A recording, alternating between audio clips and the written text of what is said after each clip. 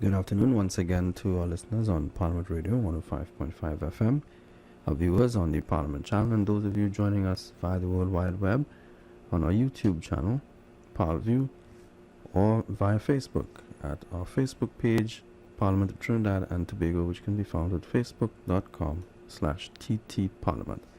We are just a few seconds away from the resumption of debate on the Finance Number 3 Bill 2016 when the House broke for tea.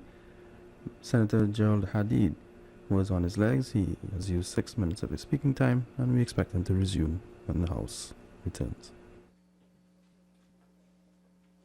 The Honourable the President.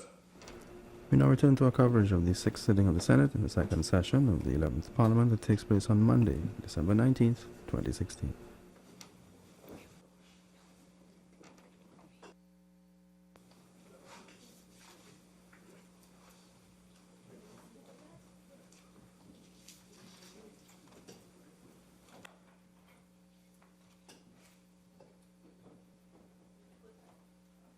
Senator Hadeed.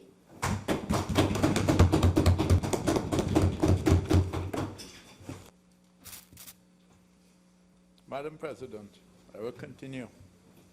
The problem is exacerbated by the fact that because of their mismanagement, the economy has contracted by over 5% in the first half of this year. This means that the tax revenue has fallen, and it also means that the debt to GDP ratio has worsened. It is now over 60% and likely to continue to worsen, primarily as a result of the contraction in the economy. As of December 2015, the minister was boasting that the debt to GDP ratio was 43%. Look at it where it is today. The minister has swallowed IMF austerity policies, lock, stock and barrel, without realizing that no country has ever shrunk their way to prosperity. Madam President, the non-energy sector was also negatively affected by the lack of performance of this administration, with local cement sales contracting by 23.5% and construction materials by 21.9%, to name a few. Madam President, unemployment has risen to 4.4%. What is the reason that we cannot look at a positive way to develop our economy by, instead of taxing the business community by a further 5%, and the business community is the power of the growth of this economy. It can no longer, the government can no longer sustain and keep the economy moving because the cash flows are dead. The cash flows are what carries a country. When you have no cash, you're pauper. You may have assets, but if you have no cash and you have no cash flow, you must find ways and means that the private sector will carry the public sector employees. So the government ought to have, instead of tax them, they should have given incentives to the private sector that if they take on the public sector workers and expand their production base, that the government would give an incentive of tax rebates for those employees that they take over from the public sector. It's only a suggestion, but relatively an important ingredient in bringing public sector workers out of the public sector into the private sector. There's no question that Trinidad and Tobago economy has encountered the perfect storm. Led by soft energy prices and hydrocarbon production curtailment. But what is also indisputable is that the government has failed to address those challenges in an appropriate fashion, untimely fashion. With falling government revenues, the minister has embarked on a borrowing campaign, boasting of a successful roadshow to raise the country's debt levels. I am not aware that countries pride themselves on the fact that they have borrowed money and depleted their national savings. It's the first time in my life I have heard a Minister of Finance going publicly and commending the government for going to borrow money. I mean, that's unheard of. That's something just keep quiet. You'll be ashamed to say you're going to borrow. But like they are happy. They're totally happy about boasting that they go into the international community to borrow funds. Borrow funds, but keep quiet.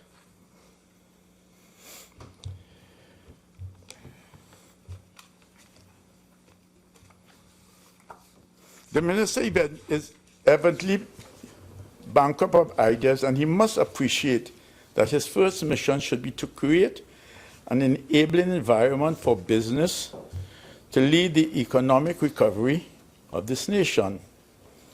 On the contrary, the minister has made some grave mistakes. First, the minister has proposed to increase the rate of tax from 25% to 30% on income profits of over $1 million for individuals and companies. This increase has come along with the implementation of the property tax and online shopping tax. Fully cognizant that the government does not have the ability and capacity to create employment and drive economic growth, the minister, in his wisdom or lack thereof, has decided to penalize the private sector for doing just that. That's tremendously unfortunate. I've listened to Senator Lester Henry, Madam President, where he said a number of countries had higher tax rates than Trinidad and Tobago. Yes. But with that comes a higher standard of living. Yeah, or the amenities. The amenities for proper education for their children, the amenities where the people of the nation can feel safe and secure, where buses and trains run on time, where there are no blackouts. Every day we seem to be having that. When you pay taxes, the citizens expect to be given the way forward where they have a better standard and a better quality of life. In this case, that is not so. We are going to be faced sooner or later with the new president, inauguration of this new president of the United States. We in Trinidad and Tobago, because we have not diversified our economy, Madam President, that on the basis of not diversifying our economy, the new president of the United States has already signaled that shale gas, shale oil, and coal will not be off of his list. Already, the United States have started to export LNG products. They've started to export oil. How would this affect us? They have now become the biggest nation with oil and gas reserves and coal reserves. These things will impact us here eventually. It's going to impact us, and we must prepare for it.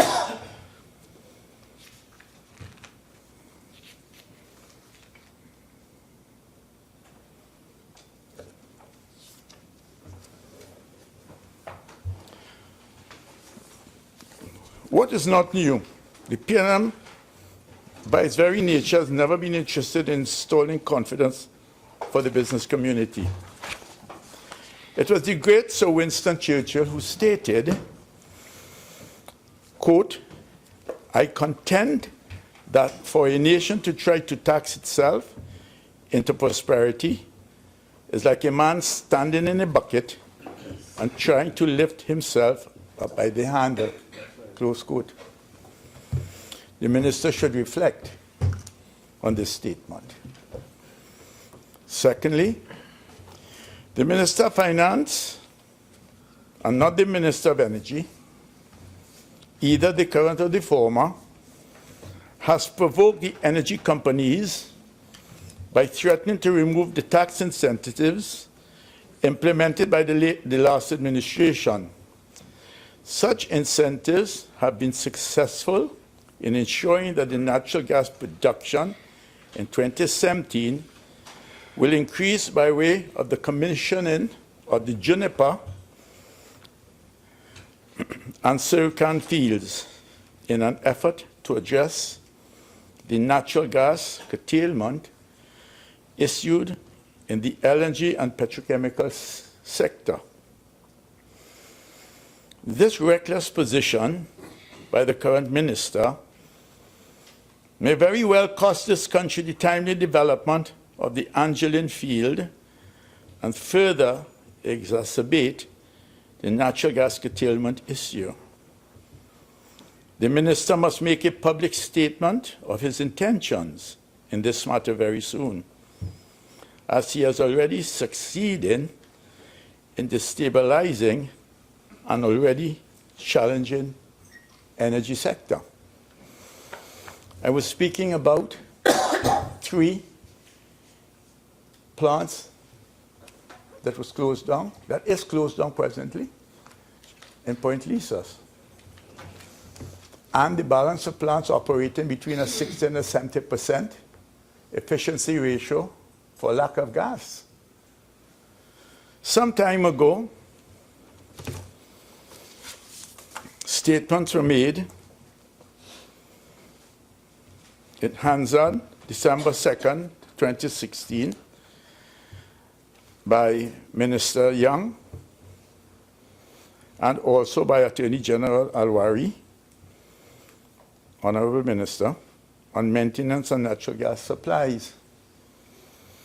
In Hansard, December 2nd, and I quote, Honorable Minister Stuart Young, during the period of June 2010 to September 2015, the true position with respect to the availability and supply of natural gas to the hydrocarbon downstream industry in Trinidad was not provided. Since 2010, there were serious gas curtailment issues that affected the downstream industry, and these curtailments were not as a result of maintenance, either scheduled or unscheduled. On December 9, 2016, Hansard, the Honorable Attorney General Faris Al-Rawi, the last Minister of Energy, Kelvin Ramnarine, lied to this country under the member for Superior, consistently for years saying that there was an energy issue caused by gas shortfalls because of maintenance. Quote, lie it was, I say. There was no shortfall. There was an undersupply, and the entire industry knew it, putting Point Lisas at risk. And all of a sudden, instead of the population having the opposition say, well done, you did what you would never do because you were misguided in focusing on loyal manatee as opposed to dragon. which is so much closer and more feasible. They instead came to ask whether the agreement is valid or not. I'd like to quote from the Central Bank Monetary Policy Report on Maintenance and Gas Supply Issues. Central Bank of Trinidad and Tobago Monetary Policy Report, April 2011. The energy sector experienced contractions in several areas. Particularly, several companies simultaneously conducted maintenance exercises on infrastructural work. Where is the lie? Central Bank for Trinidad and Tobago Monetary Policy Report, November 2011. The first 9 months of 2011 saw a 3.8% decline in gas production when compared with the same period in 2010.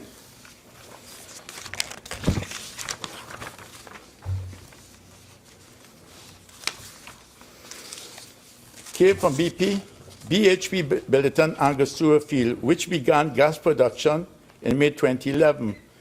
But total output declined nevertheless, as production from BPTT fell by 9%. The result from prolonged maintenance activity and safety upgrades at BPTT during the year in an effort to meet enhanced safety standards. Central Bank for Trinidad and Tobago Monetary Policy Report 2012. Output of natural gas slipped in the fourth quarter of 2011 by 7.6% on a year-to-year basis, with even more pronounced decline evident in the rate of gas utilization. Natural gas production during the first quarter of 2012 has remained at the depressed levels seen throughout 2011, Madam President. Sustained maintenance activities in the upstream sector continue to dampen production rates. I can go on to quote Central Bank Monetary Policies, October 2012, April 2013, November 2013, all the way along, including the latest that came from the government of Trinidad and Tobago, information memorandum of maintenance problems throughout the period I spoke about. So I just wanted to correct the misinformation that was put out before.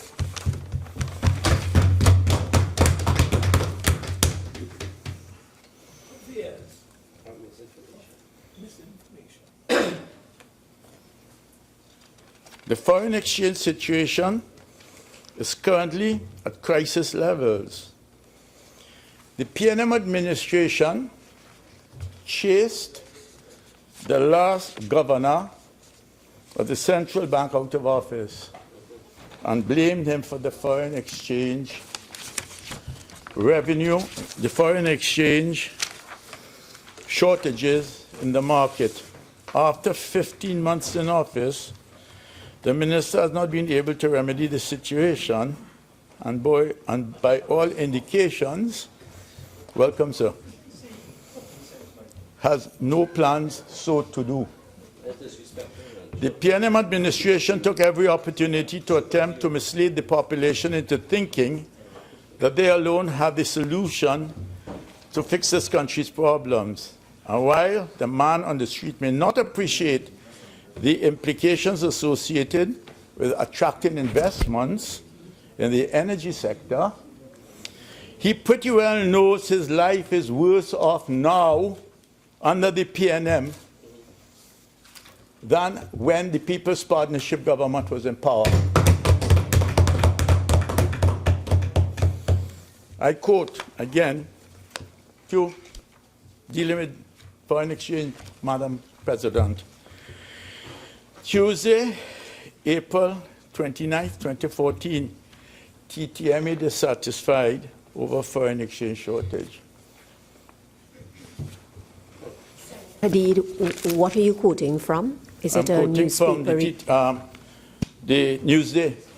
Tuesday, April 29, 2014.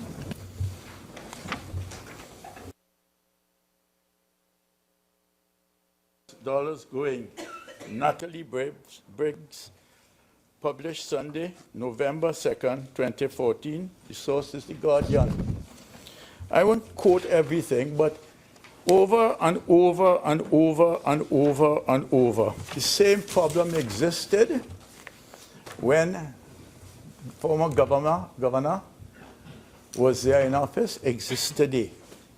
Let us try and at least attempt to ensure those who require foreign exchange can get foreign exchange.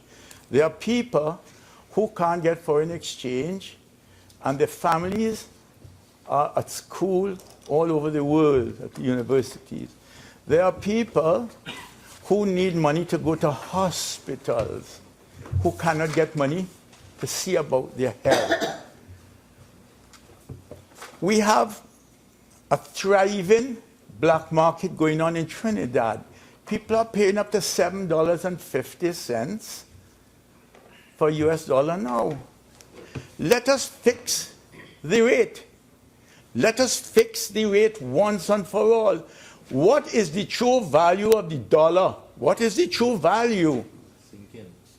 It has to be in the vicinity of $10. It has to be. If you do it, it will stop the speculation with people trying to get the money to send it out. I have been saying all along, Madam President, money does not need a visa to travel. It don't need a passport to travel. What money needs is confidence. If the government puts the confidence back into the economy and into our society, we would have an opportunity that we would be able to fix what is wrong.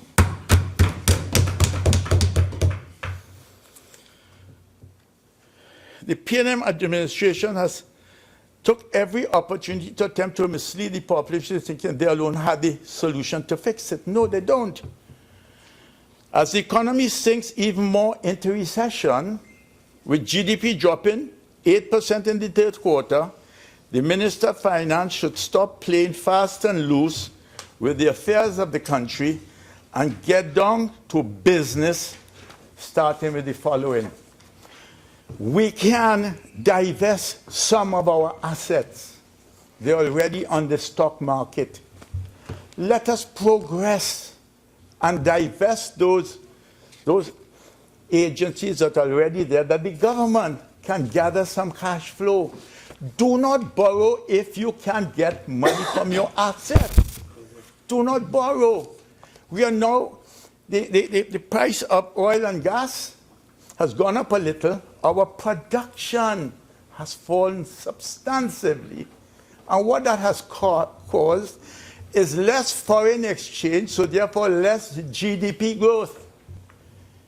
With less GDP growth, they are predicting that they will get $38 billion in revenues. I predict it's going to be under $30 billion.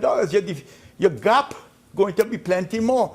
Therefore, your debt to GDP will be in the vicinity of 70 to 80% by the end of this fiscal year of this government. It's going to cripple the country's ability to raise money, and if we do, the bonds that the minister has promised the people, saving bonds, what sort of bonds would those be? I predict Standards and Poor's will rate us as having junk bonds. Correct. Why is it we don't fix the problem before we reach there? We are heading for junk bond status. And that's madness. Nobody seems to care. As a citizen, I'm not alarming anybody, ma'am. I am saying the truth. Look at it as it is, face reality. We must and we have to change the system that we operate under today. The opposition is willing to assist in any way to do this. We must fix the economy. We will do it. We will help if asked to. Madam President, offering shares in First Citizens Bank Limited and TTLNG, these companies already listed in the TT stock market, and the government can further divest of its interest in short order. You could have the sale of Trinidad Generated and Limited. You could have the sale of Home Mortgage Bank and Trinidad Tobago Mortgage Finance Limited. I remember talking about in the Senate here once about Trinidad Generated and Limited, and the Honorable Minister told me, and I have it somewhere here, that they don't own Trinidad Generated and Limited. The government don't own it. He's borrowing money and getting money for it. So I don't understand. I can't understand how he can say publicly in this forum to me, when I ask the question that we don't own it, that we now borrowing $7 billion on the assets.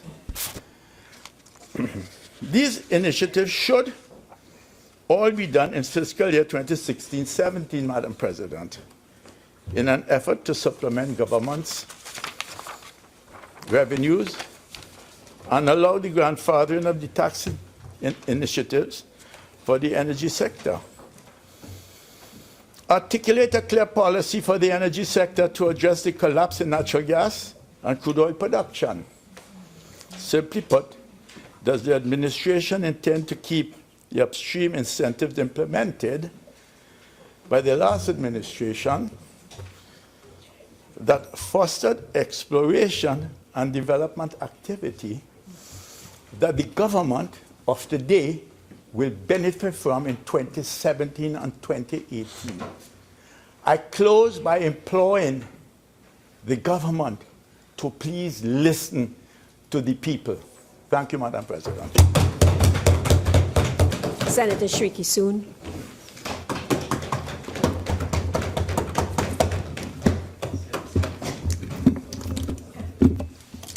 Thank you, Madam President, for allowing me to enter into this debate and the privilege and affording me the privilege to contribute to the Finance Bill number 3 of Finance Bill number 3 of 2016. I too would not like to be too long today and try to be as brief as possible. And so that I would like to see from the bill provided, Part 2 deals with bonds. Part 3, 4, and 5 they deal with income tax, corporation tax, and miscellaneous taxes. Therefore, if I am to summarize this bill in 3 words, it would be debt and taxes. Correct. To get directly into the bill, Madam President, Clause 3 of the bill refers specifically to the government savings bonds governed by the Government Savings Bonds Act 7141. 3A in this piece of legislation before us seeks to amend the definition of bonds according to the Act to include bonds listed as government savings bonds, national tax-free savings bonds, tax-free housing bonds, and national savings bonds. I'm assuming that the tax-free housing bonds would be utilized according to the budget statement of 2017, and they would be specifically linked to the purchase of housing, provision of housing accommodation. That leaves me with 3 remaining bonds: government saving bonds, national tax-free saving bonds, and national savings bonds.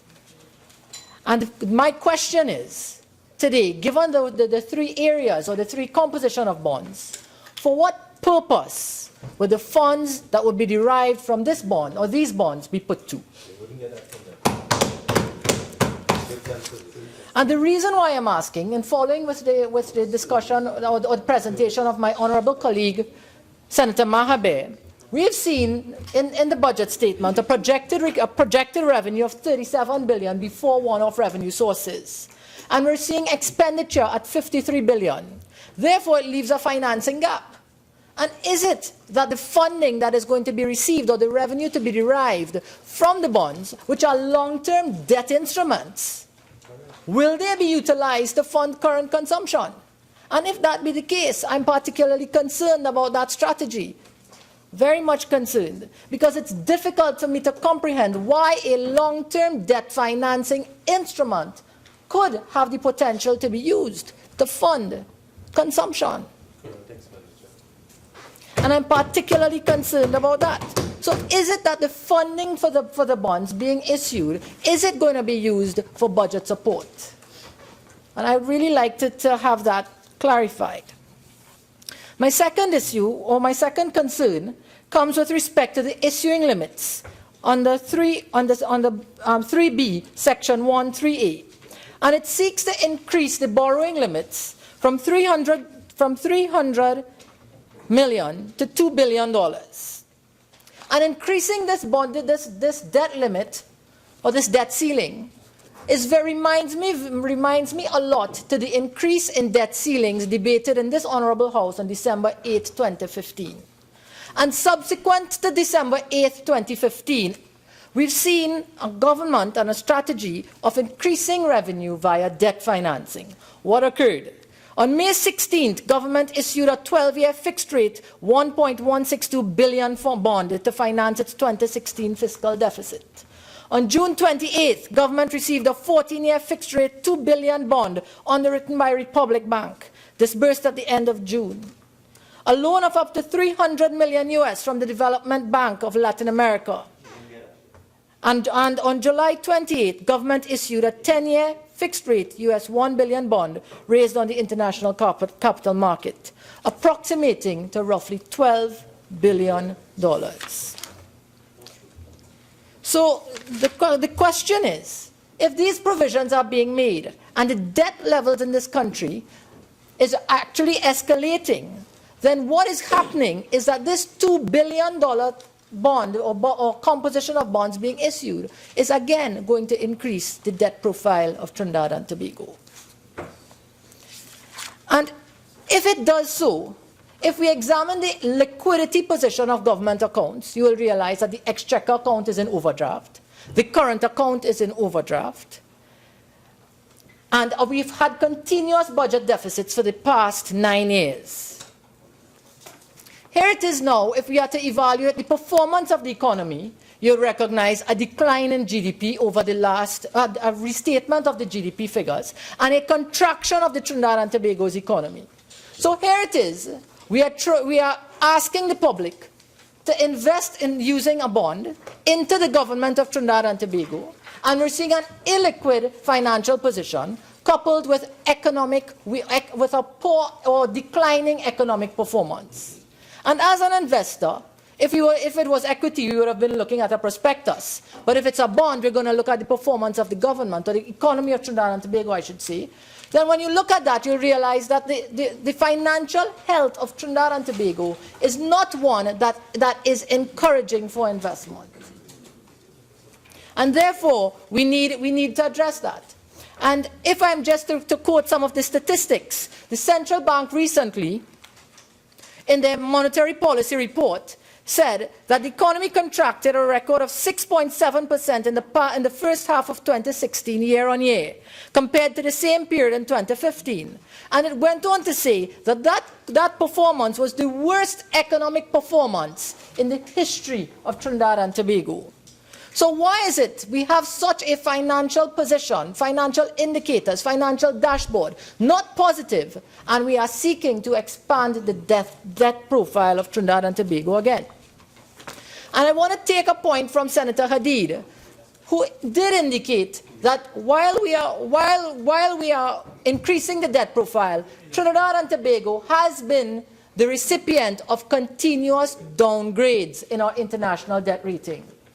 And how is it that we are having a downward trend in our ratings, but we are putting out investments for people to invest, citizens of Trinidad and Tobago?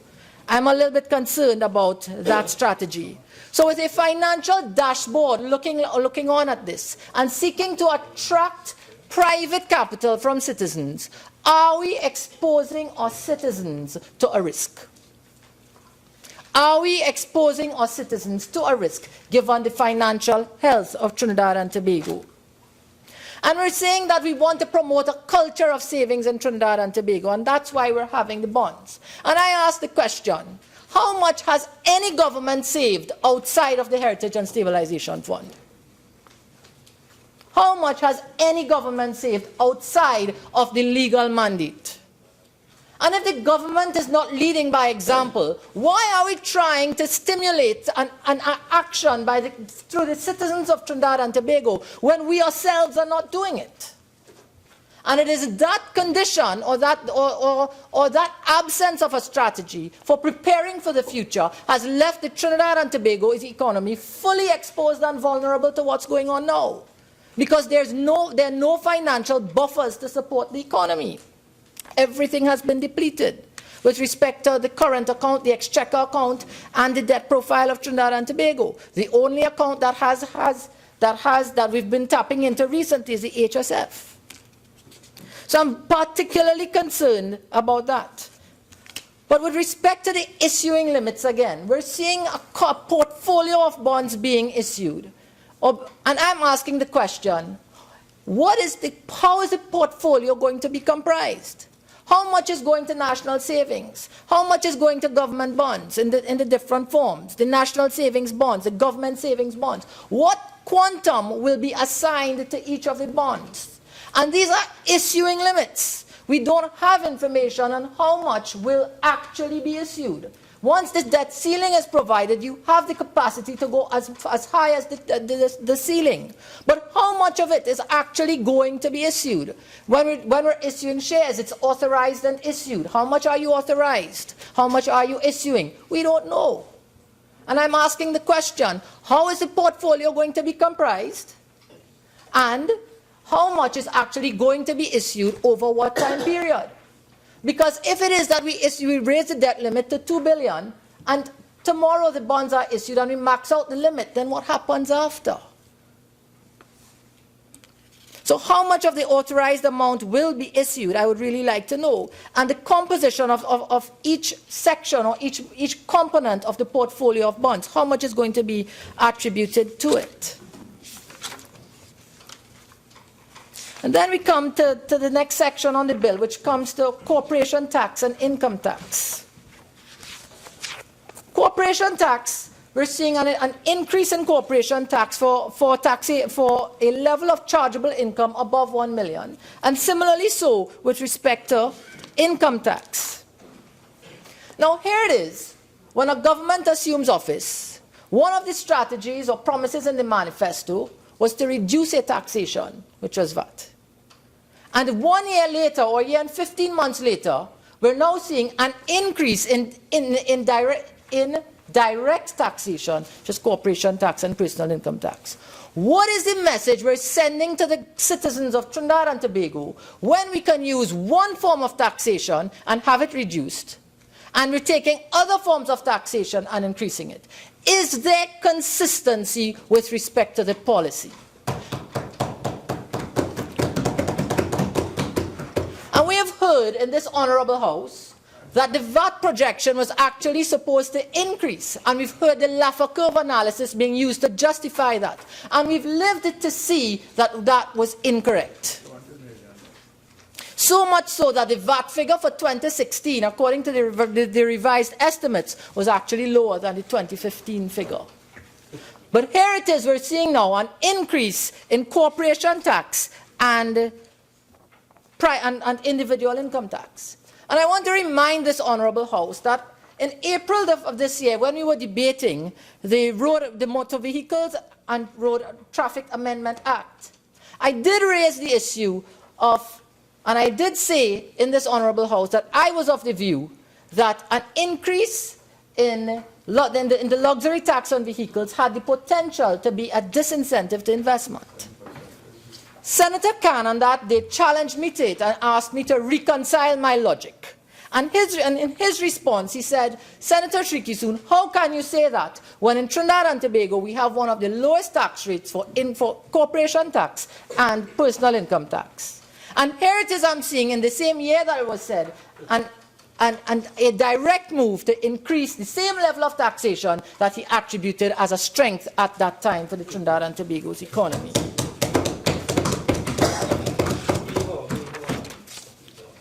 And I want to read into the record a study that was done, and it's entitled The Impact of Taxation on Economic Growth, and it's from the Review of the Economic Perspectives, Volume 14, Issue 4 of 2014. The title, The Impact of Taxation on Economic Growth, Study of OECD Countries. And the findings of this paper says, the aim of this paper was to evaluate the impact of individual types of taxes on economic growth by carrying out a regression analysis in the OECD countries for the period 2000 to 2011. What are the findings?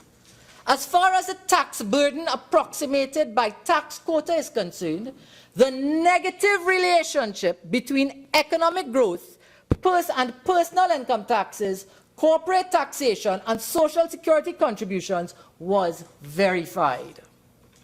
Therefore, it can be stated that these basic types of taxes lower product growth rate through their impact on capital accumulation, inflow of FDIs, creations of savings, or labor market.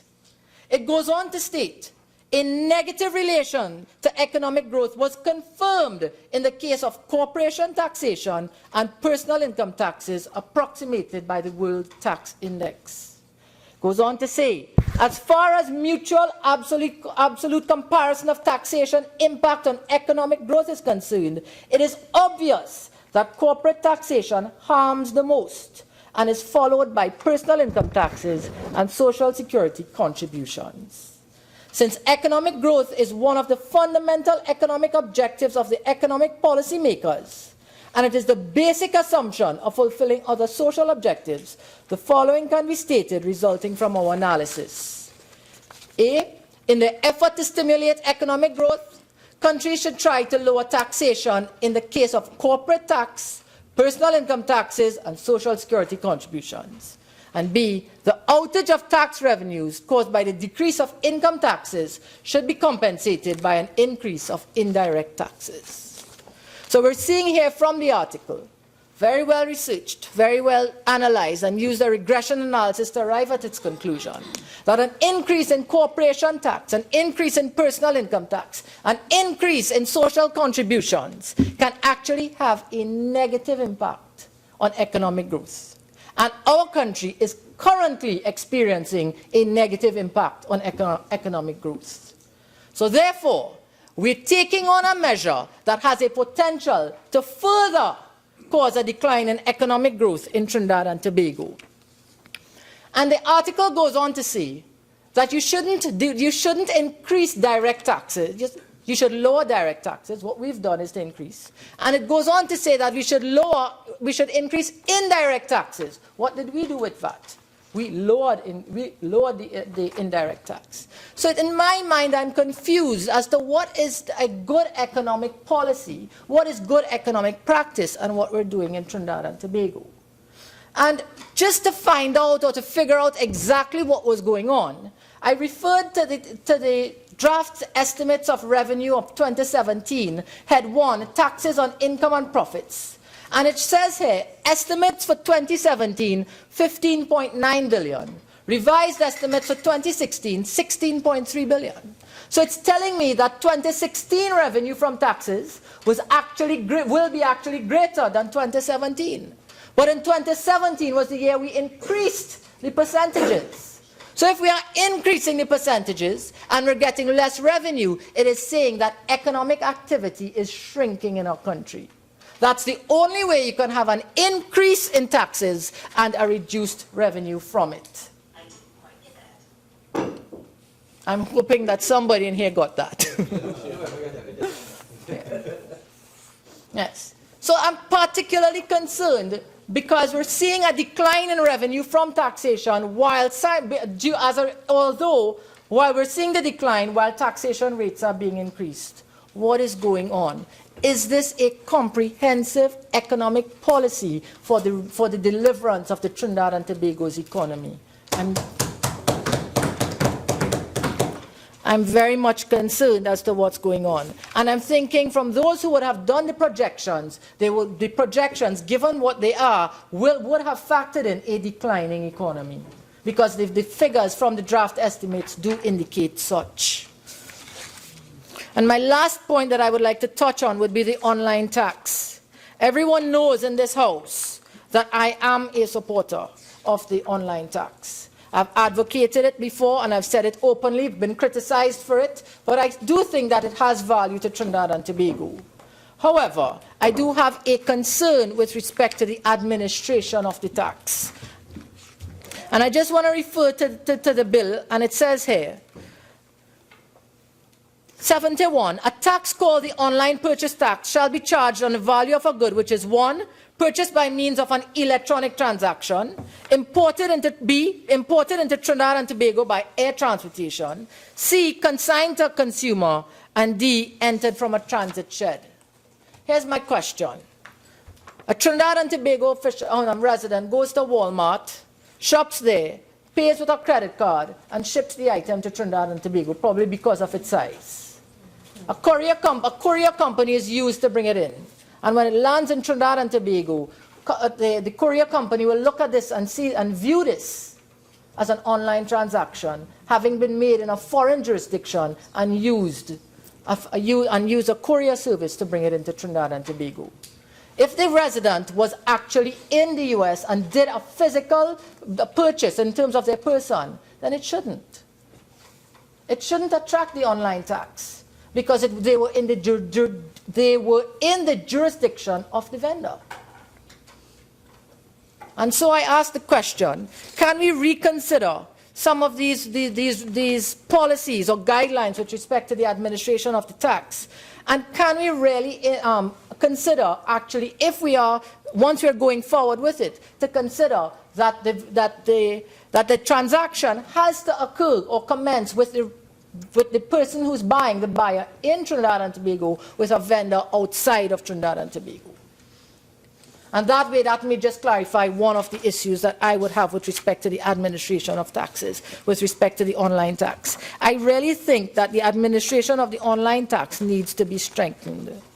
And so as I close today, because I promised not to be long, in conclusion, I would like for clarification, for what use would the income being derived from the bonds be put to?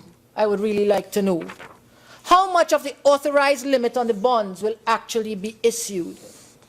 What will be the percentage contribution of each of the 4 types of bonds in the portfolio of bonds?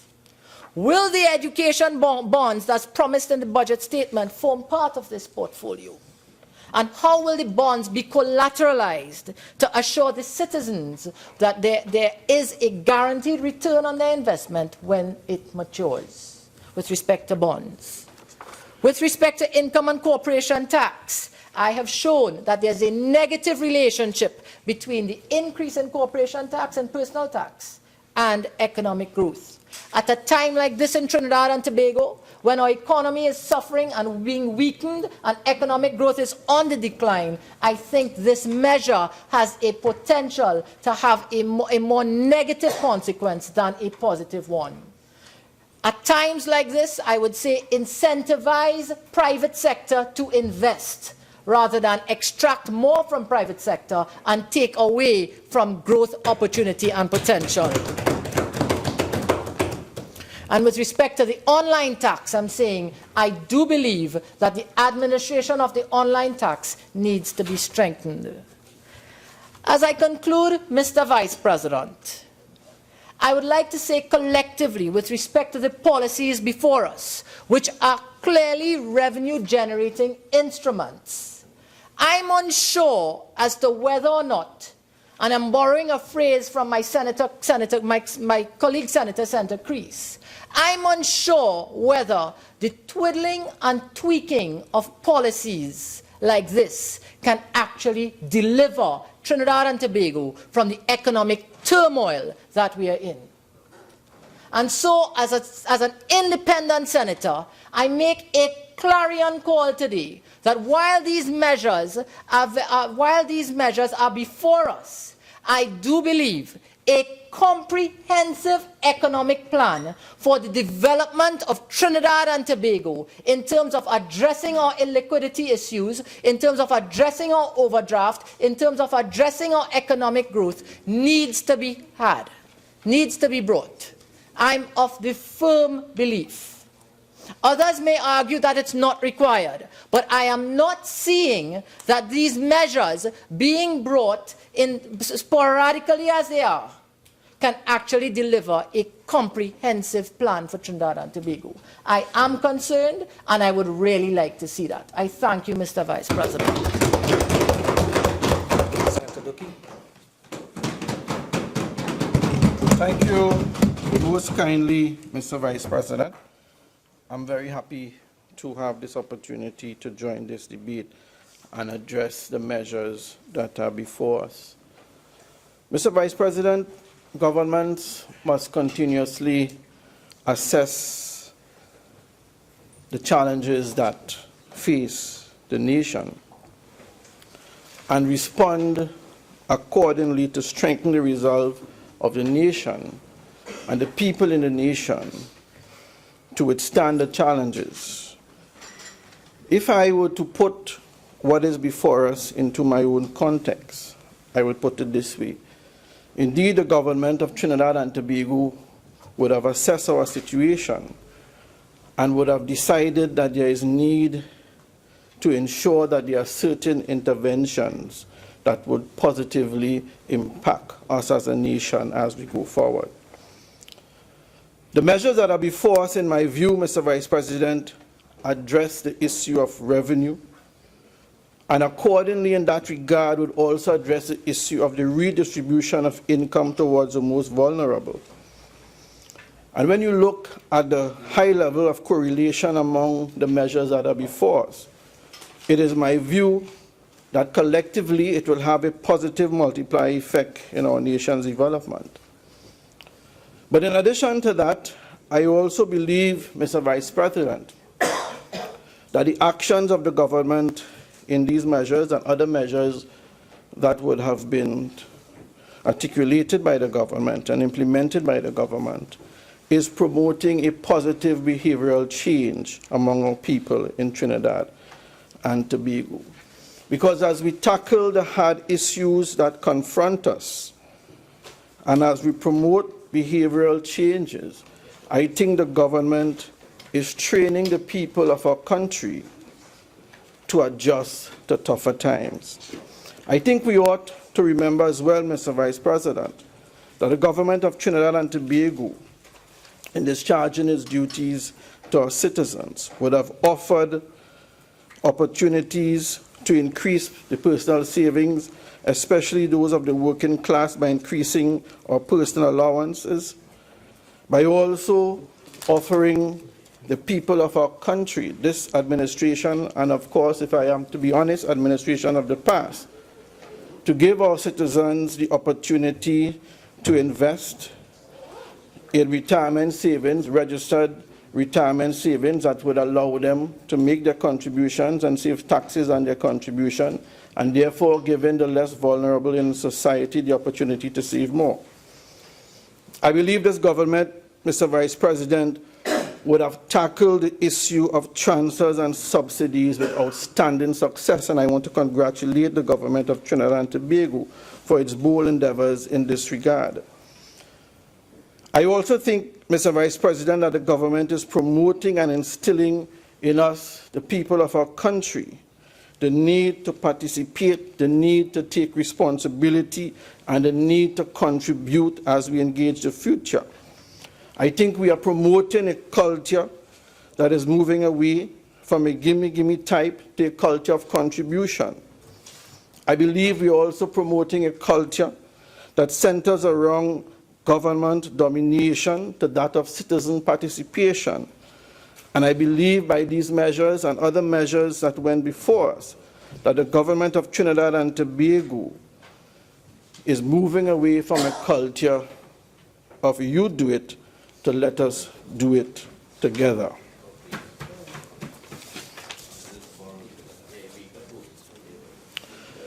So the measures before us, Madam President, I think, cannot be considered without addressing the issue of the revenue situation that faces Trinidad and Tobago. And indeed, Senator Mahabir would have highlighted our situation regarding the decrease in revenue from 57 billion to 37 billion over the period 2014 to 2016. The decrease in revenue from our energy sector by about 17 billion for the same period. And of course, Dr. Mahabir would have also highlighted the volatility in commodity prices as it affects our society.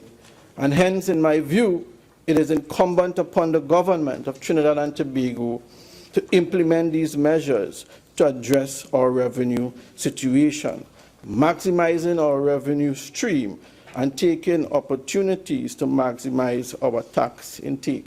Of course, Mr. Vice President, as the government pursues these measures, I'm sure the government is mindful of the responsibility to be fair and equitable, and of course to minimize the hardship on our working class.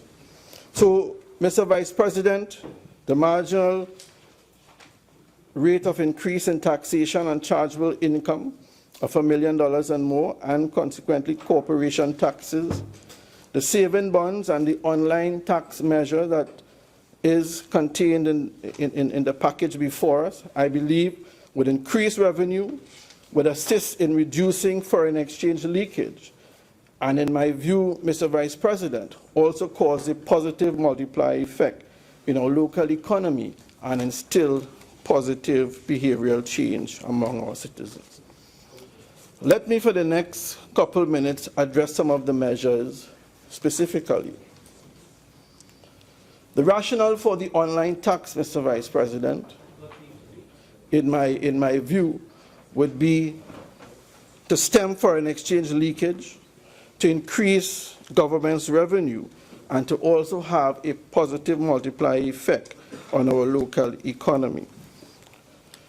The Minister of Finance, in his contribution here and in the other place, and also outside of the Parliament of Trinidad and Tobago, would have told us that in the first 11 days, the intake of taxes from this measure would have exceeded $1 million, and he would have told us, in his view, what are the likelihood projection in terms of what the actual intake may be over a period of time. But, Mr. Vice President, as time progresses, we will see the actual results. But clearly, Mr. Vice President, this intervention will increase the revenues that are available to the government of Trinidad and Tobago.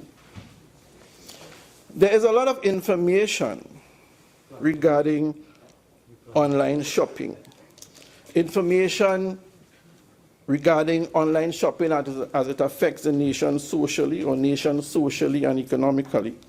And I would like to point out some to this honorable institution here this afternoon.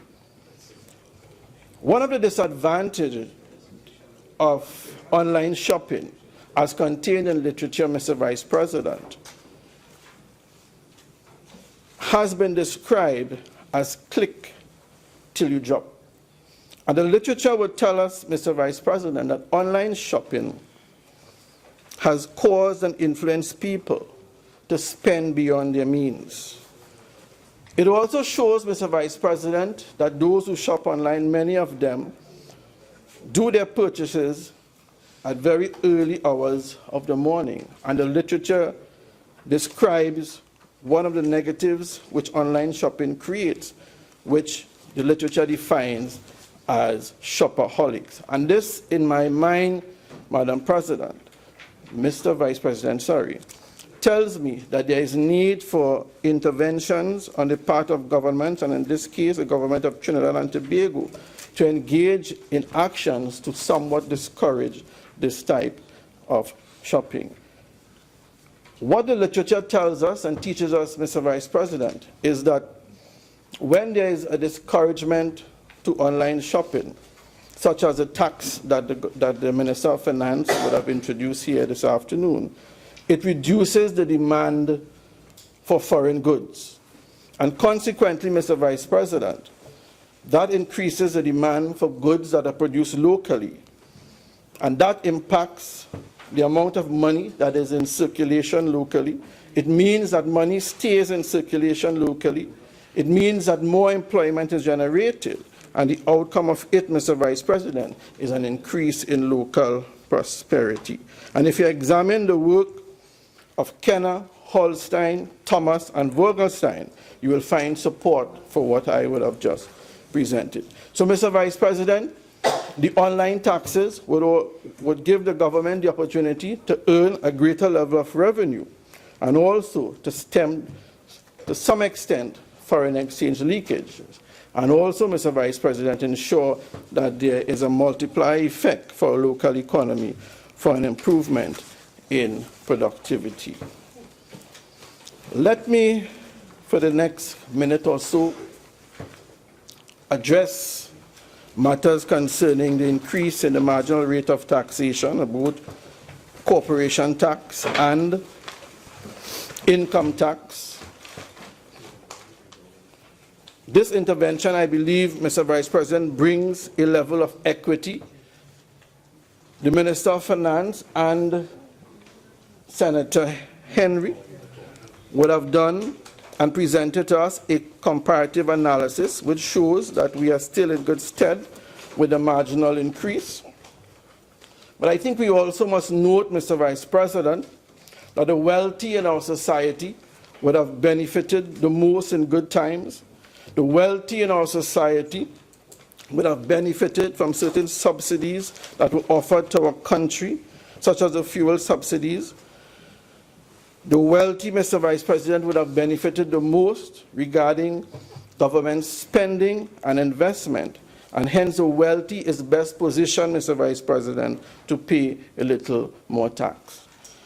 The way I look at it, Mr. Vice President, as people, as individuals in our nation, is to ask the question, what contribution as citizens can we make to the development of our country, given the circumstances that we face? Some people can work longer hours. Some people can shop less on time. Some people can reduce wastages.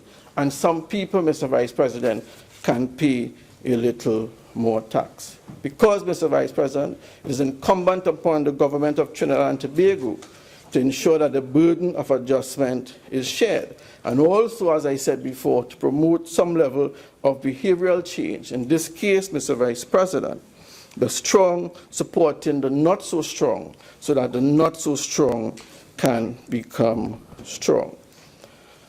I do take the point raised by Dr. Mahabir, Senator Dr. Mahabir, when he highlighted the need for companies to use their retained earnings for reinvestment. But I think, Mr. Vice President, it is also important to measure that against the need for the government to raise revenue so that the government can redirect or redistribute income towards supporting the vulnerable. And of course, the government is in a better position to provide that support to the vulnerable than the private sector. So I think, Mr. Vice President, as we examine it, it is important to ensure that that balance is brought to bear. And I would like to close by just saying a few things regarding the savings bonds. We have come in this house, in this institution, and we have expressed our feelings regarding the level of interest rates or the spread of interest rates and lending rates. We have expressed our view regarding the risk-free rate in our country and how low it is, as well as the levels of fees that are charged by financial institutions. The first point I want to make regarding the saving bonds, Mr. Vice President, is that I believe as we promote behavioral change, positive behavioral change as a government, I believe the government of Trinidad and Tobago is trying to promote a culture of personal savings, a culture to people to take personal responsibility for their finances, a culture that promotes personal individual financial development, which leads and contributes positively, Mr. Vice President, to national development. Of course, as you know, given what is before us, there is a ceiling on bonds which limits the amount that one can invest up to, which means that there will be a greater opportunity for members of the working class to benefit by investing in the opportunities that are available to them. I also think, Mr. Vice President, that this measure will also have a positive impact on reining in inflation because it will reduce the circular flow of money, and that means to some extent reduce demand and hence reduce inflation, at the same time increasing personal savings. And if I were to go a little deeper into this measure, I believe, Mr. Vice President, that this measure will assist in improving market efficiency because competitive financial markets respond to random information. We may say that the market efficiency level is a bit weak, evident by the fact that a few organizations make superior profits. But as the market responds to this initiative, Mr. Vice President, I believe you would have a more even spread of the gains and benefits to the customer, to the organization, and the country. From the perspective of the layman investor, I think the question that individuals and members of the working class will ask themselves as they consider taking advantage of this opportunity: where do I have the money? What level of gains it is currently attracting? Is there any risk? What is the level of risk?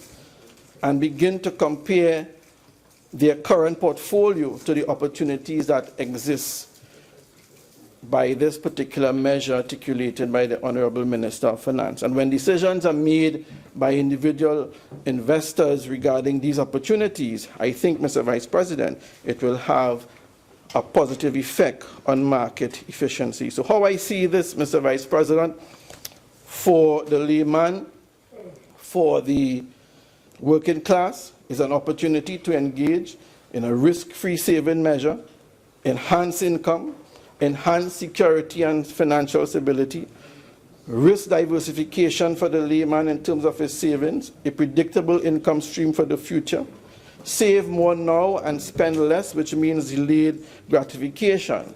And just as importantly in my mind, Mr. Vice President, that the layman will be able to share in the earnings from debt financing and benefit at the individual level. I do not think, Mr. Vice President, that summing up the measures before us simply as in terms of debt and tax is sufficient to give a fair-minded analysis of what is before us. Debt certainly, yes, but debt in this regard means giving the working class an attractive vehicle to save for the future. And debt in this regard gives them a competitive choice in terms of a risk-free investment vehicle. And debt, as it relates to what is before us, yes, but also, Mr. Vice President, in positively impacting market efficiency in our financial sector. Taxes, Mr. Vice President, of course, but taxes in this case means increased revenue for the government of Trinidad and Tobago to engage in actions to support the vulnerable, to provide goods and services to the people of Trinidad and Tobago, and to redirect and redistribute income towards those who most need it. I also would have heard the hypothesis put forward by Senator Shrikissoon in terms of corporation taxes and income taxes having a negative impact on economic growth and economic development. I wish to state, Mr. Vice President, that if you examine the literature in terms of taxes and the impact it has on national development, you will come across a moderating variable that speaks to the issue of how the tax revenues are utilized. And I think when you engage this type of analysis, it is important not just to look at the independent variable, in this case, as put forward by Senator Shrikissoon, the corporation tax and income tax, and the dependent variable or performance variable, in this case, economic growth. But it's important to look at the moderating variables that moderate the relationship, in this case, between taxes and economic growth. And if you engage in literature, you will find an important moderating variable, which could be described as how the monies are used. And you will find that that is a variable that you manipulate to impact the performance variable, or the dependent variable in this case, which is economic growth. So therefore, Mr. Vice President, while you collect taxes, what is important to understand is that if these taxes are put, or the revenues are put to productive activities, it will have an important and positive impact on economic growth. So, Mr. Vice President, I think the measures before us are commendable. I think the government is responding in the right manner to the challenges that face our nation. I think the government is doing what it has to do to increase revenue. I think the government is doing what it has to do to promote positive behavioral changes among our citizens. And I believe, Mr. Vice President, as we engage the future, you're going to see the positive effect of these measures and other measures that were introduced by the government on the development of Trinidad and Tobago. Mr. Vice President, it is with much sincerity that I thank you. Senator Munro.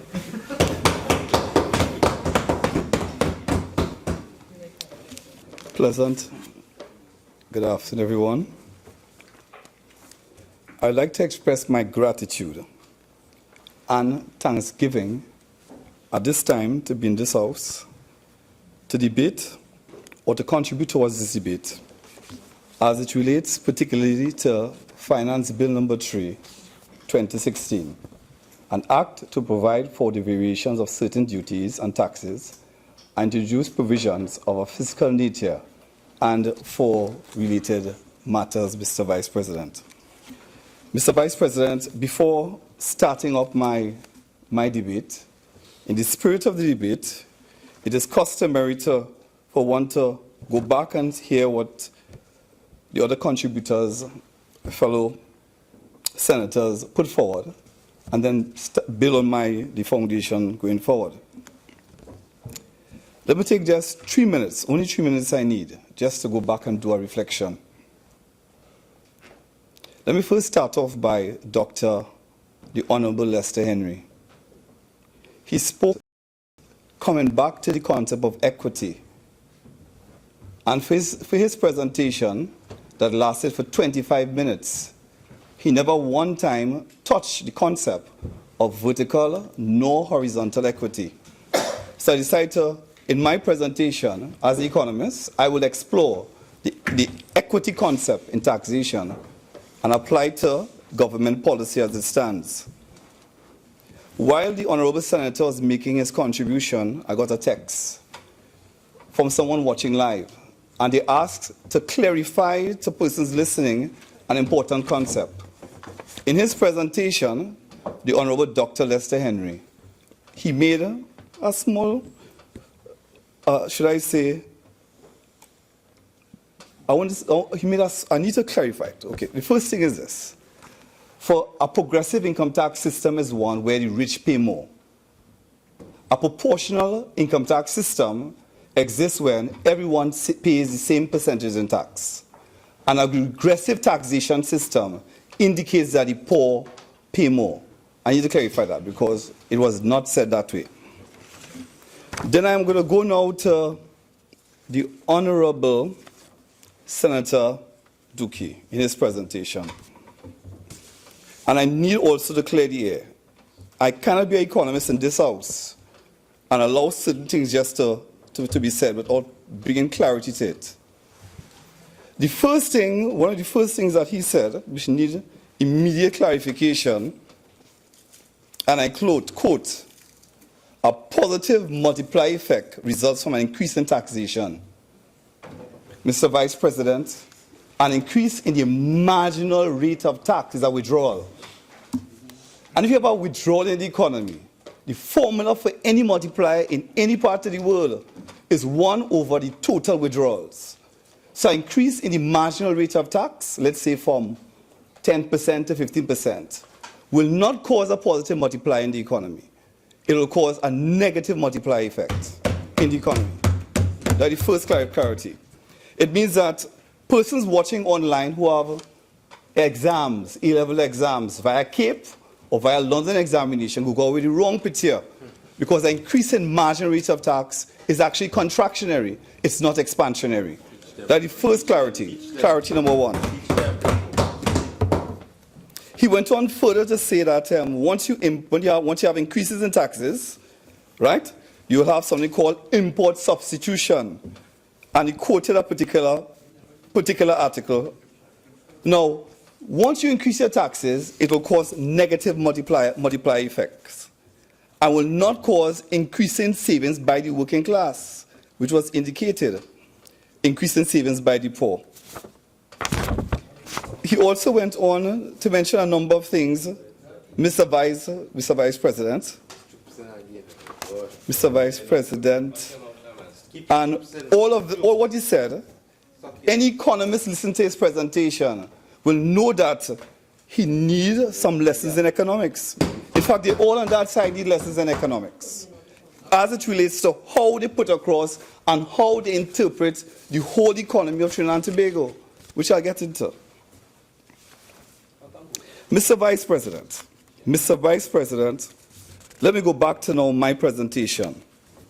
We have the proposed amendment to the Income Tax Act, Chapter 7501, and what we have on record is that the rate of tax payable on chargeable income of a person other than a company shall be 25% for every 25 cents for every dollar.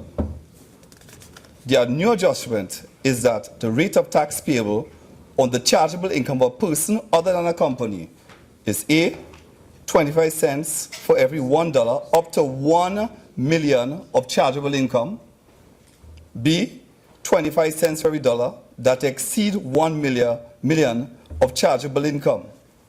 Mr. Vice President, through you, and to the Minister of Finance, I know I like to ask him questions for clarity. And despite this, he may or may not answer, right? The question is, in terms of legal drafting, when you say up to $1 million in legal drafting, does it include the $1 million, or does it not include the $1 million? Up to $1 million. Up to $1 million. Right? Up to $1 million. Mr. Vice President, the two-tier tax system of income, it begs on the question of efficiency. There are 2 types of efficiency. There's something called vertical efficiency, and there's something called horizontal efficiency in taxation. Once you have horizontal efficiency in taxation, in theory, it means that persons who have the same level of income, page 3, persons who have the same level of income, the theory states that they should pay the same sum of money in taxation. But Mr. Vice President, you have to consider what realities a person is living in theory. What the reality is? The reality is that persons who earn the same income level across the board may be faced with different circumstances. Mr. Vice President, for example, Mary. Mary is a single parent. She has 5 kids. Her income is $9,000 per month, and now I have to pay 25% in taxes. If you look at the concept of horizontal equity, it means that systems should have been in place in order to bring her in line with everybody else. These systems are what you call social programs. Once you have social programs, Mr. Vice President, it means that whenever a person now suffers from horizontal equity, it brings them back in line in terms of the programs put forward in order to maintain a person's income level given the number of sacrifices they have or commitments they have at their disposal. Mr. Vice President, on the notion of social programs,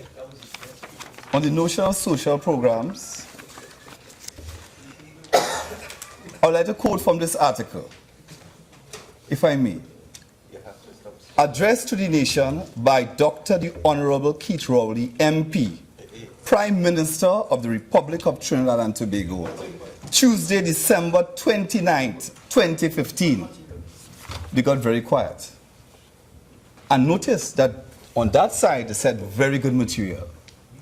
And I quote, the government will intensify its efforts to the vulnerable in our society through the Ministry of Social Development, the Ministry of Education, the Children's Authority, the Tobago House of Assembly, and the Regional Corporation.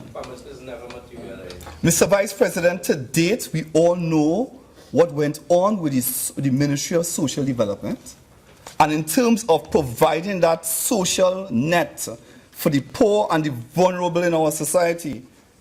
And I ask the question, based on the Honorable Prime Minister's speech, what he planned to do for the coming year, where is the book grant?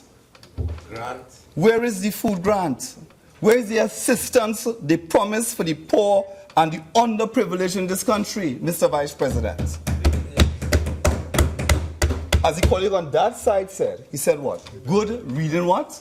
Material. I agree. Mr. Vice President, if you look across the board, you have to consider, when you're looking at horizontal equity, a person's economic circumstance.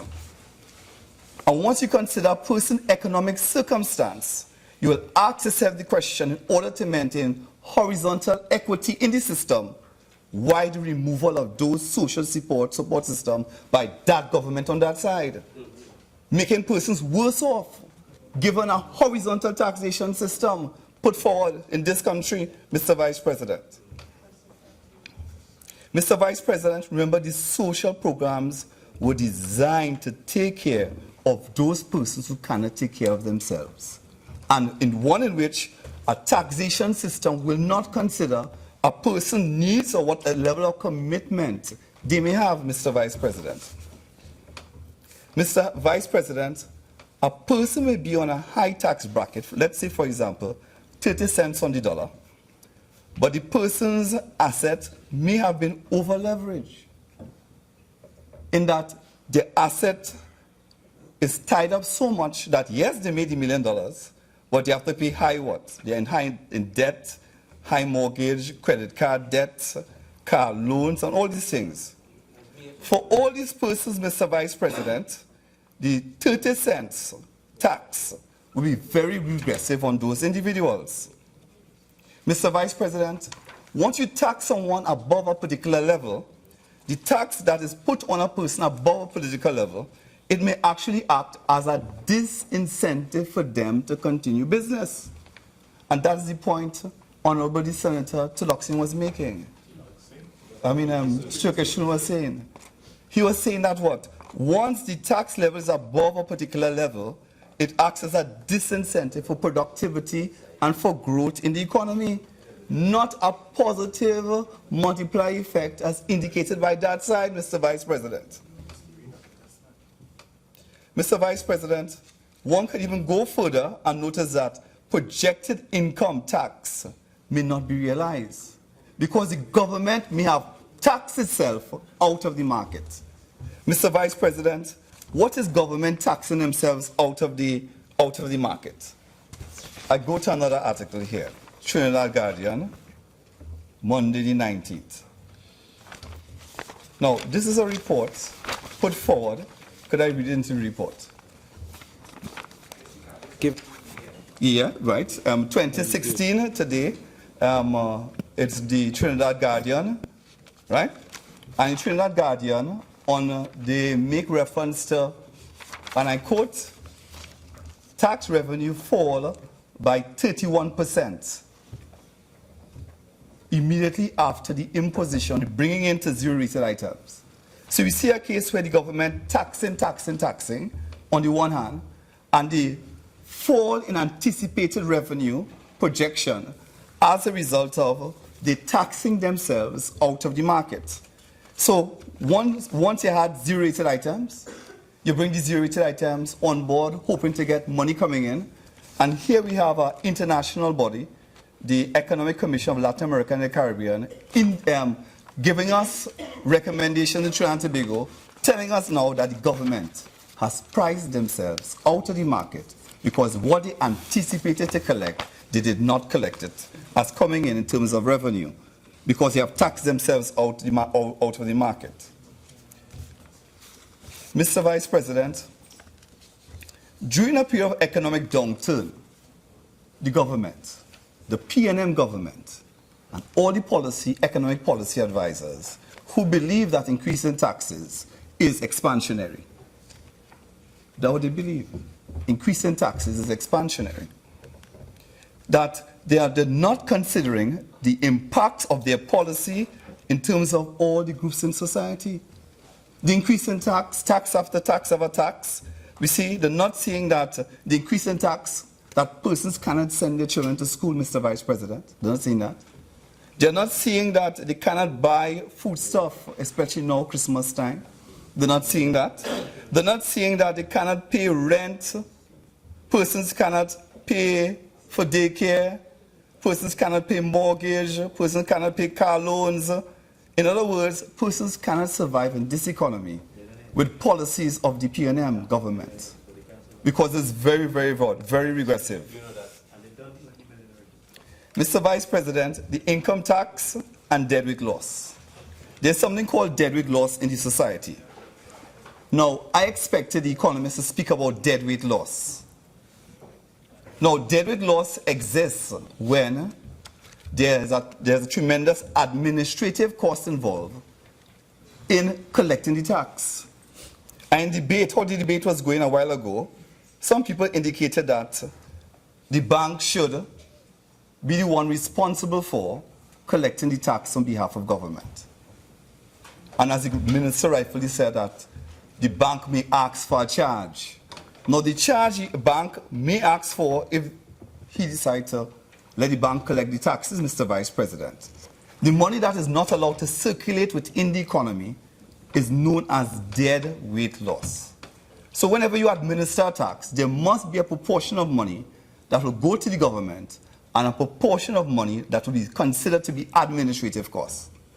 But under the government of the PNM, we see now that there are tremendous, what you call, administrative costs of collecting such taxes, which is referred to as deadweight losses in the economy. Deadweight losses in the economy. Mr. Vice President, wanted to consider deadweight losses in the economy, Mr. Vice President, right? Let me go back to the Honorable Senator Daniel Dookie. He said also in the issue of taxation, Mr. Vice President, and I want to correct the record, because anyone listening to this telecast now, and I have not corrected the record, it will give a bad impression to this House. Mr. Vice President, he talked about market efficiency. He spoke about market efficiency. And any economist will tell you, when you talk about market efficiency, it exists when there exists no government taxes. No government taxes. The market is efficient when there's no taxes. Right? Once you have no taxes in the economy, you have market efficiency. Mr. Vice, I'm being disturbed.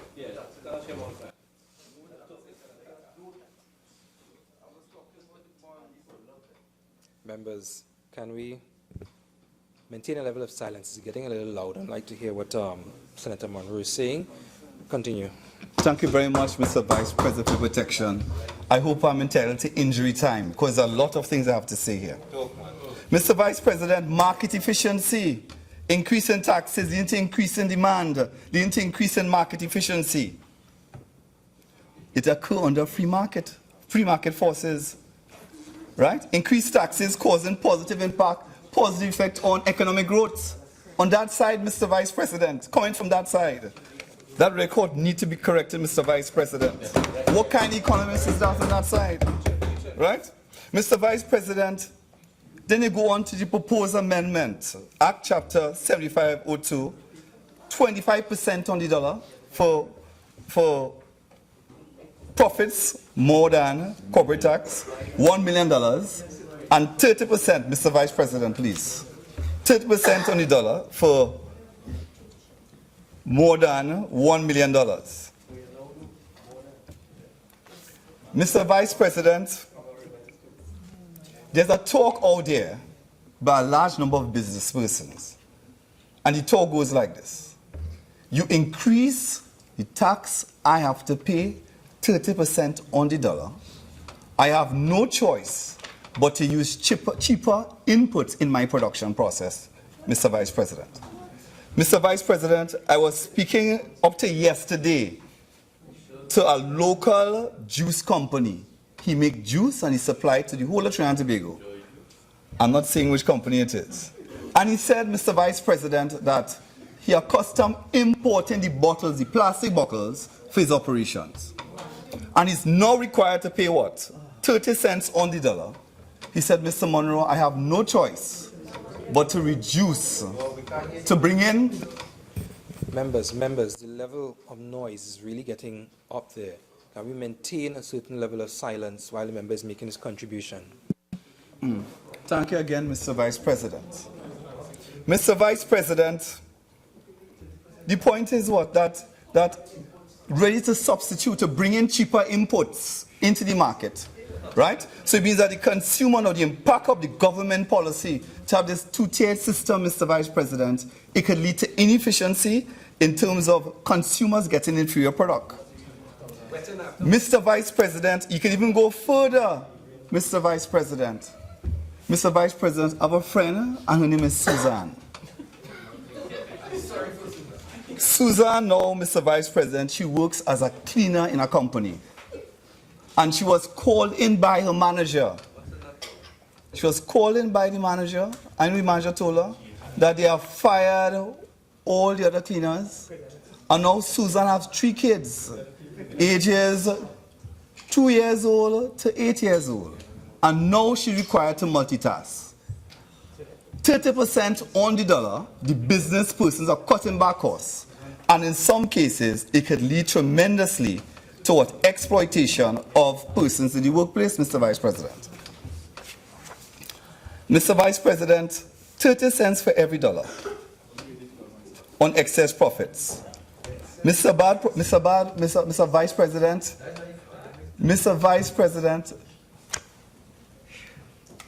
you know what you call this? Mr. Vice President, this is called bad timing by the PNM. Bad timing by the PNM. Mr. Vice President, the economy is going through a period of stagflation. Stagflation, not the drink. The economy is going through a period of stagflation. And a stagflation could be defined as, for those on that side who don't know, who are asking what? High prices and high levels of unemployment. The new definition for stagflation is that there exists what? High prices in the economy, coupled with high unemployment and high underemployment. Mr. Vice President, we have a case of prices increasing every day. We have food prices going up, the price of drugs going up, the price of transport going up, taxi fares, Mr. Vice President, PT Valley increased recently from $5 to $7. A 40% increase in prices under that administration in our country, Mr. Vice President. And the result is that what you call cost push what? Inflation, cost push inflation. You increase the tax, costs go up, cost push inflation. Mr. Vice President, I can even go further. And I can quote CSO data as it relates to unemployment in Trinidad and Tobago. Mr. Vice President, the 4th quarter of 2015, CSO data, the unemployment stood at 3.5%. The 1st quarter of 2016, the unemployment figure increased to 3.8%. Mr. Vice President, the 2nd quarter of 2016, according to CSO data, it went up to 4.8% in this economy, Mr. Vice President. If I go back to the Guardian article, Mr. Vice President, and I quote some figures here from the Guardian article. It said that the Guardian article put forward, and I want to read into record, the economic commissioners for Latin America and the Caribbean, page, it says that the unemployment was high in the what sector? In the construction sector in this country. The unemployment was high in the construction sector in this economy. And I go back to this article here. The article that is said was gospel and good reading. Addressed to the nation by Dr. the Honorable Keith Rowley, MP, Prime Minister of the Republic of Trinidad and Tobago, Tuesday, December the 29th, 2015.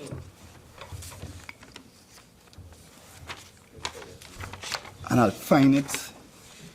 I found it. I'm going to repeat again. Let me go back a bit. Unemployment was high in the construction sector. International report. The document that they said was what? Gospel. Addressed to the nation. Addressed to the nation by Dr. the Honorable Keith Rowley, MP, Prime Minister, Republic of Trinidad and Tobago, Tuesday, December 29th, 2015. That is how much days it would have been from now. And the document goes like this. It says what? This is what it said. I'm repeating exactly. It says that we intend to ramp up housing construction. We intend to ramp up housing construction as a major drive of the economy. We intend to ramp up housing construction as a major driver of the economy. And now we have a document coming in from International Independent Agency telling that the unemployment was high in the construction sector. Gospel. Mr. Vice President, I go now to the 7% tax on online shopping for individuals. Mr. Vice President, that 7% tax on online shopping, it is my humble view that that tax is unfair for a number of reasons. Let me first start off by quoting the Honorable Minister. I listened to him attentively. I have great respect for that man. High respect for that man. Great respect. Very, very high respect. And I love his maths. Of all the persons on that side, of all the economists on that side, he sounds better than all the economists on that side. And you know what he said? He said 10 days from the 7%, and I took information because it was important what he said. 10 days, $1 million. Am I right, Mr. Minister? He's shaking his head. He said yes. In November, 2.5 million, 30 days. So in one time period, 10 days, $1 million. So if 10 days I got $1 million, in 30 days I got what? 2.5. Is that efficiency or is that inefficiency in tax collection? That is inefficiency in tax collection. Mr. Vice President, I can even go further. Taxation is linear, brother. Taxation is linear. Look at Schumpeter analysis. Mr. Vice President. Focus on the chair. Okay. Mr. Vice, please inform me in 5 minutes, sir, please.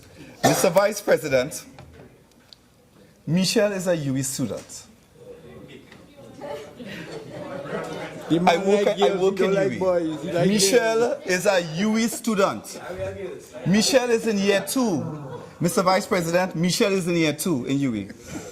And Michelle is a person that what? Shops online. She's from Laventille. And she shops online, my area, where I grew up. And she shops online, UE student, Department of Management, she shops online. And she take the money that she gets from, the extra money from shopping online, and she used that to pay her rent, to buy food, Mr. Vice President, for transport, Mr. Vice President. It's cheaper to shop online. Mr. Vice President, even further, you can even go further. Mr. Vice President, and you're looking at, you can even compare. You can even, damage time, Mr. Vice President. You could even compare online shopping with non-online shopping. Mr. Vice President, in April next year, April 18th, thereabouts, I'll be expecting my second son being born. My first son, his name is Ace. Ace? A-C-E, Ace. Where is that? That's my first son, Ace. And the one that's coming on in April, his name will be Axe. Ace and Axe. A. Only Ace. My wife and I went online. And there's something called a baby steamer. And the baby steamer, where you steam the bottle, the baby bottle, right? Where you steam the baby bottle, a steamer, the bottle steamer, right? Steamer, sterilizer, what part of the fence you're from, right? Mr. Vice President. The steamer, the whatever, right? Sanitize the bottle. The bottle sanitizer, Mr. Vice President, right? So, Mr. Vice President, we went in this, I wouldn't call this the name, of this popular drugstore. All over Toronto, very popular. I'm not calling no names. And that item cost Imbert and Company.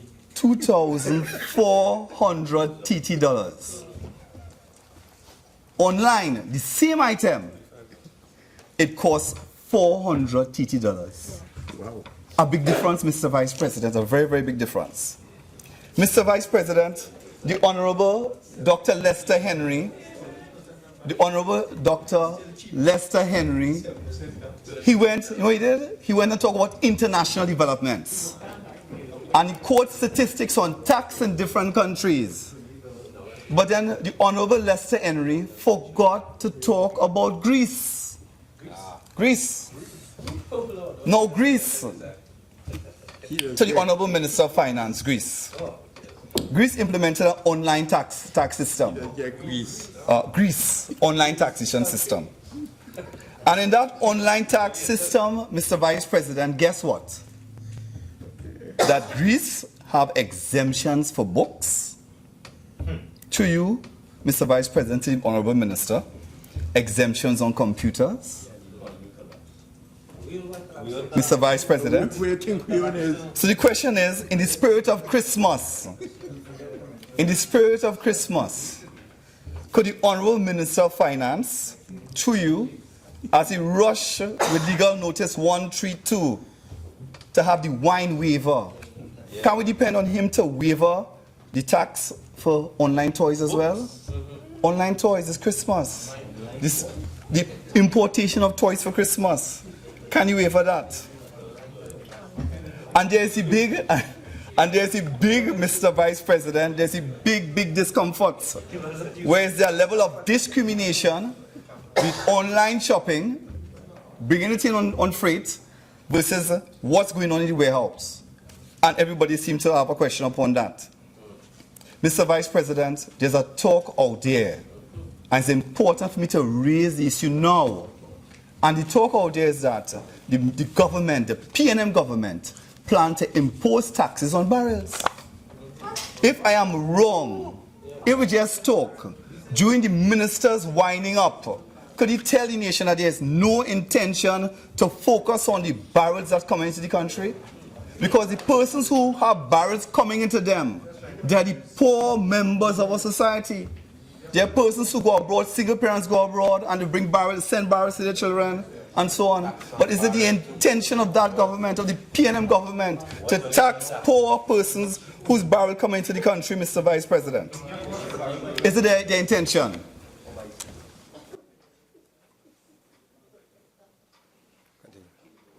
Thank you very much, sir. Wait. Sit down. Go ahead. Now we have the non-transferable bonds not exceeding a total value of $2 billion in some denomination, such denomination that may be prescribed, right? Madam Vice President, Madam President,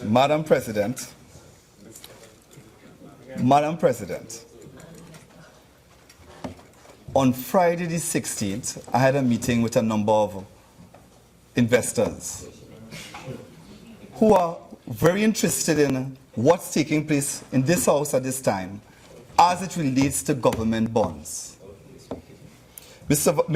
Madam President, the non-transferable bonds are very limited in scope, in that purchase from the government, sell back to the government, get the interest and the full payment after a period of time. And I'm asking a question to the minister through you. Why the minister didn't consider a different types of bond, negotiable bond in his issue? If you consider negotiable bond in his issue, the advantage is that you can reach a wider cross-section of persons. And given the uncertain nature of the economy, it will be important to consider such a bond, where room for negotiation could have entailed. The issue of non-negotiable bonds as put forward by the Minister of Finance, the Honourable Minister of Finance, will increase the country's debt to GDP ratio. Madam President, in 2012, the debt to GDP ratio stood at 39.4%. In 2013, the debt to GDP ratio stood at 39.1. September 2015, the debt to GDP ratio stood at 45.6%. December 2015, it jumped from 45.6% under the PNM to 58.84%. My source, tradingeconomy.com, a popular site. Madam President, would you believe that the debt to GDP ratio under the PNM government after 3 months in office, it increased by 29.035087721%? Senator Munro, you have 5 more minutes. 5 more minutes.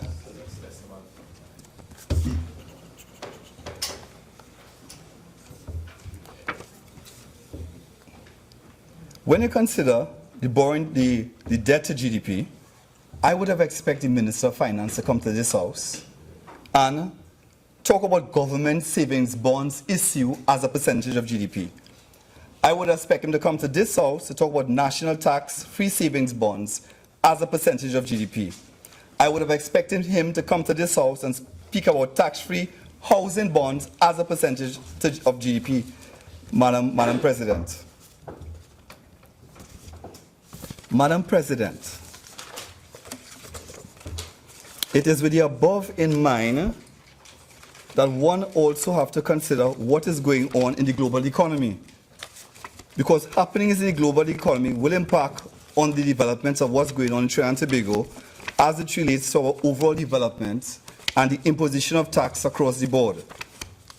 Excessive tax will lead to hardship and will cause the economy to collapse over time.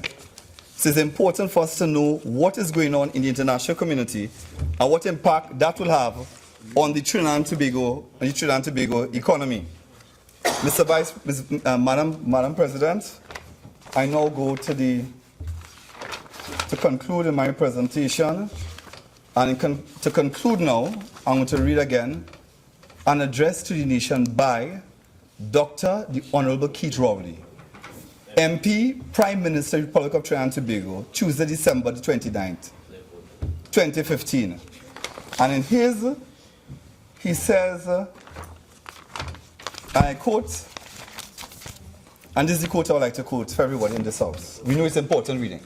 It said, some persons have heard to say that given the difficulties given the difficulties we are facing, it would have been better for us to lose the general election. His quote. Mr. Vice President, Madam President, read again for you. He says that some persons have been heard to say that given the difficulties we are facing, it would have been better to have lost the general elections. And I end with this quote, Matthew 24:22. In those days, had not been cut short, no one will survive. but for the sake of the elect, those days will be shortened. Thank you very much. Senator Ramkissoon.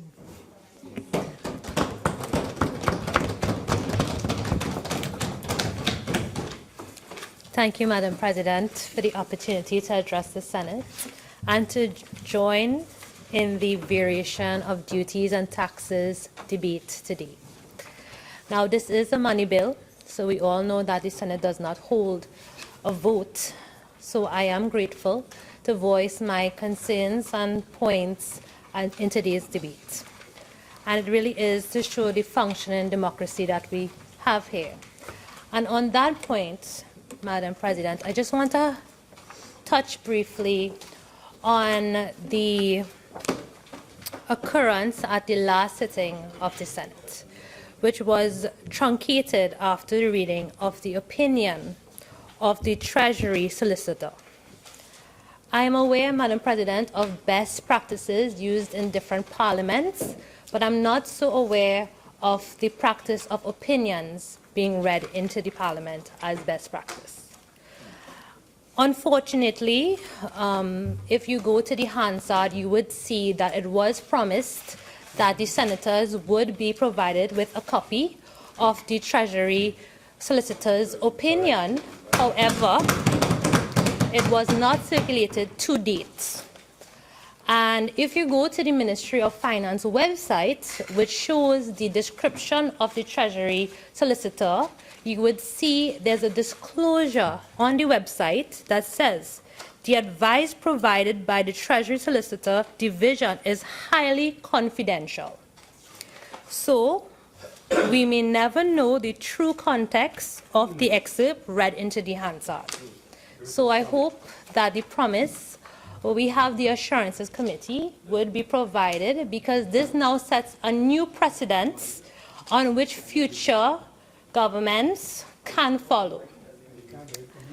So, Madam President, it is a little bit concerning that this is a new precedent in which we are setting, when we do not have full disclosure or full information onto what is leading this new precedent. Again, if it is a best practice, please share such. So, Madam President, I took it upon myself to do some further research into this occurrence and to ensure that we have, well, full information onto what really drove this decision. Now, I went to the media first, and I saw, according to newspaper article on a Newsday, the 17th of November, 2016, and I quote, it said that the Minister of Finance said he sought the Treasury Solicitor's opinion because of a threat by the opposition leader to challenge the legitimacy of the online tax in the House on November 9th, end quote. I honestly, Madam President, do not believe this is the reason, because politicians' feelings should not dictate the function and the operation of our Parliament.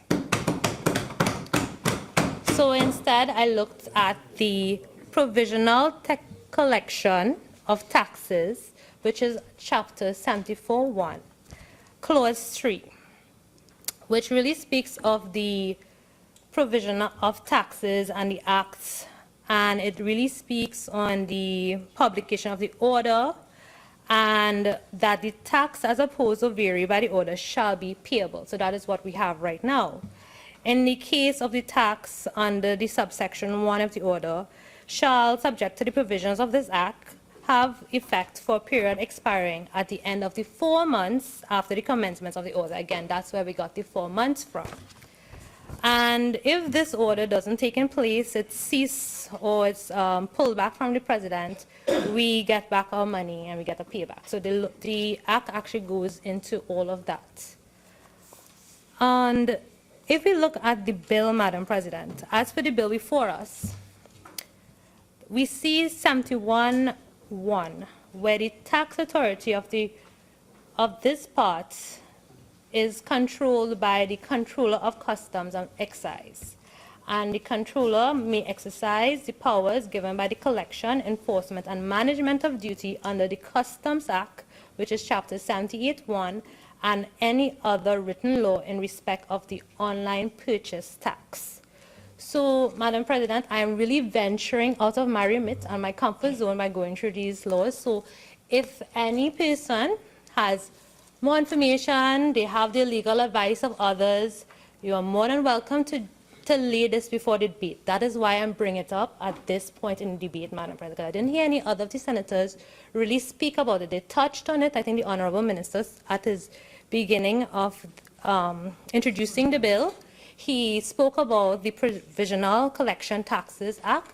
But if you look at the bill before us, it makes reference to the Customs Duty Act. And in that act, Madam President, I saw under Clause 6(5), it says, an order made under subsection 4 shall be laid in Parliament within 30 days and shall be subject to negative resolution of Parliament. It even goes on to say, if the order is not submitted within the said period of 21 days to Parliament for confirmation, it shall expire. So, my interpretation of this is that we have surpassed the 30 days. So, is it that the order it has expired and I will get back my money? All the monies that are put into these orders before that has been laid? And that is what I would like some clarification on at this point. So it does say in this act where there are provisions if the orders expire where repayment is expected. So those are some of the areas that I looked at and I have quoted them. So, Madam President, I really would like some clarification on that. Now, Madam President, let's look at the taxes and the duties, which is what we're here to talk about. The working class pays taxes diligently. Oh.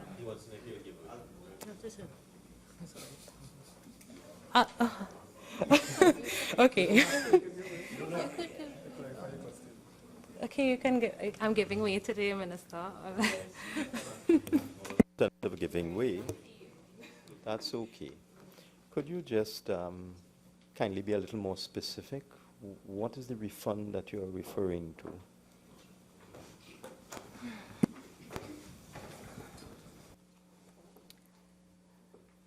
According to, actually, each of the act has a clause. If you look at the Customs Act, which has the clause 7(3), so much of the duties as shall have been paid under an order made under subsection 1, as may be in excess of the duties payable immediately after the expiry of the order, shall be repaid to persons who paid the same. So whatever you have paid, once it has expired, you expect to reverse. Even if you look at the Provisional Collection of Acts on, this is clause 4, which says cases where tax unauthorized and repayable, and it actually has two sections that deals with it. So I'm sure you can look at it. Madam President, in relation to working class citizens, we pay taxes diligently, and we expect the government with these tax dollars to sponsor programs, fix roads, hospitals, schools, community development with the taxes and duties collected. That is what we citizens expect of any government who is collecting taxes. Now, this debate is to highlight the areas in which we want to increase taxes and the implementation of a new tax. Now, we have looked at the alcohol taxation that they would like to increase, and I have not seen a major impact of citizens not purchasing alcohol, so we are okay with that. The running of the mill is the same. Same with the tobacco. Unfortunately, these taxes does not look at, or any measures like these doesn't really look at persons who just can't afford, meaning that they abuse alcohol consumption and abuse tobacco, where the last funds are just going into it in a wasteful manner. But this does not speak to that. But I do have, I was happy to hear from the Minister of Finance in his introduction where he spoke of the $1 million income tax increase, and he said that they would be generating approximately $15 to $20 million. Am I correct on that quotation? Yes? It was 15? Yeah, so it was good to know how much, because we really don't know who are our $1 million income owners. We do not walk around with our pay slips. So it was good to know this is what is expected. We don't know what we will be using this additional revenue for, but if that is what we want from them, then we should say this is what we expect and this is what we're going to generate. And I'll have that to set in your strategic plan. So in relation to the online tax implementation, and the minister said in the other place that the 7% on-time tax will be on the value of the good. And I just want a little bit of, I know he said it many times, it is the value of the good. However, Madam President, if we all look at the bill before us, in the explanatory notes, the notes in the front of the bill, Part 5, miscellaneous taxes, and it says, the online purchase tax would be charged at a rate of 7% on the value of the good, open brackets, including the cost, insurance, and freight, close brackets. So is it that is on the value? So he made an example that he made a purchase of 20 US is on the value of the good, or is it including all of these additional costs? Now I bring this up because I knew I was going to speak about online taxes today. So I made some recent online purchases for the month of December, and I went to look at the online taxes that I was being charged. And I calculate 7% of the good that I purchased, and it was not equivalent to what I was being charged by my courier. And I could not understand how they were computing this amount. And again, we don't control these things, but yet we see it, okay, it's $14, so we don't really feel it. But it's very unfair to be charging, or every courier to be charging a different value. Is it 7% on the good? Is it 7% on the thing? Because they don't give you a breakdown. They just give you online tax. There's a line, online tax, and there's amount. And it was not equivalent to the 7% of my good. So a lot of people are not paying attention to it. They're just seeing a small value, so they're paying it. But it's still unfair and unjust to be charging a fee such as that and not being fair to the 7% that is being written into our bills or act. So, Madam President, if we look at what was being told to us earlier about this online tax, and it's also written in the Bill Essentials, which is online for all persons to read and access, for Bill Essentials for Finance number 3, 2016.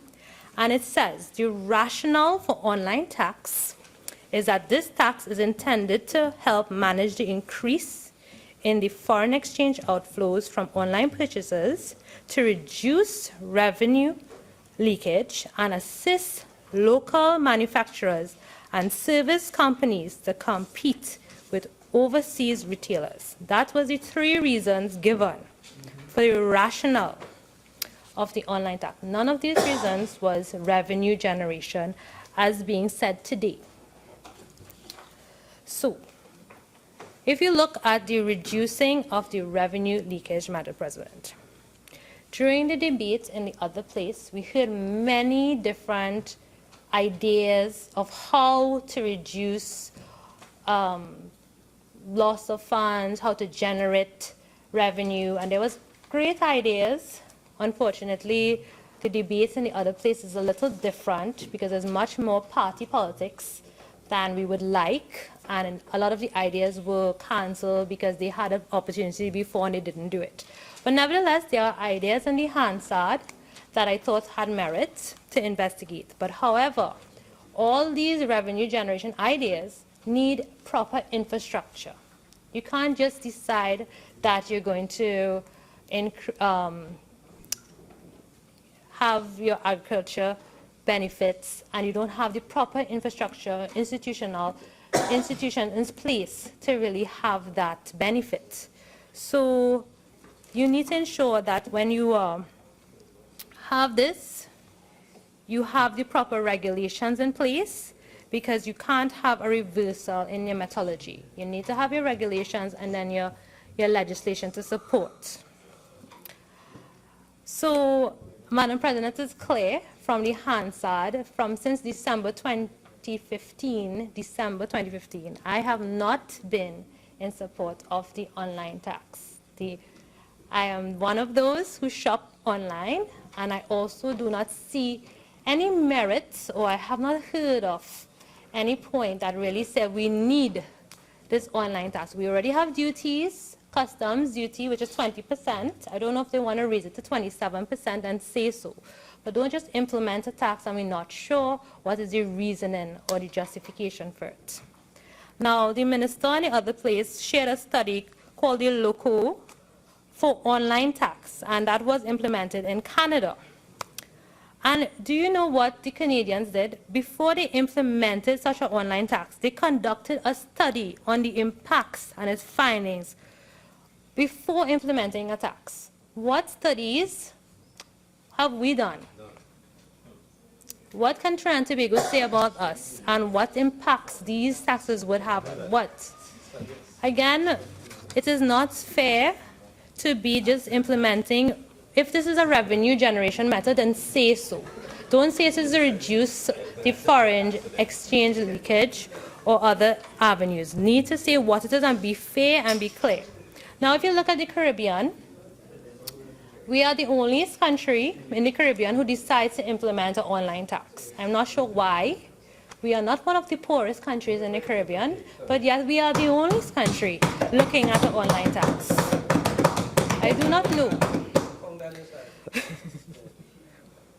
Now, when we look at online taxes, there's the argument that tax needs to be to slow the drainage of the foreign exchange. Now, I would like to know if we have implemented this online tax in October. Have we seen a reduction in the foreign exchange leakage?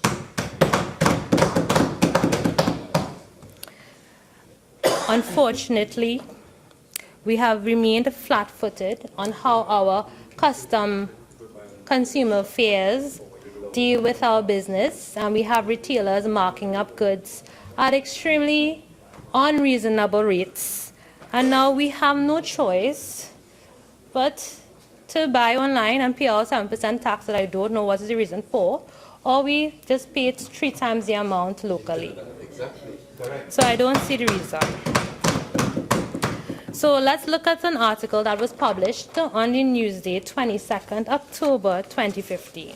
And it says, keep foreign exchange here. Imposing a tax specific to online shopping should help achieve this, because more consumers would think twice before online and instead peruse local stores, thus also helping to increase sales at local businesses. I would like to ask Madam President, did this actually happen?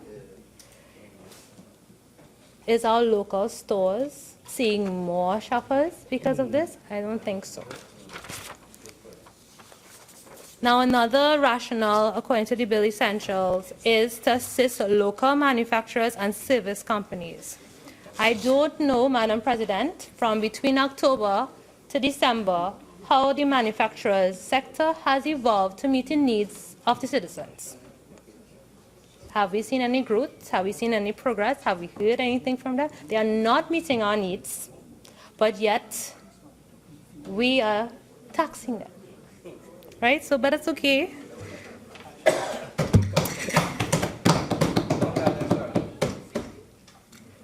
Now, we have heard that most of our shopping is clothing. I don't know if any studies have been done to see what it is that we purchase, if it's cell phones, medicines, books. We don't know what is the most purchased good online, but we just see we purchase too many things online. I don't know what's the justification?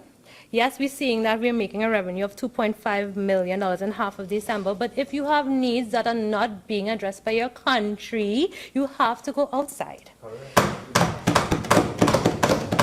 Everybody loves to shop. Well, I'm a female and I like to shop.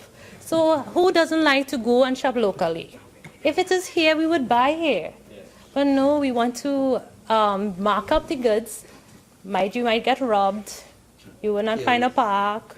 We have recently heard of the unfortunate murder. But no, we are not putting any measures in place for our citizens, but yet we are subjecting them to this one-way thinking. I think it is very poor and we should not do that.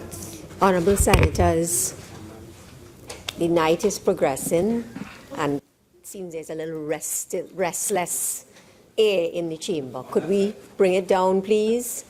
Senator Ramkissoon, continue. Thank you, Madam President.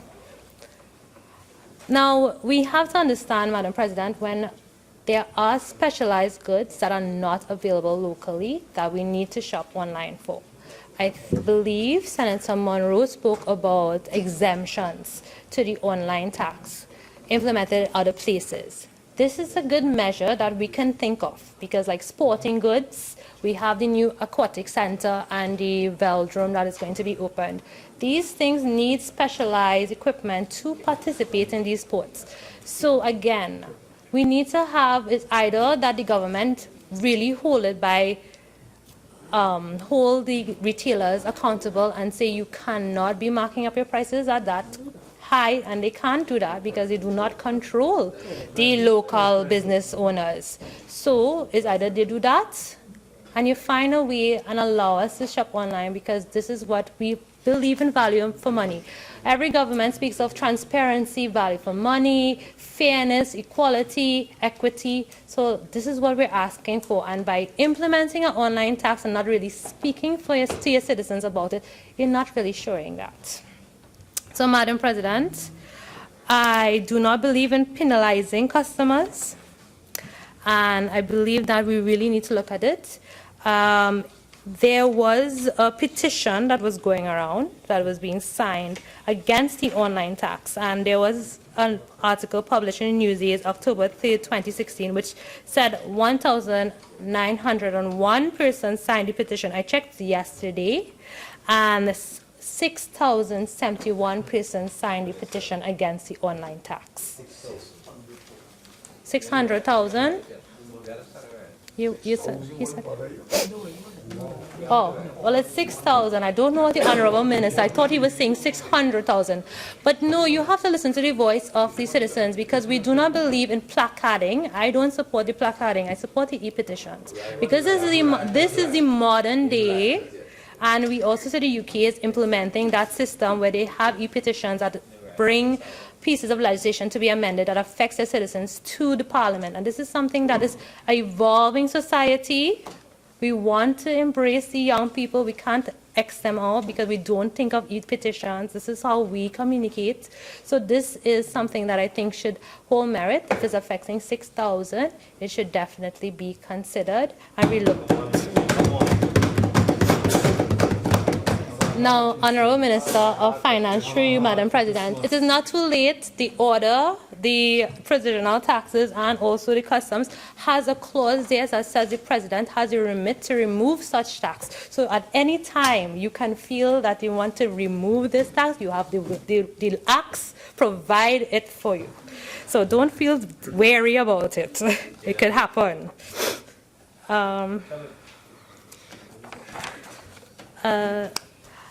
Madam President, I want to speak about something that was brought to my attention by a visitor to our country. It was a foreigner who came for a conference and was asking me if there's anything to deal with fake goods being sold in local businesses. And I wasn't aware, so I asked one of my esteemed senatorial colleagues, and they said there is a larceny act that speaks of this. Because what really prevents retailers from selling fake goods, imitation goods, at prices of the real good then, of the true. And I find that it is really not something that we should really be condoning. And the Customs Division should really be red flagging these import items that are fake. Now in the industry, we have to deal with these things where we have substandard materials being brought into our country. And because we are labeled as third world, unfortunately, we always expect to have to deal with this. I don't like that response, and I really feel we should be taking a more proactive manner or mechanism into dealing with such. And we should not have, because we're third world or because we're in the Caribbean, that we can sell fake goods at top dollar. And so the person's asking, do they purchase the fake good and bring it to the police station to find out if they can file a complaint? And I'm not sure what would really become of this. So these measures are maybe not looked at and maybe have a blind eye. So maybe we can look at this going forward into 2017, what mechanism can be in place to prevent and protect our citizens and ensuring we have value for money when we make our purchases locally.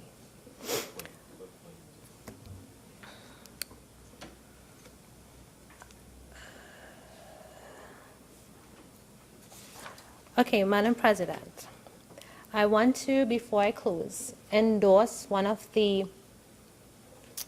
recommendations put forward by Senator Mahabir. I really, really have to say this was something that was brought forward to me by some senior citizens, and that is the fireworks license fee. It is truly something that can benefit the government as a money or revenue generating idea, and truly would assist persons, because you should really have a license to operate these fireworks. We have children who are playing with these fireworks unsupervised. I think, and sometimes you heard, I think it was for Diwali, there was some persons who lost some fingers after playing with the scratch bomb. It was the what? There was another case. There was multiple cases, sorry, Madam President, there was multiple cases of persons being damaged whilst operating these fireworks. Senator Ramkissoon, just give me a minute, please. Please, do not let me have to get up again to ask for silence while a member is speaking. Okay? Senator Ramkissoon, continue. Thank you, Madam President. So the point on the licensing to operate fireworks is definitely a point that has a lot of merit, especially since fireworks is not only for Old Years. We have it at weddings, there's functions, we have it at Diwali, Christmas function. Nowadays, everybody loves fireworks and they want it. There's no harm in getting a license to operate such, especially since it affects children, it affects senior citizens. Madam President, these things sound like gunshots, and we don't know if it is a gunshot or it's a firework, because they throw it on your roof, they throw it to scare. I saw some persons throw it in people's yard to scare their dogs so they could jump over the fence. So it's looking now as a criminal tool. So we should not be allowing these things to just go by unregulated and unaware. So, Madam President, we are now aware of this as a concern. It has been brought forward in the Parliament, and I have to endorse this because we definitely need a license to operate our fireworks, truly.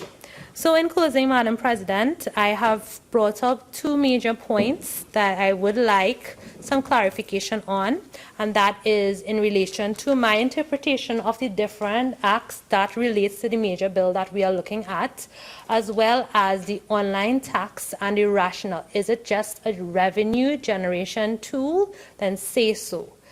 There are different tools that we can use. I do not see it as being one that is major and needed. Especially if you want, you can amend the customs duty, because I don't know what is the difference, because there's a miscellaneous tax, which also has regulations and different accountabilities and liabilities set up with this. So, and especially since the online tax is not being implemented fairly, because different couriers are interpreting it differently and are making you pay differently. So, Madam President, as always, we are in the season of Christmas, and we have to be aware of our surroundings. And these taxes, unfortunately, it's not trickling down properly to the population. So we need to ensure that what we say here is the precedence that we want to set and ensure that all persons can benefit from it. I thank you.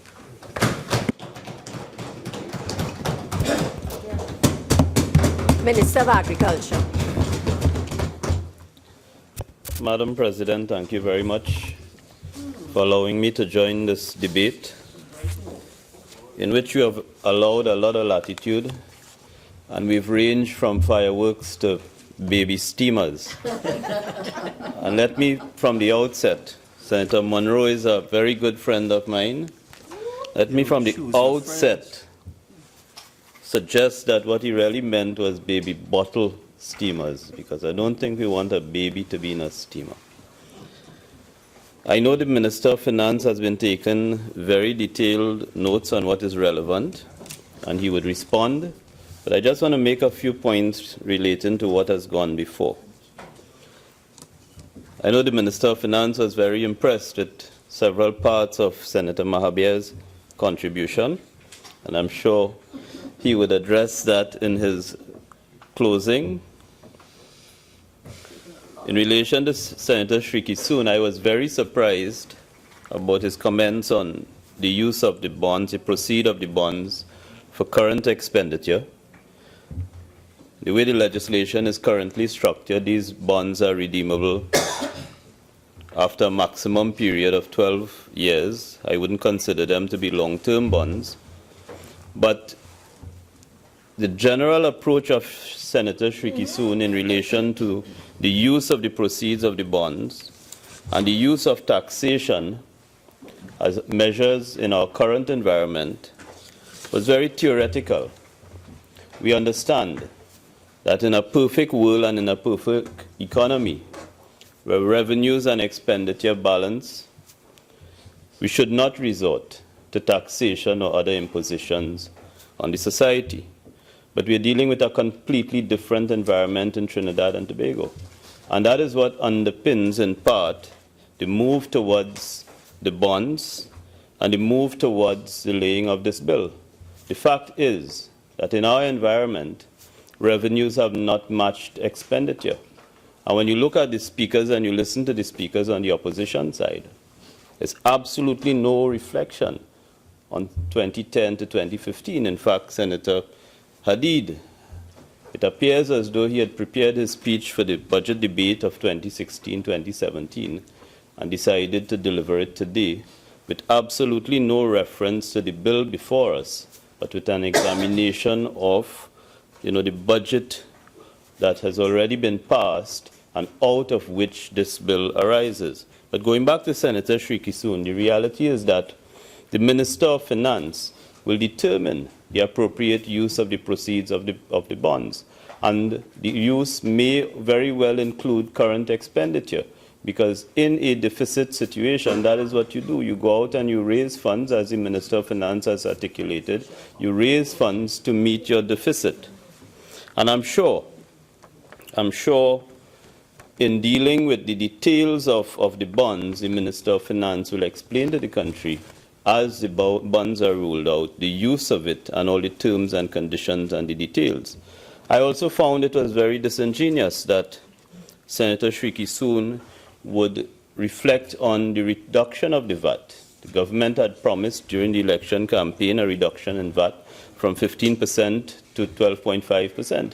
But it was not merely a reduction. What we brought to Parliament was a reduction in the VAT, an expansion of the items upon which VAT was charged, and also a commitment to increase the efficiency of collection of the VAT, recognizing that there were several leakages in the collection and there were problems in collecting the VAT. So it was not just a reduction, it was a reduction, an increase in the number of items on which VAT was charged, and a commitment to improve the efficiency with which we collect the VAT. Senator Shrikissoon also suggested the need to incentivize the private sector. But again, providing incentives to the private sector really represents revenues that the government will forego. And it will end up in the same position. Either you're foregoing revenues to incentivize the private sector, or you are increasing taxes to increase your revenue to fund your deficit. And either way, it ends up being the same, because even in incentivizing the private sector, there is no guarantee that the private sector will produce the returns that you require.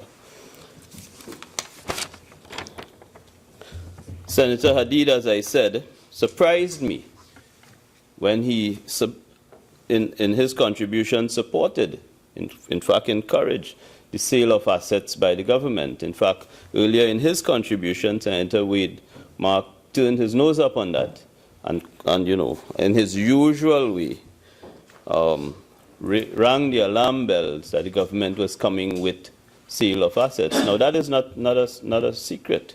In fact, the Minister of Finance has said, as part of the government's approach to deficit financing in this fiscal year, there will be the offer of sale of state assets, and that is on the cards, and it is something I'm happy to hear that Senator Hadeed has supported. And any right-thinking citizen, recognizing the conditions we found ourselves in, would support all the revenue generation activities of the Minister of Finance, notwithstanding it will create some difficulties across the board from time to time. So, Madam President, notwithstanding the latitude you've given, and notwithstanding the wide-ranging contributions, ultimately, this bill is just 6 clauses. And those 6 clauses are aimed at amending 4 pieces of legislation. So the target of this bill is the Government Savings Bonds Act, the Income Tax Act, Corporation Tax Act, and Miscellaneous Taxes Act. It's as simple as that. The Government Savings Bonds Act, as Senator Mahabir pointed out, has been with us for a while. It was brought in 1962 alongside independence, and it's not been amended since 1995. And the Minister of Finance, in his budget presentation, articulated as part of what he intends to do, says he intends to expand the range of savings bonds which are available to the national community. And that is what Clause 3 sets out to do. In the first instance, it sets out simply to increase the limit on the value of the bonds which can be offered to the public. And the intention is to move it from $300 million to $2 billion. So that is the first intention with Clause 3. The second intention in relation to Clause 4, the Minister of Finance seeks to amend the Income Tax Act to implement a 2-tier tax system, a 2-tier rate, which will allow him to tax the income of individuals in excess of $1 million, where the income exceeds $1 million, to tax every dollar beyond the $1 million at the rate of 30%, instead of the current rate of 25%, which means an increase of 5% on every dollar above $1 million. And that is what he's explained, and he's explained that throughout. He's explained that this is rooted in the budget presentation for 2016-2017, and he said it is part of sharing the burden of adjustment. Likewise, Clause 5, in relation to the Corporation Tax Act, will seek to do the same. On profits which exceed $1 million, the minister intends to increase the rate from 25% to 30%, which means an additional 5%. So it means that on every additional $1 million in taxes, in profits there will be an increase in the tax of $50,000, and it is that simple. And it is not happening in the way as Senator Ramkissoon alluded that, it's going to make life in Trinidad unsafe and you would not be able to walk the streets or anything like that. It is simple. It is simple. Governments operate in good times and in very difficult times. And the ultimate objective of any Minister of Finance is to ensure that his revenues match the expenditure. And you can't control expenditure and you can't reduce your expenditure in the same way. You have to try to increase your revenue and the efficiency of the collection. And that is all the Minister of Finance is attempting to do in clause 3 and 4, in clauses 4 and 5, using his power of taxation, and in this case, going beyond mere use of the power of taxation, targeting a particular group of income earners who can afford an increase in the tax that is imposed on them, and placing above the 1 million in profits, so the 1 million in income, an additional 5% burden in relation to the taxation. And then the very contentious and much discussed clause 6, the online purchase tax. And to use Senator Munro's example of his baby steamer, as he referred to it, if the local price is $2,500 and he is unwilling or unable or finds it difficult to buy the item at $2,500 locally, and he goes online to shop as he's done, and he sees the item, the same item available online for $400 TT, it simply means that he's now dealing with a price of $400 plus an additional $28, which is the 7%, $428 versus $2,500. And I don't see that, as Senator Ramkissoon alluded to, that because of $28 additional dollars, I'll be afraid to walk in the dark and I'll be scrambling all over to find a parking spot in Port of Spain, and my whole life will collapse because I now have the incredible decision to make between $428 for the baby steamer, as Senator Munro described it, or $2,500. And what we are doing is that we are conducting a debate and a discussion without regard to the way in which this country is operating, and without regard to the reality, and more importantly, without regard to how we get here. And this is a Minister of Finance in relation to the online tax saying very clearly, he's not saying in his proposal that he intends to raise revenue. He's saying very clearly it's a measure to manage foreign exchange outflows. And what you do is that you try various things. And over a period of time, he will determine whether this is a good opportunity to increase revenue flows. He would be able to examine over a period of time whether it has worked in relation to its impact on managing foreign exchange outflows, and he would make the appropriate decision as he's entitled to as the country's Minister of Finance. But I think it is absolutely unfair to expect that 1 month after or 6 weeks after the Minister of Finance. Wow. This entire sitting has been punctuated with cell phones ringing, laptops going off. Could we please, at this stage, because everyone is getting tired, including me, and therefore my patience is running out. So the next time a cell phone or a laptop or anything goes off, someone will be leaving the chamber with said cell phone and laptop. Continue, Minister. Thank you, Madam President. So that I think it is unfair to the Honourable Minister of Finance to expect that after 6 weeks or 2 months of this online tax that he can make an assessment of how it has impacted foreign exchange, his management of foreign exchange outflows, how it has impacted the local manufacturing sector, how it has done. We have to give this an opportunity. We have to give this a chance.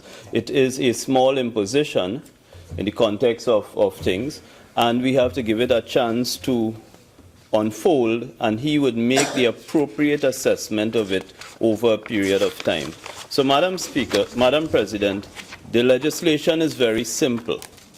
In Clause 3, the Minister of Finance proposes a new definition of bonds, and essentially what he is doing in Clause 3 is seeking to expand the definition beyond saving bonds by including a schedule which sets out the different types of bonds: government savings bonds, national tax-free saving bonds, tax-free housing bonds, and national savings bonds. And that is the change he proposes in the definition. He also proposes, as I said before, an increase in the limit, and it's very clear. Instead of the current limit of $300 million, he's proposing a limit, a new limit of $2 billion, and Senator Danisa Mahabir has offered some suggestion in relation to how that could be indexed, so we do not have to come in the future to increase that, and the Minister will address that in his wrapping up. He also proposes an addition to the existing 8.1 by adding a reference to the schedule and including granting himself the power to amend the schedule to the Act by regulation, so it does not have to be brought back here. He could in the future expand the listing of bonds, remove some of the bonds, and make the changes that he thinks are appropriate. Of course, it's very clear in answer to Senator Munro that the additional tax, the 30%, is now applicable to every dollar above $1 million. I think that is clear. And then in Clause 6, he's setting out, the Minister is setting out the details of what constitutes or what attracts this online tax. It's not a tax on cost, it's a tax on profit. Yeah, sorry, on profit. I want to make that very clear. It's a tax on profit. Not on cost. And it's for every dollar above $1 million. And Madam President, as I close, I just want to draw reference to two things. The first is that the Minister in laying the bill has made it clear that this online tax is in respect of individuals, because there was some discussion in the public domain and some concern that small businesses, for example, would be affected by it. He said it is for individuals. It is for individuals who purchase consumer items online. For themselves. And most importantly, it is for individuals who purchase consumer items online imported for personal use, and I think that is very important.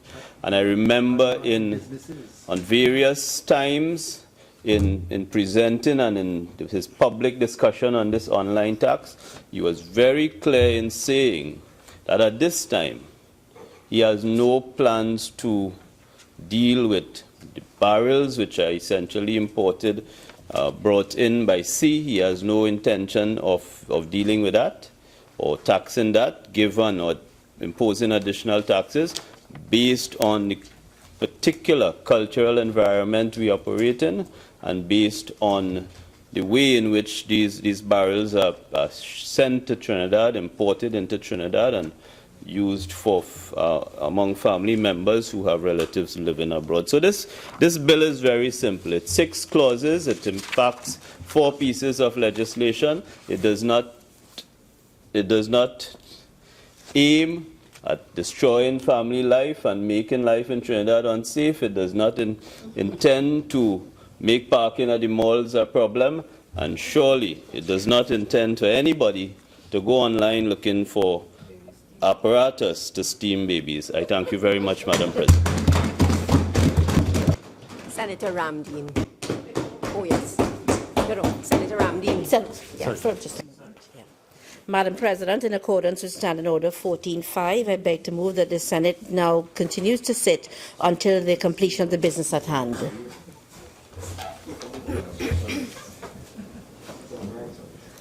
Honourable Senators, the question is that the Senate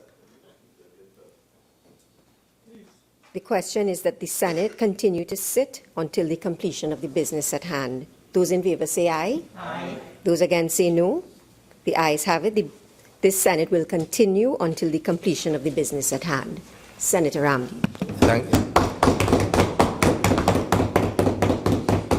Thank you very much, Madam President. And it is my pleasure to contribute to this debate with respect to Finance Bill number 3, presented by the Minister of Finance. And I always like to follow the Minister of Agriculture, the Honourable Senator Clarence Rambharat, because he always begins his contribution with what took place between 2010 and 2015. And it seems as though it is always the practice of the speakers on the other side to have a very convenient memory that is limited only to 2010 to 2015 as to how we've reached where we've reached here today. Fortunately for me, Madam President, my memory goes a little bit back beyond 2010. And no, it's not scripted. I would like to remind all of the members of this Honourable Senate and the people of Trinidad and Tobago as to how we reached where we are today. And in response to Senator Rambharat, let me remind Senator Rambharat that it was under a PNM administration that we ran up a bill of $3 billion for a GTL plant that cannot produce 1 litre.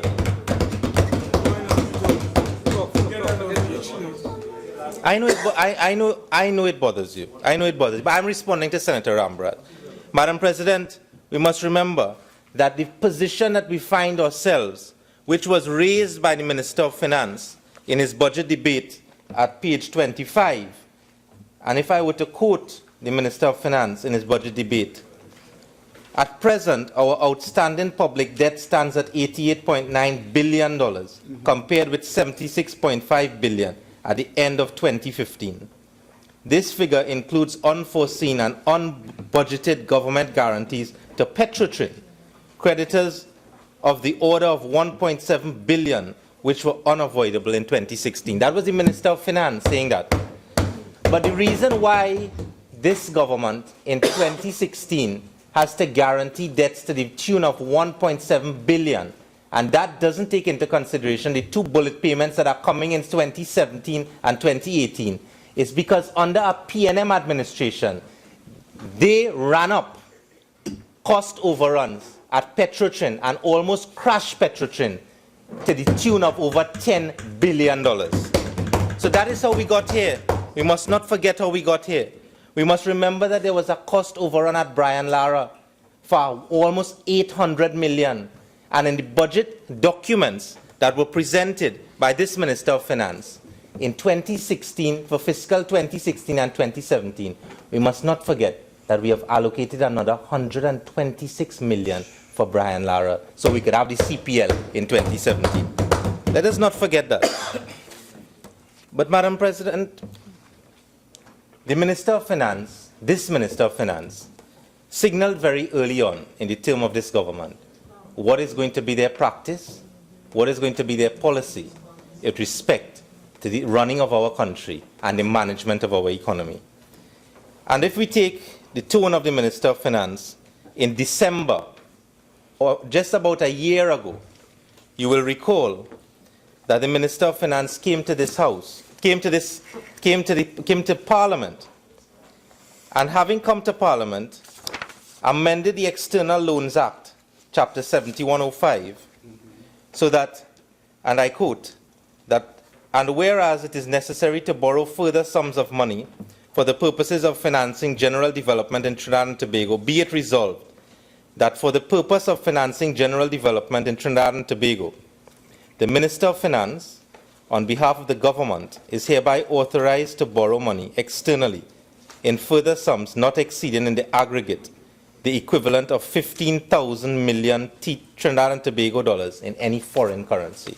That is in Legal Notice 124. That was the extent of the increase in 15 billion under the External Loans Act. Legal Notice 212. And whereas it is necessary for the government to borrow further sums of money for the purposes stated in the said section, this is in relation to the Development Loans Act, Chapter 7104, be it resolved that for the purposes stated in this section, the government is hereby authorized to borrow money externally or internally in a further sum or in further sums not exceeding in the aggregate 15,000 million in Trinidad and Tobago currency. So that was 15 billion. And by legal notice 213, it was resolved that the government be allowed that the aggregate amount of borrowings by companies that are guaranteed by the government under the Act shall not exceed $45,000 million in the currency of Trinidad and Tobago. That was to increase the Guarantee of Loans Act, Chapter 7182, by 20 billion. So within 3 months of coming into government, this government had signaled to the people of Trinidad and Tobago that they were going to manage our economy by borrowing. Borrowing. In December of last year, 1 year ago, the government increased the limit of its borrowing by $50 billion. Give them the authority to do that. Now, Madam President, this all becomes very relevant when one considers what we are here to do, which is again another attempt to increase the authority of the government. Now, by the government savings bonds, to increase, it will be done from 300 million to 2 billion, which is giving this government the authority to borrow another $1.7 billion. And the question that we simply want to ask, Madam President, is what is this money going to be used for? In the House, in the other place, the Leader of the Opposition asked the question to the Minister of Finance. When you went into the Heritage and Stabilization Fund, can you tell us what that money was taken out to do? And the answer was given by the Minister of Finance. Goods and services for the people of Trinidad and Tobago. Well, we've gotten that answer here again today, Madam President. But the problem with that answer is simply this. The people of Trinidad and Tobago are still waiting on the goods and services because there is no delivery to the people of Trinidad and Tobago. And we can talk here and we can analyze all of the figures and we can talk about all of the borrowings. But the real problem that the country faces today is that having spent $59 billion in one financial year, the people of Trinidad and Tobago are still asking, what was that money spent on? And we have a real problem on this side, Madam President. And the problem that we have on this side is that we seem to have not learned from our history. The PNM has a record in this country of wrecking the economy and leaving it for somebody else to fix.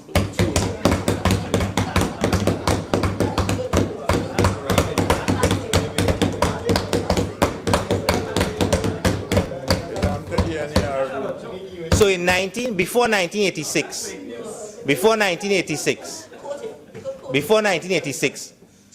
the PNM was in power. They wrecked the economy in 1986.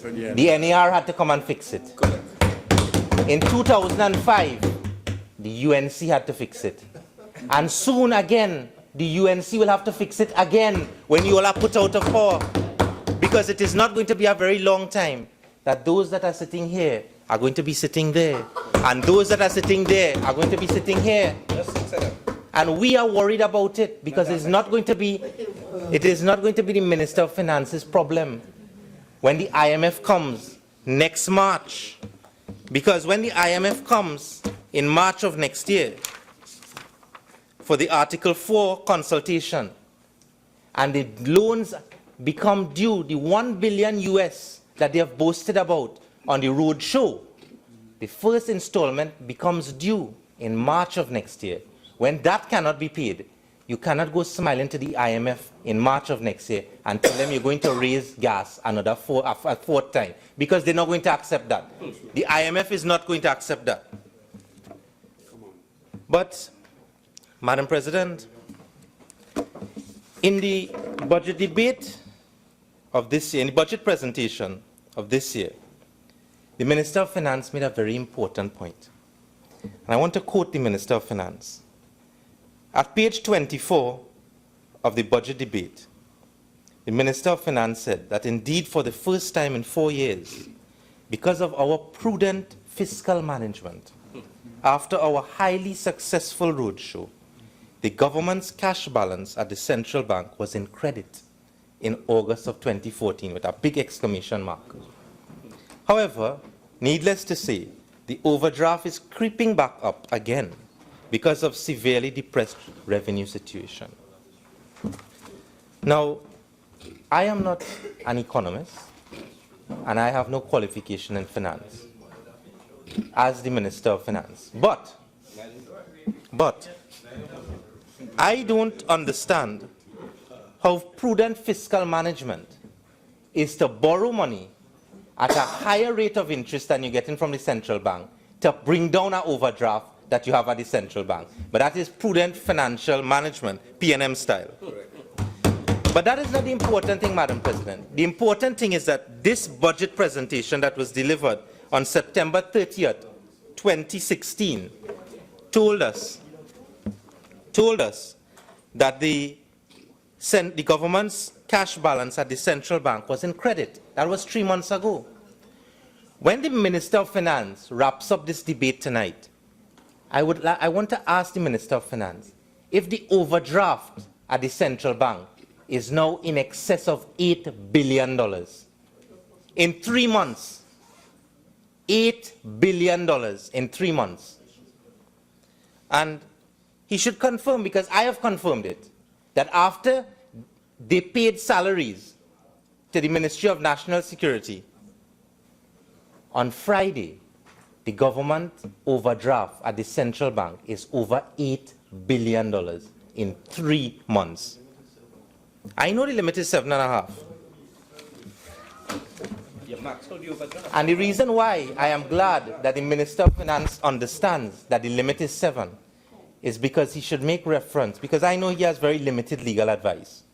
But I would ask the Minister of Finance to refer to Section 46 of the Central Bank Act. And I want to read into the Hansard, Section 46 of the Central Bank Act.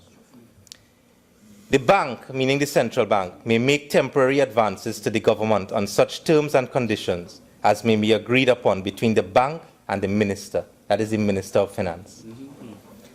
The total amount of outstanding advances made under this section shall not at any time exceed 15% of that portion of the estimates of annual revenue of the government, which comprises the sum of total recurrent revenues and capital receipts, inclusive of local and external loans, for the financial year in which the advances were initially made.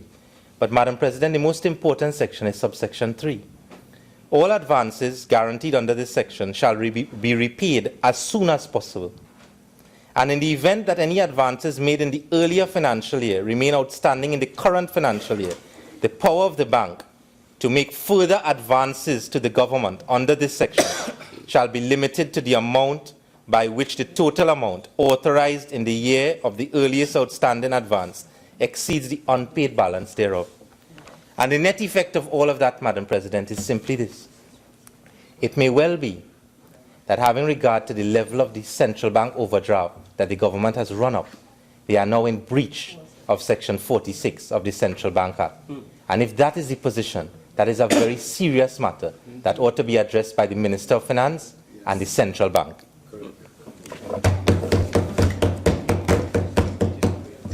You see, it might be stupidness to you, but it would not stupidness to the country. Well, you could say that. This government has criticized the People's Partnership government by taking money out of NGC. They have said it over and over again. And under this PNM administration, they have taken more than $1 billion out of NGC in the last financial year. Now, they have no more money to take from NGC. So what they have gone? TGU. They've called upon TGU to pay $2.7 billion. TGU has paid that in the last financial year. And now what they are using is they are using TGU to borrow money for the government to spend. And that is what he's doing. And that is why, in answer to our earlier contribution, he said the money is not being borrowed by the government. And he's right. The Minister of Finance is correct. The money is not being borrowed by the government. It's being, the new scheme is you use all the state enterprises to borrow and borrow and borrow. And when my friend Dr. Lester Henry was making his contribution,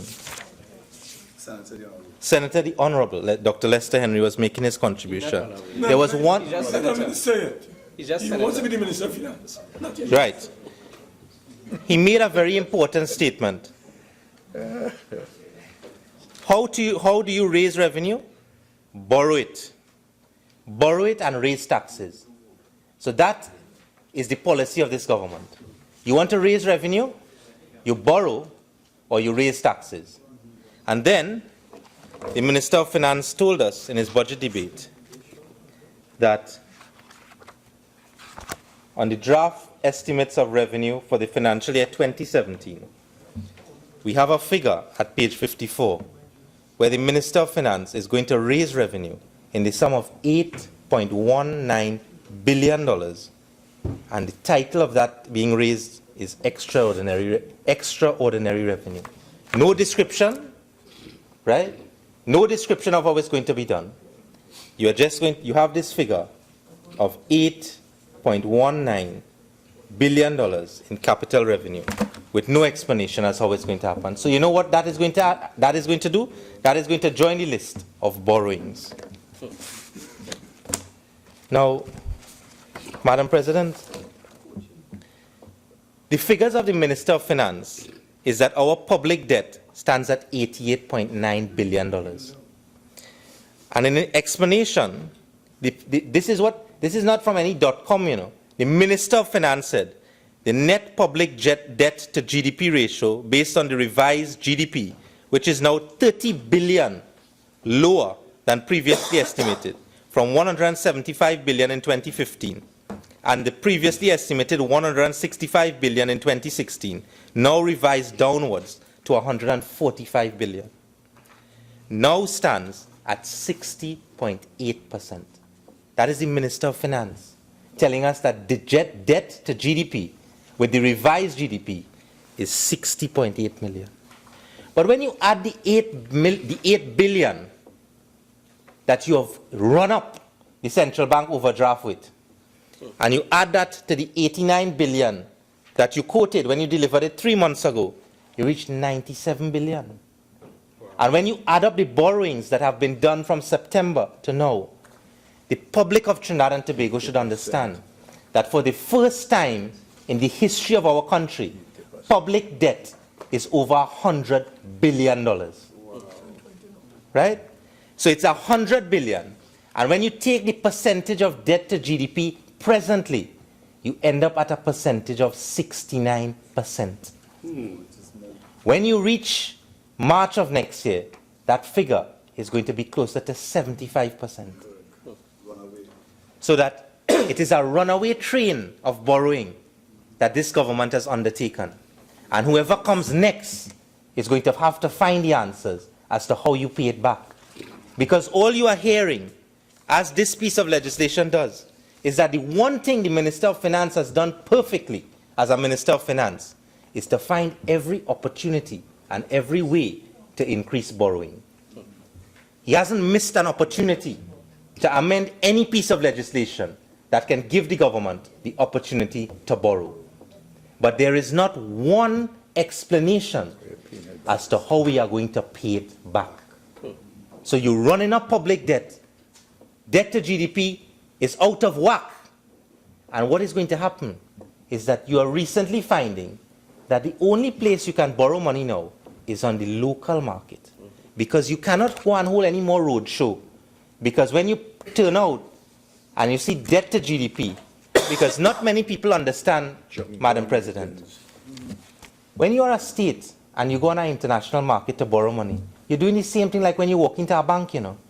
The bank checks your assets and your liabilities and your income. And when you go as a country, the bank is going to check your assets, your liabilities, and your income. And this government cannot show its face on the international market to borrow any more money because the percentage of debt to GDP,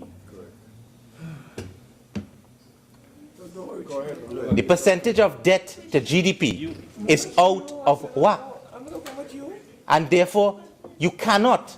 You have done it. You've basically, by March of next year, this country is simply bankrupt under this PNM administration.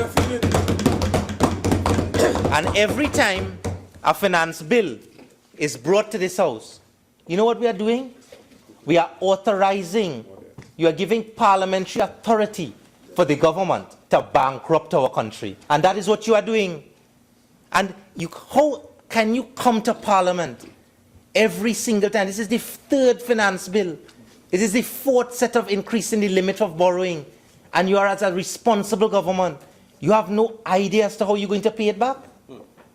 In 15 months, what have we heard from this government about generating income apart from selling off state assets?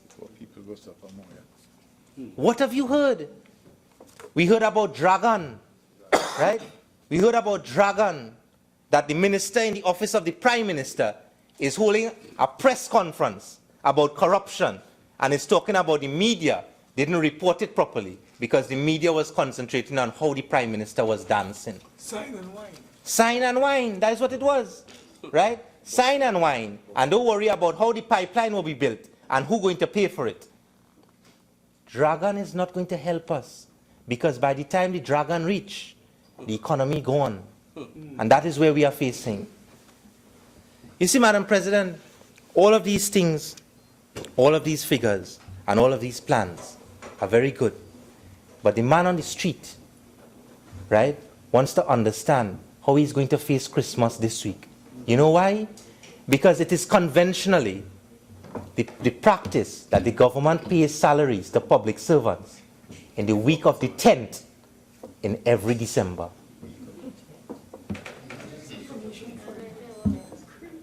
Public servants have not been paid as yet.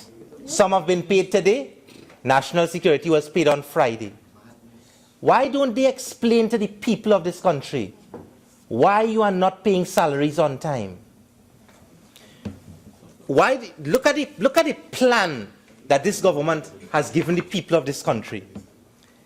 They have guaranteed a loan of 500 million to the RHAs and a further 225 million for critically needed medication. Well, I don't know, Madam President, but the last time I checked, the RHAs don't raise any income. So when they guarantee 725 million to the RHA as a loan, what I want to ask is, are we going to be charged when we go into the hospital next year? Because RHA have to find now 725 million to pay back. That is guaranteed by this government. And like I said, I don't know that the RHA does raise income.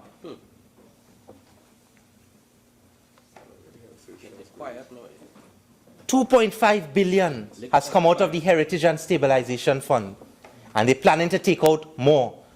But I want to tell the Minister of Finance, we have heard over and over from the Prime Minister, the Minister of Finance, that the plan of this government is to split the fund into heritage and stabilization. Well, what I want to tell the Minister of Finance is that you've taken out the stabilization. Everything left is heritage. So don't go back there and touch that anymore. And the reason why they will not split the fund is because they have to go back in and take out of that. Madam President, over the past few months, every single month that salaries become due, this government is trying to find a way to borrow money to pay recurrent expenditure. Every single month. That is why every single month public servants cannot get their salaries on time. Pensioners cannot get their salaries on time. I'm wondering what is going to be the plan for January, when we reach January, and what is going to be the plan for March. If they default on that loan that they've taken on the roadshow for that US $1 billion, you know what the record of our country is going to be, what the ratings are going to be. And they have now come here to get the authority to float on the market bonds to the value of 2 billion. I want to warn the people of this country that when this government puts those bonds on the market, they have to be very careful about investing in any government bonds. Because we don't have the resources now, as the partnership had in 2010 to 2015, to bail out the poor people of this country from the fiasco that occurred under a PNM government and under a central bank governor while the PNM was in power, who is now an advisor to the Minister of Finance.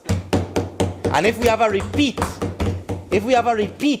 of the Clico fiasco with respect to government bonds, the people, there are only one set of people are going to suffer in this country, you know. It's going to be the poor people of this country. Madam President, $59 billion, 40 in revenue, and you borrow 19 billion. And the people of this country are still asking where the money gone. I'll tell you about that just now.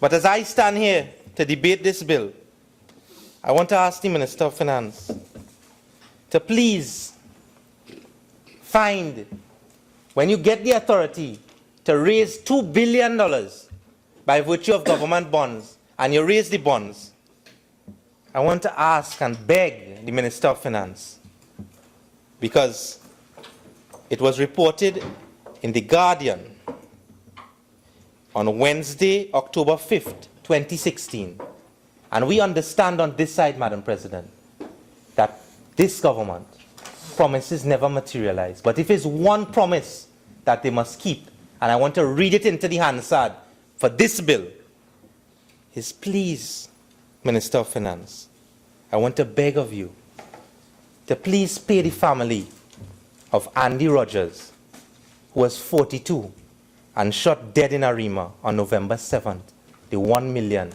that you promised to pay them. Play Sergeant Hayden Manwaring, who was 43 and shot dead in the line of duty in San Fernando, the $1 million that you promised to pay them.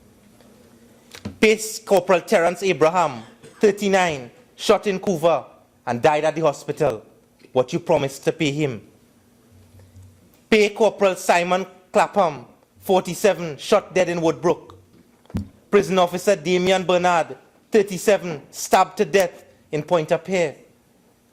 Prison Officer Andy Primus, 27,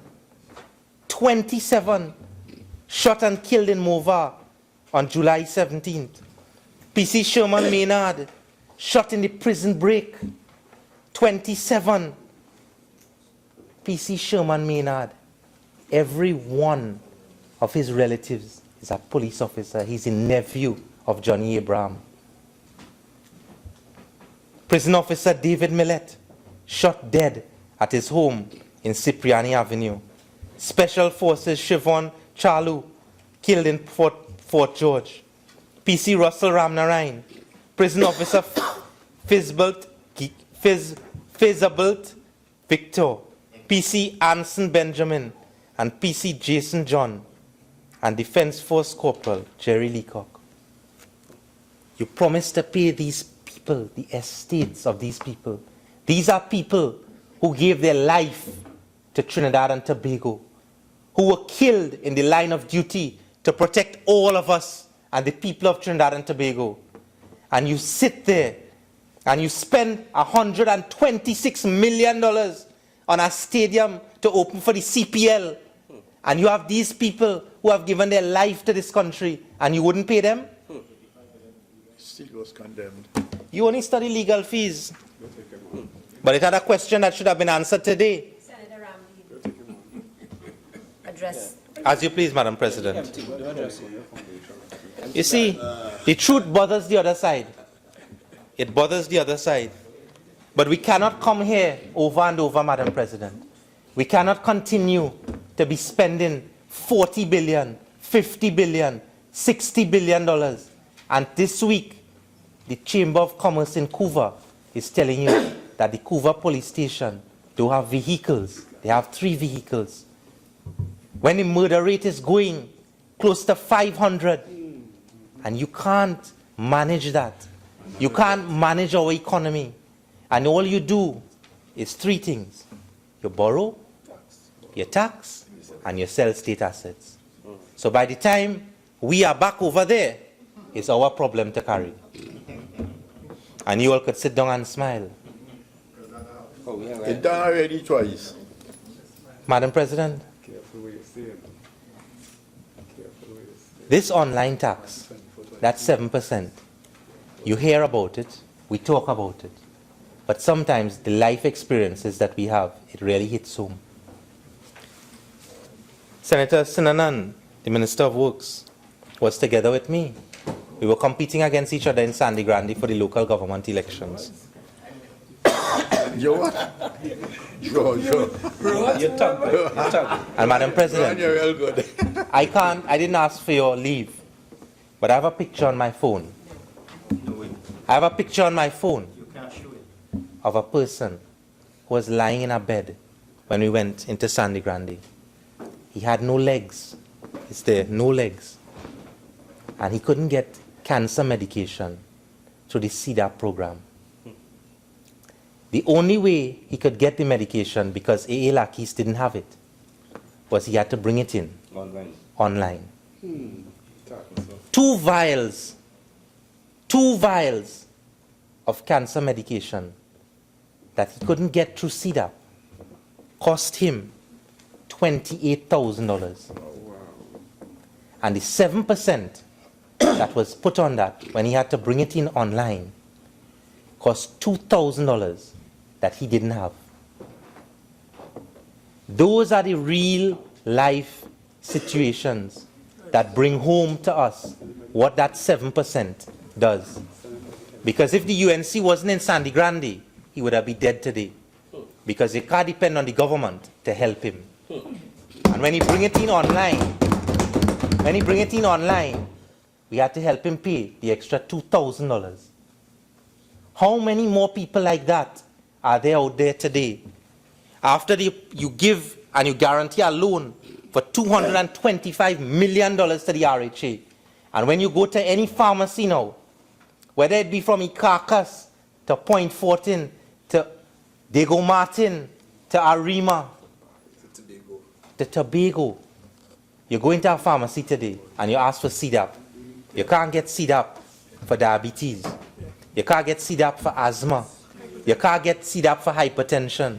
You can't get CDAP for high blood pressure. And But they won't be dead. But you come here and you spend 60 billion and you're borrowing and borrowing and borrowing. And the man on the street who simply wants to get his medication can't get his medication. We cannot continue like this, Madam President. We simply cannot continue like this. Because we can sit here and debate all through the night. But when this week comes, there are going to be people who are hungry and cannot get a meal for Christmas. There are going to be people who cannot put food on their table for Christmas. And those are the people that you must remember. Madam President, Cabinet Minute number 1 of 2010 was to establish the Children's Life Fund. It was the first thing that the People's Partnership Government did under Kamla Prasad Bisesa. And today, the Children's Life Fund is no more, because you have children in this country who are being turned away on a daily basis by this government, and they boast that they are running our country in the way it should be run and managing the resources of this country. Madam President, if there are 2 sets of people that we should look after in our country, are the disabled, the children, and the elderly. Those three groups. Those are the most important people to us, and they should always be the most important people to us. Senator Ramdeen, you have 5 more minutes. Madam President, thank you. We are worried on this side because this government has demonstrated in 15 months that they have no plan to manage our economy. They have no plan to take us out of the economic times that we find ourselves in. And day after day, you have children who cannot get school books. You have citizens who cannot get their medication. You have people losing their jobs. And at the end of the day, it seems as though the policy of the government is, well, how it hang its swing. There are people, the level of sufferation, to use the words of the leader of the opposition, at this time, it's been unprecedented. It is no joke, the kind of suffering that people are going through. And at the end of the day, you have a government that simply does not care. And when next year reaches, when we reach next year, Madam President, and the dollar is not floating anymore, but it is sinking as it has been doing since the 7th of September, it is all of us to catch. All of us. Because we are going to be in a position that is going to be worse than 1986. And when the IMF comes for the consultation in March, and we realize that the Minister of Finance is no longer calling the shots, and the elite, the small group that has been calling the shots for the last 15 months, are no longer pulling the strings, but the real puppet master is going to be the IMF, we will be in a position that we all regret. So we have the opportunity now to stop, pause for a cause, look at what you are doing to our economy, look at where we've gone to in 15 months, and make a change, because you are managing an economy not for only us, you are managing an economy for our children. You are managing an economy so that when tomorrow comes, our children can live comfortably, can be safe, and can be comfortable. This government, for the time that they remain there, they hold the heritage of our country and the future of our children on trust. And that is not something that they should take lightly, because we will not be forgiven, whether it be us or them, when tomorrow comes and we end up in a position like back in 1986. For those of us who can remember, Madam President, we have a diaspora in North America, because in 1986, people left this country in droves. And we don't want that to happen again. Refugees. We don't want to continue to be prisoners in our homes under an administration that cannot control the crime problem. We have enough resources in this country to make it right. And with the right decisions, we can get it right. But this government has shown that they are not the right government to do it for us. Thank you, Madam President.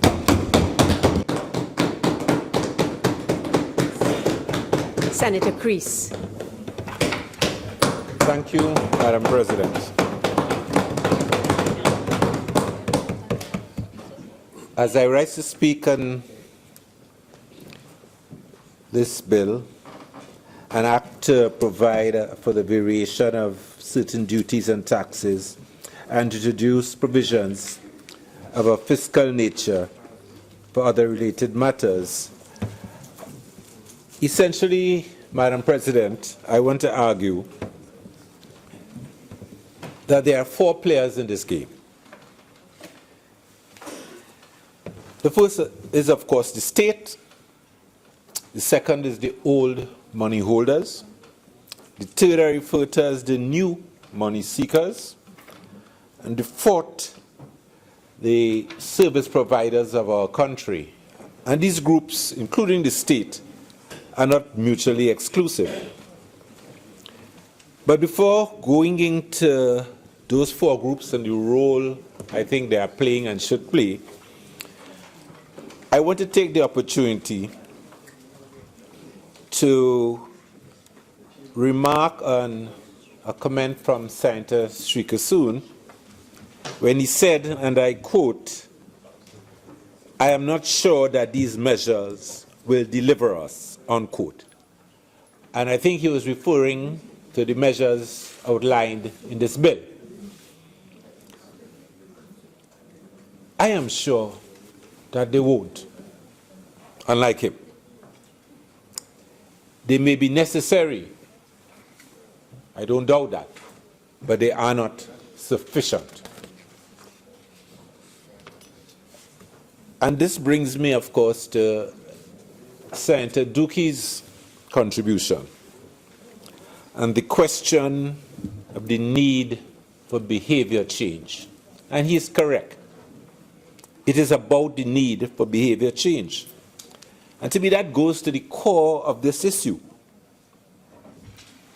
And whether the measures proposed, whether they are fundamental. And my contention is that they are largely superficial fiscal measures, fiscal initiatives.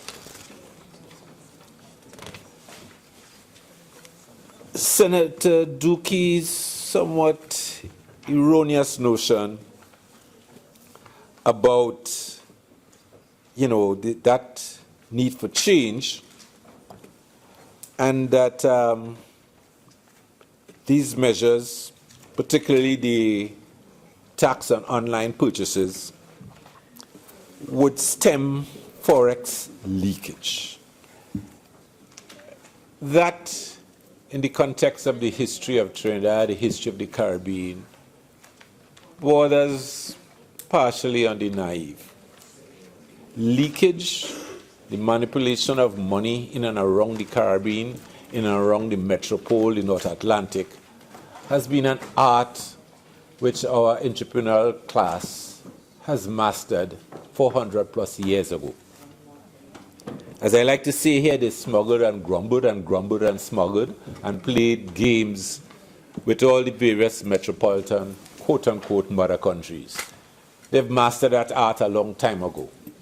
They move money around long before the current-day multinationals had made transfer pricing a trick of their trade.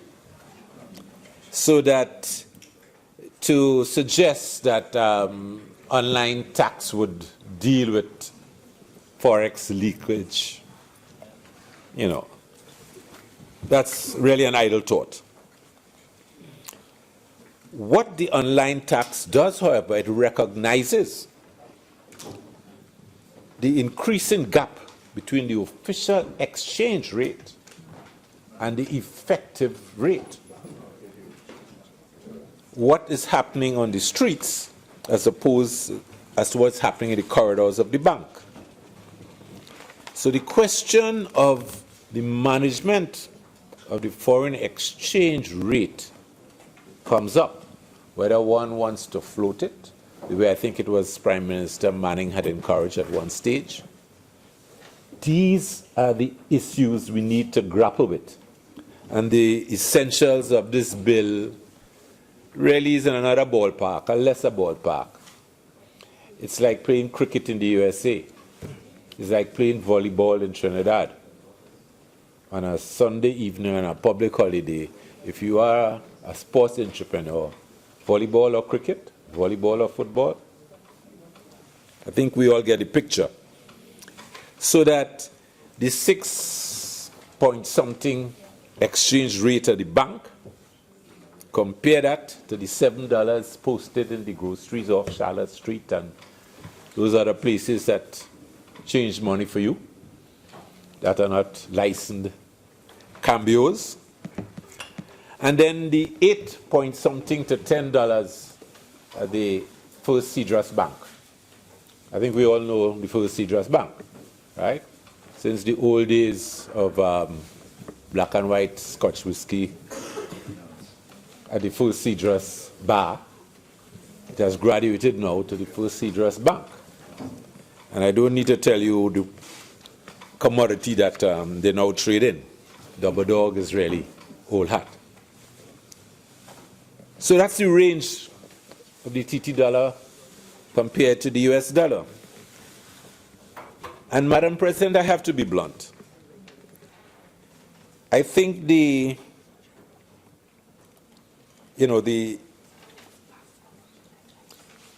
country really doesn't appreciate the state that our economy is in. We have fears, but we are unwilling to stare it in the face. And I think the problem has to do with our education. And in that sense, we are in a crisis, and the crisis is stimulated by the quality of education that we've had, what has been on our curriculum. And I sat here tonight, and what hit me in the face as I listened to our learned economists, high-level economists. We are blessed, we are fortunate to have 3 of our colleagues as high-level economists. And you know, when they had announced that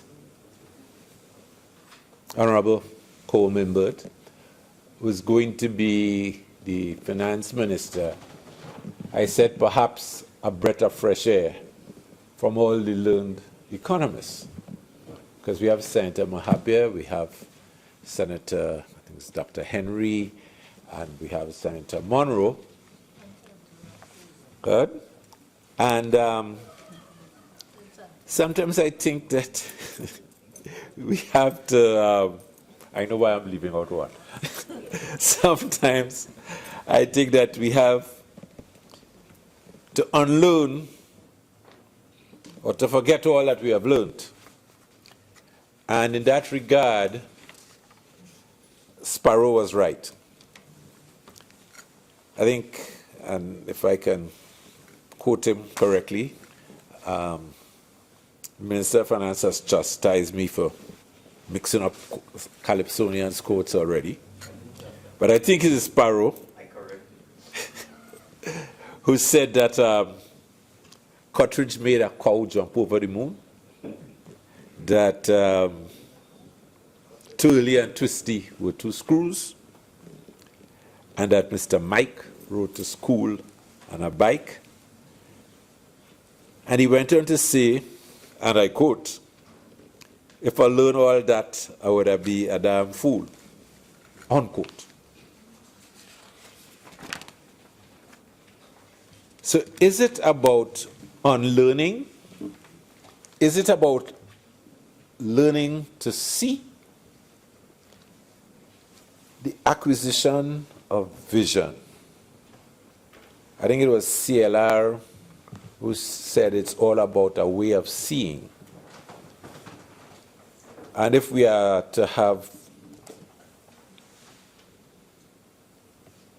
victory at the rendezvous, or a rendezvous with victory, then we have to learn to see differently. And in that context, perhaps, it becomes real that the blind could lead us. Not that I'm contending that I have that kind of vision, although I had cataract surgery in both eyes. So in that regard, I have a handicap. But much of what the Minister of Finance had to say suggests there is a blinkered viewpoint. And that in that sense, the blinkers need to be removed. Otherwise, we are all going to run on that narrow track and miss the wide open field. You know the old saying about forest for the trees or the trees for the forest?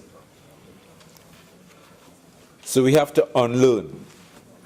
And in the context of unlearning, we need to say goodbye to monoculture once and for all. We need to have the guts and the courage to do that.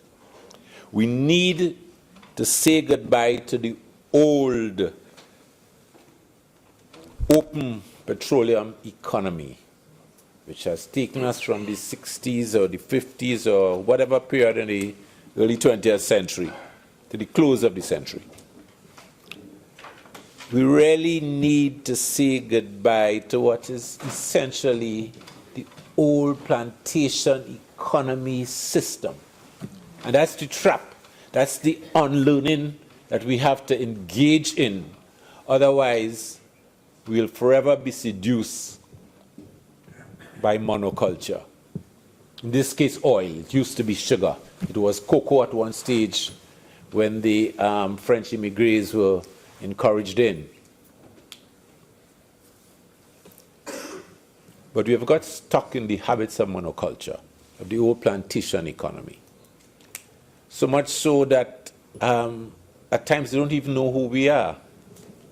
And we are a classic example of a debate about who we are and not knowing who we are and not seeing ourselves clearly. Recently, with comments about Mrs.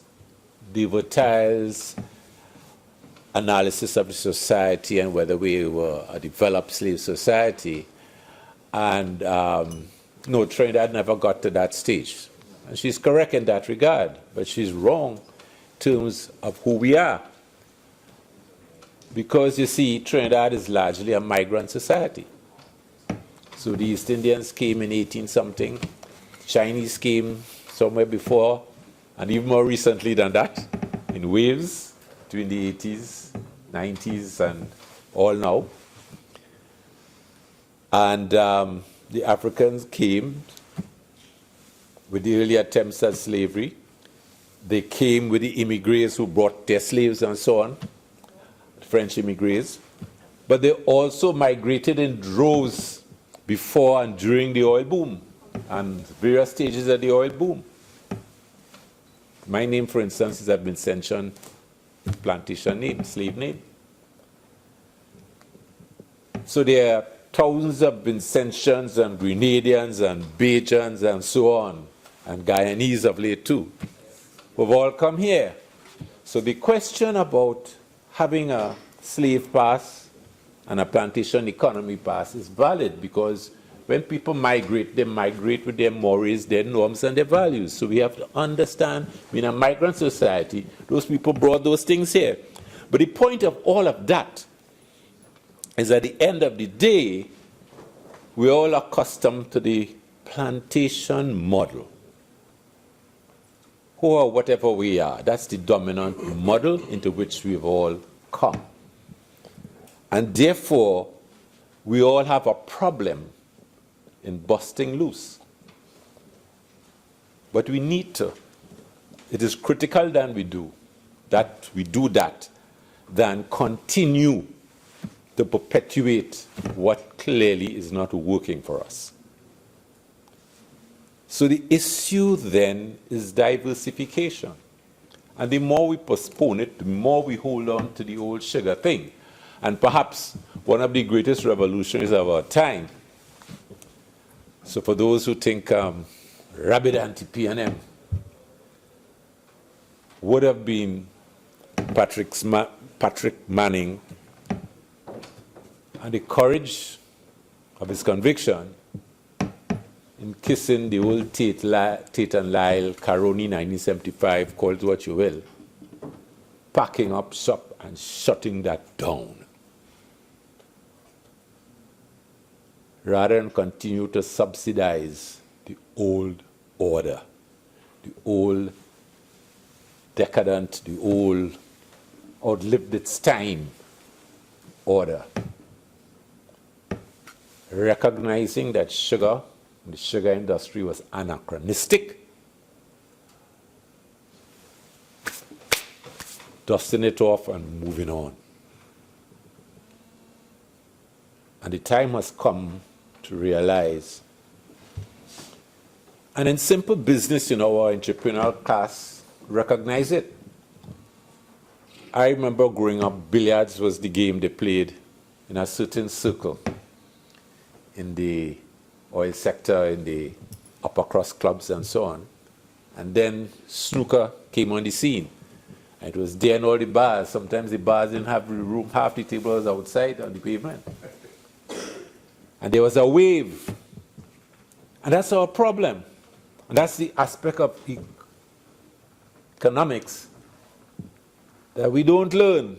We learn only rigid formulas. But we don't learn the cycles, the boom and bust thing. So a lot of people got in on that snooker table thing, pool table thing. And the late end of the curve, when it had plateaued and about to dive. And that's the problem with our approach to the national economy. We have to assess where we are in the world oil economy and whether or not the big multinationals really have taken over, and taken over to the extent that they manipulate it. They give it the illusion of sustainability so that they can milk it to the last until they're ready to move on to the next industrial sector and ride the curve. And they leave us holding the baggage. And if we don't intend to be hewers of wood and drawers of water in perpetuity, we have to learn to read the curve, see where it is plateauing, and get off. Cut our losses and move on. It's a dead industry. And if we don't buy that, well, take a bet on what Donald Trump is about to do with shale oil and related production. And we are pawns in that game. And if we are about at this stage to take the bulk of our investments and trust it in that direction, as they say, crapple, smoke, pipe. If that is the new national vision, then we're in more trouble than I thought. You see, Bob Marley was right, eh?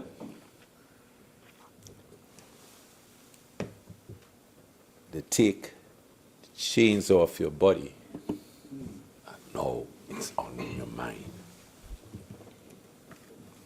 Off your body and onto your mind.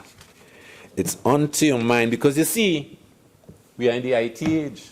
And what we have to understand in the IT age, it's about information, the management of information, the control of information, the manipulation of information. And in that sense, we have to learn to see. And in seeing through the morass, through the fog, through the funniness of the times, we have to begin to assess how we are to become masters of our own destiny. And I'm saying that the fiscal initiatives that are outlined in this bill is really in the volleyball court, or the dominant sport in the Caribbean is somewhere between cricket and football.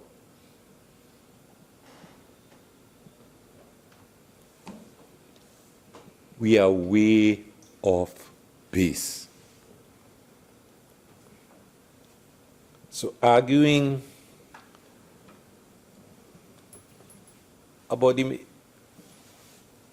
fiddling, we're really fiddling with the levers, the minor levers. And the people driving the power jets are off in another place. And they are really bemused by us. Because we're not in the ballpark, we're not in the game. And that is really the nature of our challenge. This is the information age. It started off with, what's the movie? Sex, Lies, and Videotape. And it has gone on now to terms like information, misinformation, misspeak, misspoke. It used to be in the Cold War propaganda. That was at the introduction of the information age.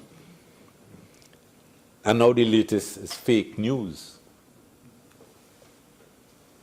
The bottom line in all of this is the information age. So the terms and phrases and so on, the slogans and so on, will all revolve around information concepts. So we need to clear the cobwebs. And we need to take another look at where we are and whether we are being caught up in old fiscal measures from the last century, when we need to leave those measures in the last century and begin to plot a course as to where our national economy is going to be in this century, because this century has begun. We are 16 years into it. And we are still fiddling with the levers at that largely obsolete plant at Point-a-Pier. It was obsolete, declared by former Minister MacLeod about 20 years ago as being part of an obsolete anachronistic arrangement. And he went silent when he went into cabinet about that. And we are still making Petrotrin a flagship. Somebody is crazy. But that's the problem with the old order and the new. The old order always tries to perpetuate itself, defends its existence. And the new order has to recognize that and consign them to the past and begin to build feverishly towards the new. So I'm saying in that new arrangement, there are 4 key players. First, of course, is the state. The second is the old money. The third is the new money seekers. And the fourth are the service providers. And these groups, this grouping, this schema is not mutually exclusive. The state. We have to see the state as regulator, in its first primary role as regulator, and we have to say to the state what we want it to regulate. And we have to get the state to play with the new concepts of democracy, because the state evolving out of the old colonial arrangement is still carrying some of that baggage. I'll give you a classic example. The state as regulator. So the state as regulator is National Lotteries Control Board, right? But they run the lottery. In the modern concept of separation of powers, the regulator can't be running the lottery. He's presiding over his competition. He is outlawing his competition. State as regulator. CAMB NLCB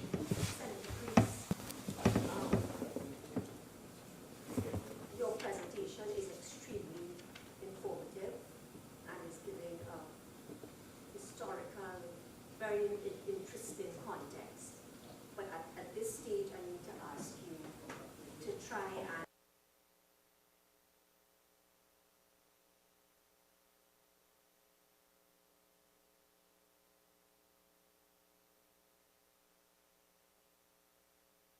bill, but I would ask you please to link what you are presenting to what is before the chamber.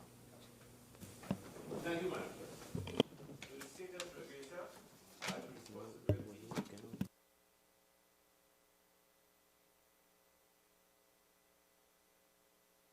The state, then in its role as pioneer, and the question came up about whether we will sell the crown jewels, whether we will sell state assets as part of a mechanism or as an alternative to the tax schedules that are proposed in this bill. And I'm one of those who say that cannot happen in isolation. Not that I'm necessarily for or against the state selling any of its assets, but it must be in context.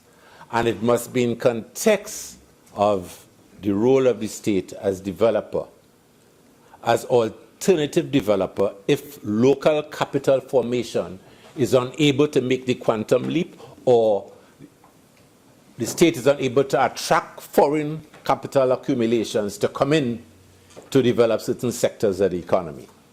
So in that capacity, the state then would pioneer certain industries. But there must be a grounding, founding philosophy which will then deal with the question of whether assets can or at what stage they will be disposed. So that if the philosophy on which their entry into any particular sector is based on the concept that, listen, we cannot raise the money locally or foreign to get this sector going, and we will move in.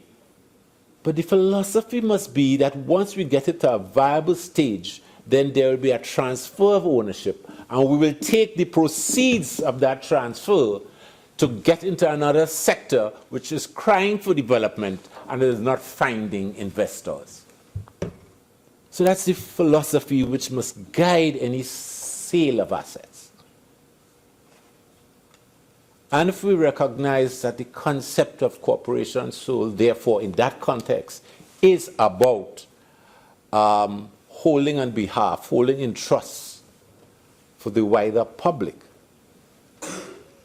then we have to be careful that the corporation soul doesn't get engulfed to the arrogance of power and lose sight of the fact that he's a representative and not the actual owner.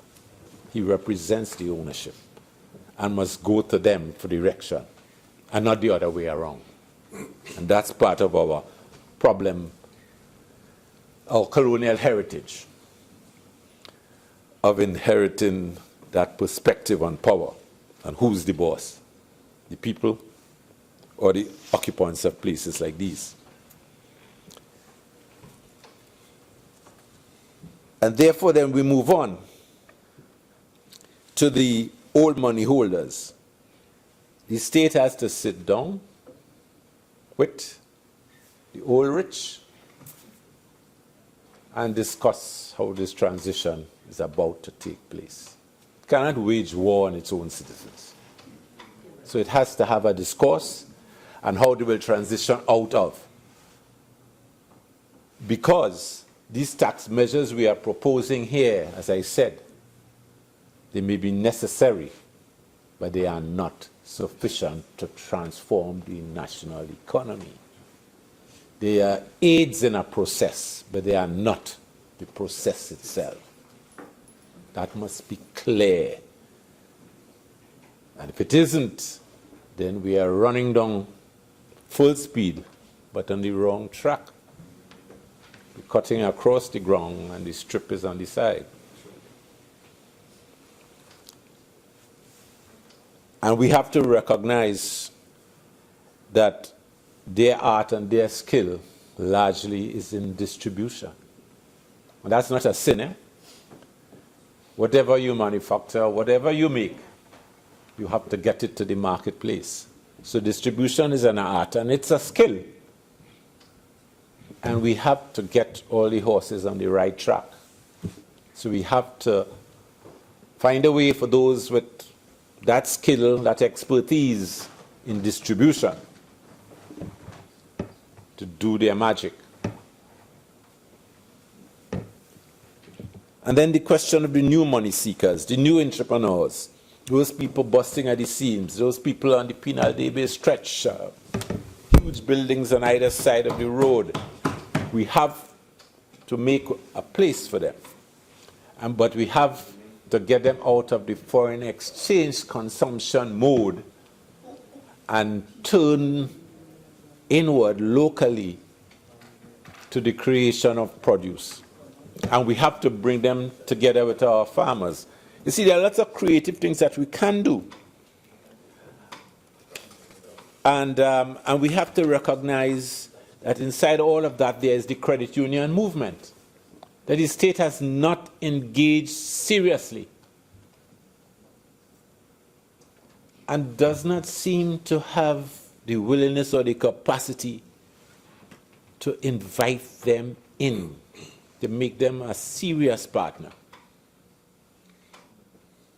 We keep our eyes abroad, and I will tell you one of the ironies of this situation is that there is this talk about excess liquidity in the banking system. And I keep saying there's excess liquidity in the banking system because the state is putting money there.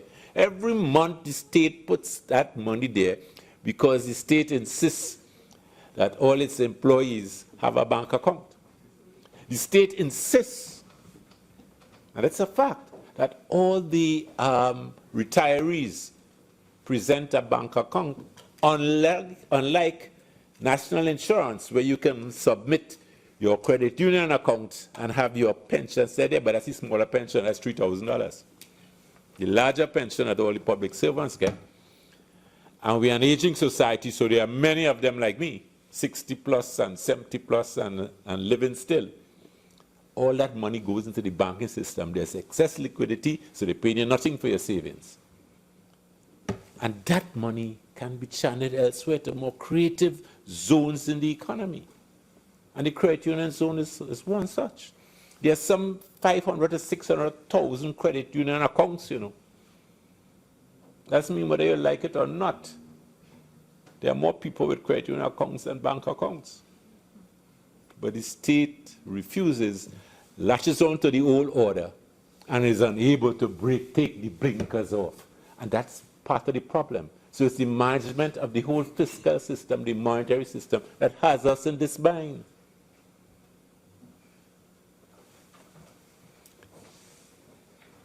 And then the question of service providers, the fourth group.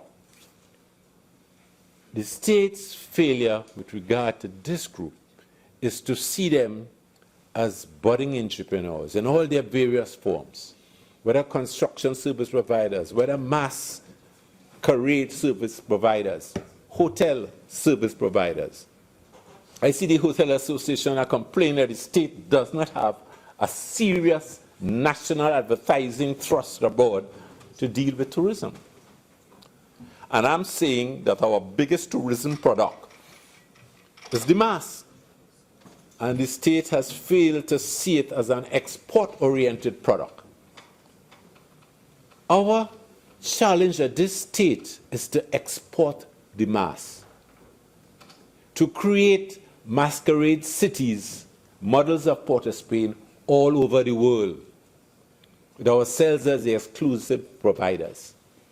It is in essence what Jamaica has done with reggae and with its sport. One of the interesting things of the last Olympics is that you are looking at a race, and there's a series of people clearly of African descent, but the countries from which they're running have no relationship except for one, I think, with Africa.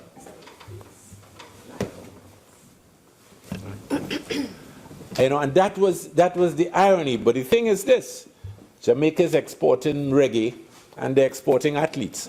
And the fellas want to be in the Olympics. They have the talent to be there, but they can only have 4 people on the team for the 100 yards or the 200 yards. So they find themselves in another country. So they could be in the Olympics, and wasn't fellas alone, girls too. The bottom line is they are clear on what business they are in. They're in the business of athletics and getting into the World Cup and getting endorsements and so on. And they're doing what they all have to do. That's the business they're in. And if we are in the business of carnival, how long will we go on this way? How long will our vision be limited to the drag, to up and down Queen's Park Savannah? When will we begin to see that exportation of mass, exportation of the carnival arts, soca, chutney, tassa, the whole range of things that happen around carnival time, that exportation of these to other zones is what we ought to be about, and the state ought to be creating symbiotic relationships with citizens. Our embassies ought to be centers of promotion of that. Our ministers of trade have to be about that. That is what we have to trade. Nothing else, to be quite frank. But yet, we don't have that vision. The blinkers are on, and we're running on the narrow track, and there's this wide open field. So the export of services and service-related activity. And you see, the backdrop for all of this is the whole foreign exchange issue and the need for foreign exchange and the problems we are having. And I want to add one other element to this. And the other element is that we are missing out on opportunity while we still could muster the money to sustain CPEP and URP. We keep missing out of an opportunity to place these people in more critical zones of the economy, to put them on the farms and so on, who are struggling to hire labor. Because you're competing with the construction center where labor gets $225 to $275 to $300 to $350 a day. No farmer could pay that. So therefore, farm produce prices at a certain level, and the consequence is everybody else have to import. So we are shooting ourselves in the feet.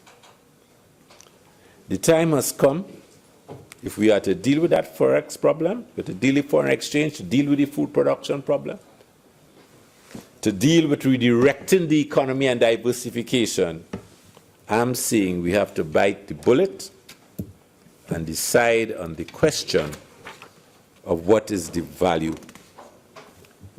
of the TT dollar and how we will manage its valuation.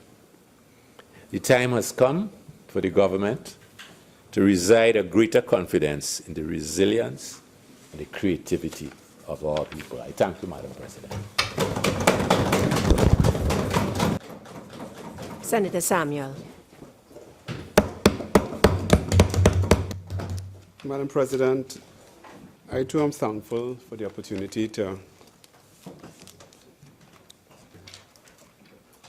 be part of this debate on this third finance measure, an act to provide for the variation of certain duties and taxes and to introduce provisions of a fiscal nature and for related matters. But Madam President, after I received your greetings and wishes, well wishes for the Christmas and also that of the Vice President, I thought that the sessions were over. Didn't think that after such wonderful greetings from you and the Vice President for Christmas, I would have been seeing you again, so quickly. But I too want to return the wonderful greetings and the well wishes from both of you, both you and the Vice President, for the Christmas and for the New Year. But, Madam President, the words that can describe the Minister of Finance over the last year and 3 or 4 months, the phrase that sticks and stands out tremendously, the thing that describes his performance and how people see him, is the phrase increase. He has been the Minister of Finance that has, since taken office, increased everything except increase revenue earning measures for Trinidad and Tobago. As a matter of fact, Madam President, this society has been faced with so much increases that the average citizen at the lower income bracket continues to struggle because for the last 13 or 14 months, their earnings have not increased, but their expenditure has. And it has increased significantly. If you, for some reason, are part of the commuting traffic, people who take the taxis and the maxi taxis to work, you will recognize in the last 13 or 14 months, maxi taxi fares has increased significantly. If you were to journey from Arima to Tong, you would realize what you paid 2 years ago. You were paying half times that more to get to where you go. Increases in bank charges are enormous. As a matter of fact, Madam President, if you have less than 50,000 in the bank every month, $25 comes out. And it means that the average citizen that may not have $50,000 in the bank every month is being affected because they now must lose $25 every month and still have to pay all of the other bank charges. If you go to the teller, you have to pay for withdrawing. So the poor in the society, and as a matter of fact, Madam President, when we looked at the statistics of the people who are earning below $1,000 a month, it was significant. And it means that the poor of the society are not benefiting from the measures imposed upon the society in Trinidad and Tobago. Madam President, and I say that knowing that we as a nation are facing adverse economic problems, but there are no reliefs when it comes to the poor of the society in any significant way. We have significantly reduced the social services that sort of acted as a buffer to many of the people that are less fortunate in our society. And as a result of that, with an increasing crime and murder rate in the country, people are living scared, and scared from the standpoint not only of the crime situation, but they don't know what is going to happen in the not too distant future. We have had several increases at the pump. And jovially and jokingly, the Minister of Finance had to apologize because of a jovial way of applying more pressure to the society when he made I don't know if it was a joke or a serious statement that the people did not, act up, so I may just increase it again. Small businesses are also, Madam President, struggling because we have increased the Green Fund levy. We have increased business levy, and that's non-refundable. And now we are saying to the same people who are struggling to manage their affairs that they must now pay taxes on anything over a certain amount of profits. And it's such a strange thing, Madam President, that senators could stand here and even the Minister of Finance and compare the taxation rates with other, first world nations and talk about in the US and in other nations, it's this and that, and we are looking good. But what we fail to do, Madam President, is compare the kind of essential and social services and the transportation services and all the other amenities that these people benefit from. We fail to do that. We will only compare taxation. But I must say, Madam President, that if I'm expected to pay more, then I must expect more. Then my standard of living must increase. If we are spending more money because of taxation on anything, it means that I must feel safer in my own village. It's important for us to know that. So, Madam President, if people are not feeling safer while we are spending more, while we are taxing more, while we are paying more, then what we are creating is a chaotic society. Because people will become so frustrated that soon, Madam President, if we are not careful, what the minister was jokingly talking about may just become a reality. Madam President, it should be noted that if you're going to tax me more, and I said it just now, my expectations are greater. If government is going to tax me more, if they are going to raise the cost of fuel, then I expect a better transportation system. Madam President, I expect better roads. I expect it. If you're going to tax me, more, I'm going to pay more on previously non-vatable items, I expect better distribution. I expect things to be far more available. If I am paying health surcharge, I expect to have that the nation provide medication when we need it, because we are paying for it. It's not a handout. People feel, Madam President, that the facilities and the hospitals and the health facilities that we offer in Trinidad are free. We are paying health surcharge, Madam President. And if I'm paying for something, I want something in return. And it has to be good. And if it's not good, then the nation needs to rise up and demand better. And I'm encouraging the nation to rise up and demand better. I'm standing as an individual as saying that the facilities that we are paying for, we are paying surcharge and if we are doing it, we want more.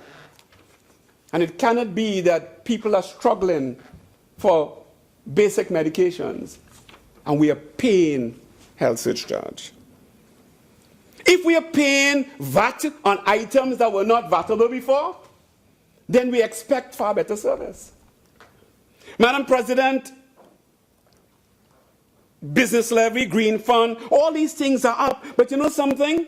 They are up, but we're not getting better services even when we go to government departments. Sometimes you go to government departments and they treat you like dog. Madam President, to get some simple services, they treat you like dog. And if we have to pay more, then this society must demand betterment. And let me tell you, Madam, we have been a very tolerant kind of society. And the time has come for the society to say, here what's going on. If we are paying more, we are taxed more, then we expect the best. So Madam President, I question the mechanism of taxation in the country. Because you are taxed when you earn it. You are taxed tremendously when you spend it. You are taxed when you save it. And now there's another little thing, and I heard Senator Dookie talk about, the purpose of the taxes, because when people shop online, they sort of overspend and buy things that they do not want. That is not true. People shop online because they can get it cheaper. He was speaking for himself. He was asking because they can get it cheaper. And as a matter of fact, I'm not talking about just cheaper, tremendously cheaper. And better quality. And if it's anything that should happen is that the quality that is produced in this country, or the quality that is offered, Madam President, I had a problem some time ago, and somebody brought it up. Bought an appliance from a particular departmental store in Trinidad and Tobago, and something went wrong with it. And so I called the store, and they didn't have the part. So I was referred to an agent who dealt with that type of appliance. And I went there, and the agent says, you'll have to get the model number and the serial number. So I called home, got the model number and the serial number, and when I presented it to the guy, he started to laugh. Because they were the bona fide agents. And he says, that's a imitation from South America. That's code, Sasha. And somebody brought out the idea of people bringing in stuff that is not good in the country.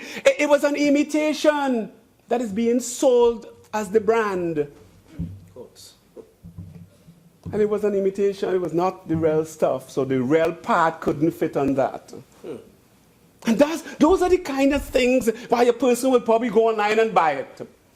Because they'll get the right stuff, and they'll get the genuine stuff. And those are the kind of things, Madam President, that we have to face in this country every day since And every period since this government has come into office, things have increased significantly. And the poor is not accommodated.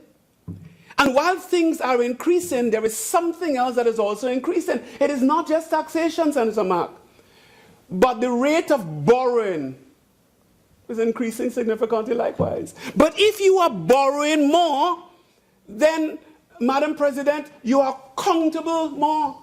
And it means that when questions are asked, you must give answers and not just snub people, not just tell people I ain't answering that, I ain't taking on that. Because if you are borrowing more, it means that the society is expected to pay more.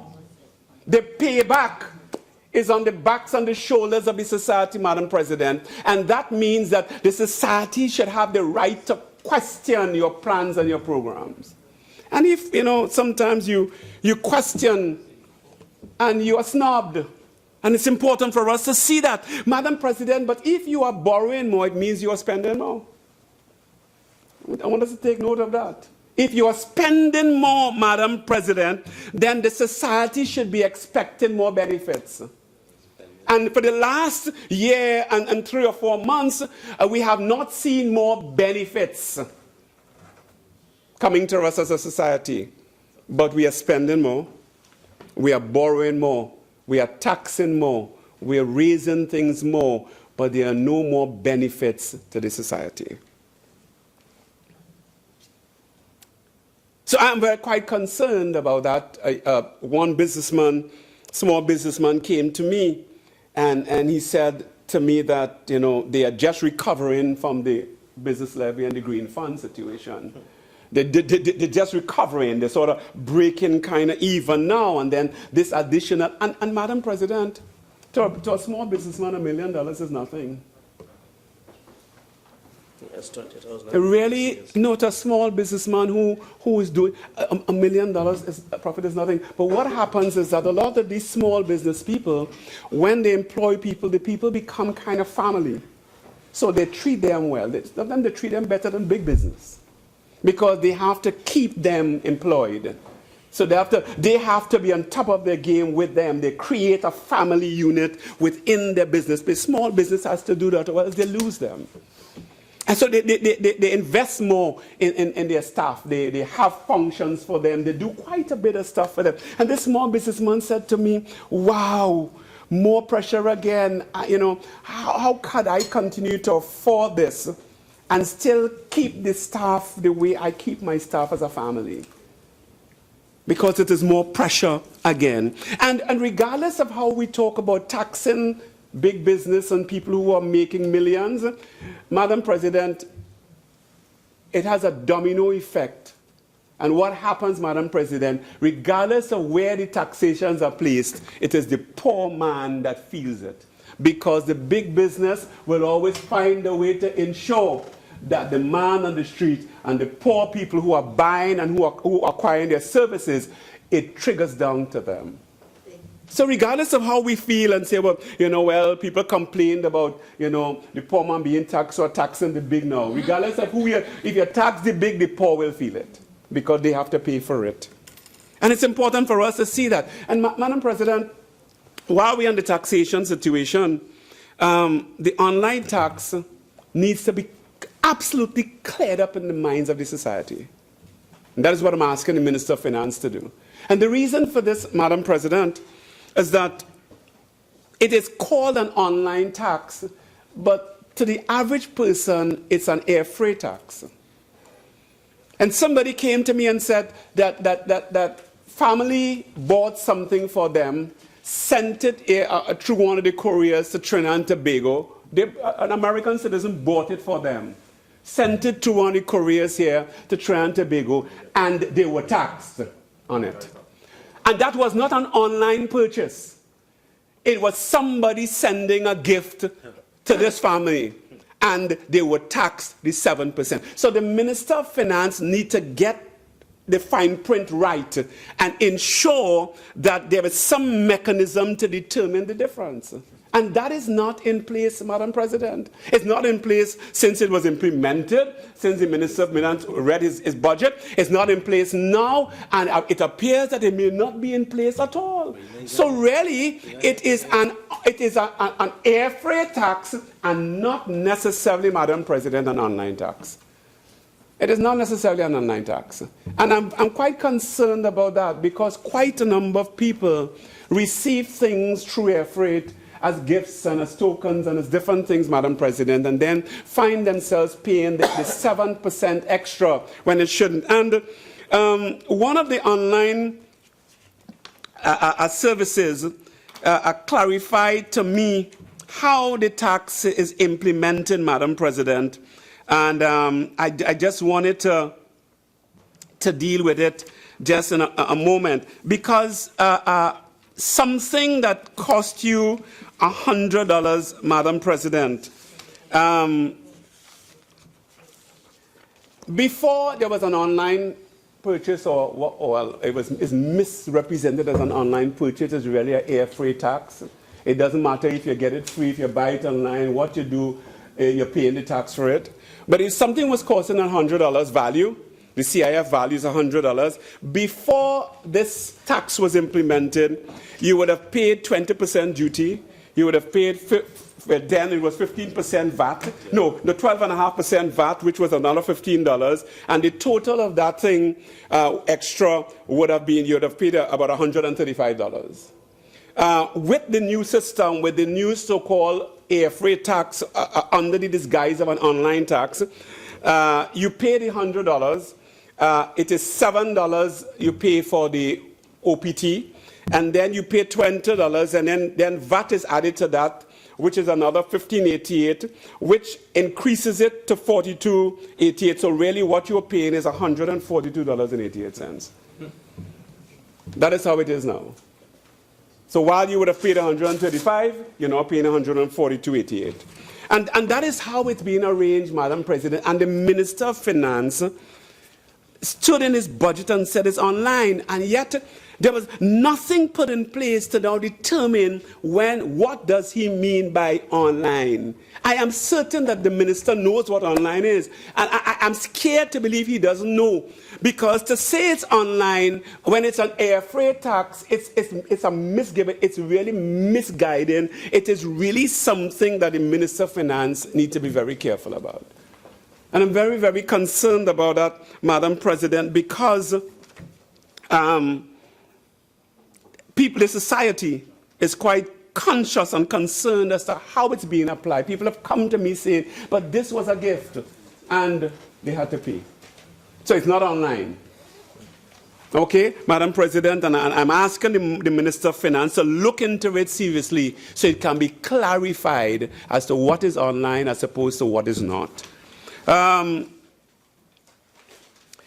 President, I want to talk about the saving bonds, but I want to talk about the saving bonds not from the standpoint that we know for a fact the saving bonds is really another means of the government borrowing money to spend again. We know that. We know that it increases their borrowing, and we know that it increases their expenditure. We know for a fact, Madam President, that with that they have to pay back, and they have to pay back with interest because they're borrowing to give with interest. Okay, they're actually borrowing, promising people an interest. It means that they have to find money now to deal with it. However, they are going to reinvest. And I'm wondering if there is some reinvestment mechanism. Because normally, when you borrow, there must be some kind of reinvestment to cover what you borrow with interest. And if you're just borrowing money just to pay bills, then there is no reinvestment. And you know, Mr. Vice President, thank you. We have had this situation where, in many instances, we are borrowing just to spend, borrowing to pay bills. And here it is, we're going to offer government saving bonds to society, but there is no plan to reinvest this finance so that there can be some revenue earning mechanism out of the reinvestment. And I heard the Minister of Finance when somebody asked, Senator Shrikissoon, what is to be used for to service Trinidad and Tobago? mean, we're living in a modern society. We're living in a society where information is important. And that's the kind of answer we get from our learned Honorable Minister of Finance. That's an insult to the society. That's an insult to all of us that sit here. That's degrading this house. To just say that it should be used as service Trinidad and Tobago. And if you ask serious questions, people are angry. Mr. Vice President, we cannot and we must not tolerate that. We must not accept statements like that as a society. The society must not accept statements like that. It's just a service. And But where the service? He doesn't know. And probably he has no plan, he has no ideas, and probably he now has to go and rethink and revisit all that he has been talking about. But, Madam, Mr. Vice President, there is an old biblical adage that says, God gives seed for sowing and bread for food. That's an old biblical adage. In other words, whatever you get, part of it is to sow, and part of it is to eat. The problem with many people is that they eat what they should sow and eat what they have to eat. So at the end of the day, they have made no investments for the future. And what I'm hearing from the Minister of Finance is that there is no seed for sowing out of all of this stuff. It is just bread for food. In other words, there are no investments, no ideas of investments for the nation. And the longer we continue like this, is the worse this nation will get. And if we feel today that the crime rate is what it is, Mr. Vice President, let things get worse. There is a mentality in this nation.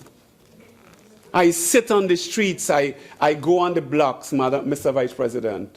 I sit with disgruntled young people. And we try to counsel them and talk with them.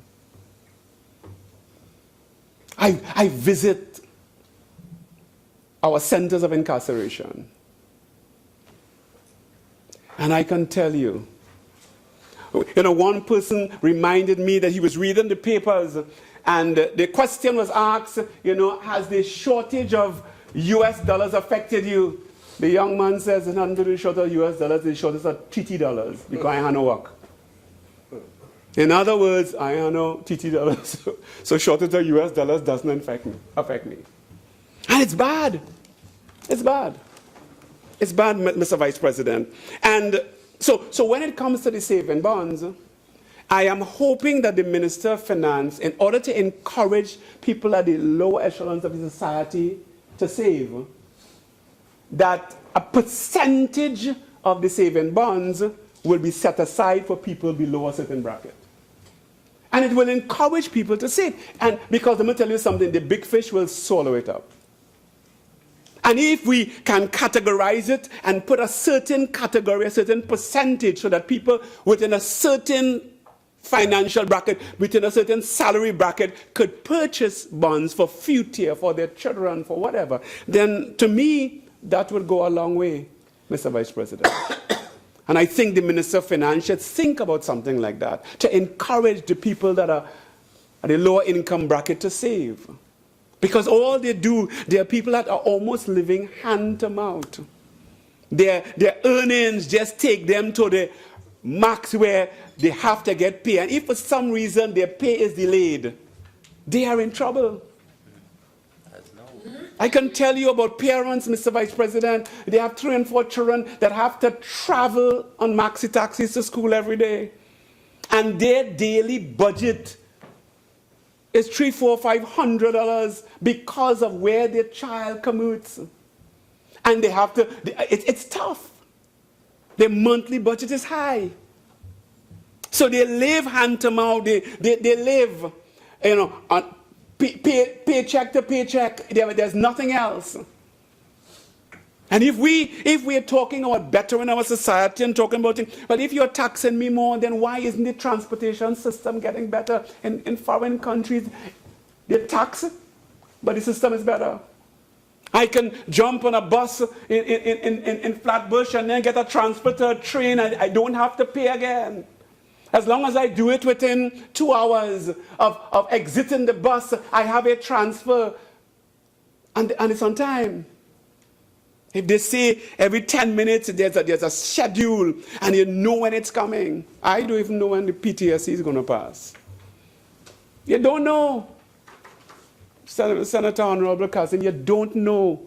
So if we are going to ask for more, if we are going to ask for more from the society, if we're going to bleed them more, if we're going to pressure them more, if we'll put more load on their shoulders, at least give them some things in return that will ease the pressure. When they go out there, they must be able to get transportation. When they go out there, they should be able to get a PTSD bus. It should be convenient, and they don't have to stand up there for hours. And then, furthermore, well, you know the traffic congestion that's going on. Frustration, Mr. Vice President. So I'm asking the Minister of Finance that in his saving bonds situation, that a percentage of the saving bonds be set aside for people at a lower income bracket. And that is an incentive for them to save, and then offer them some kind of incentive to save. Yes, you will get the money because you're borrowing, but offer them because it will benefit them and their children in 10 years and 12 years. And they can use those bonds as part of the redeemable bonds for education for their children and stuff. Now it has no gate. The gate. Close. Shut the gate. Understand where I'm coming from? They've shut the gate.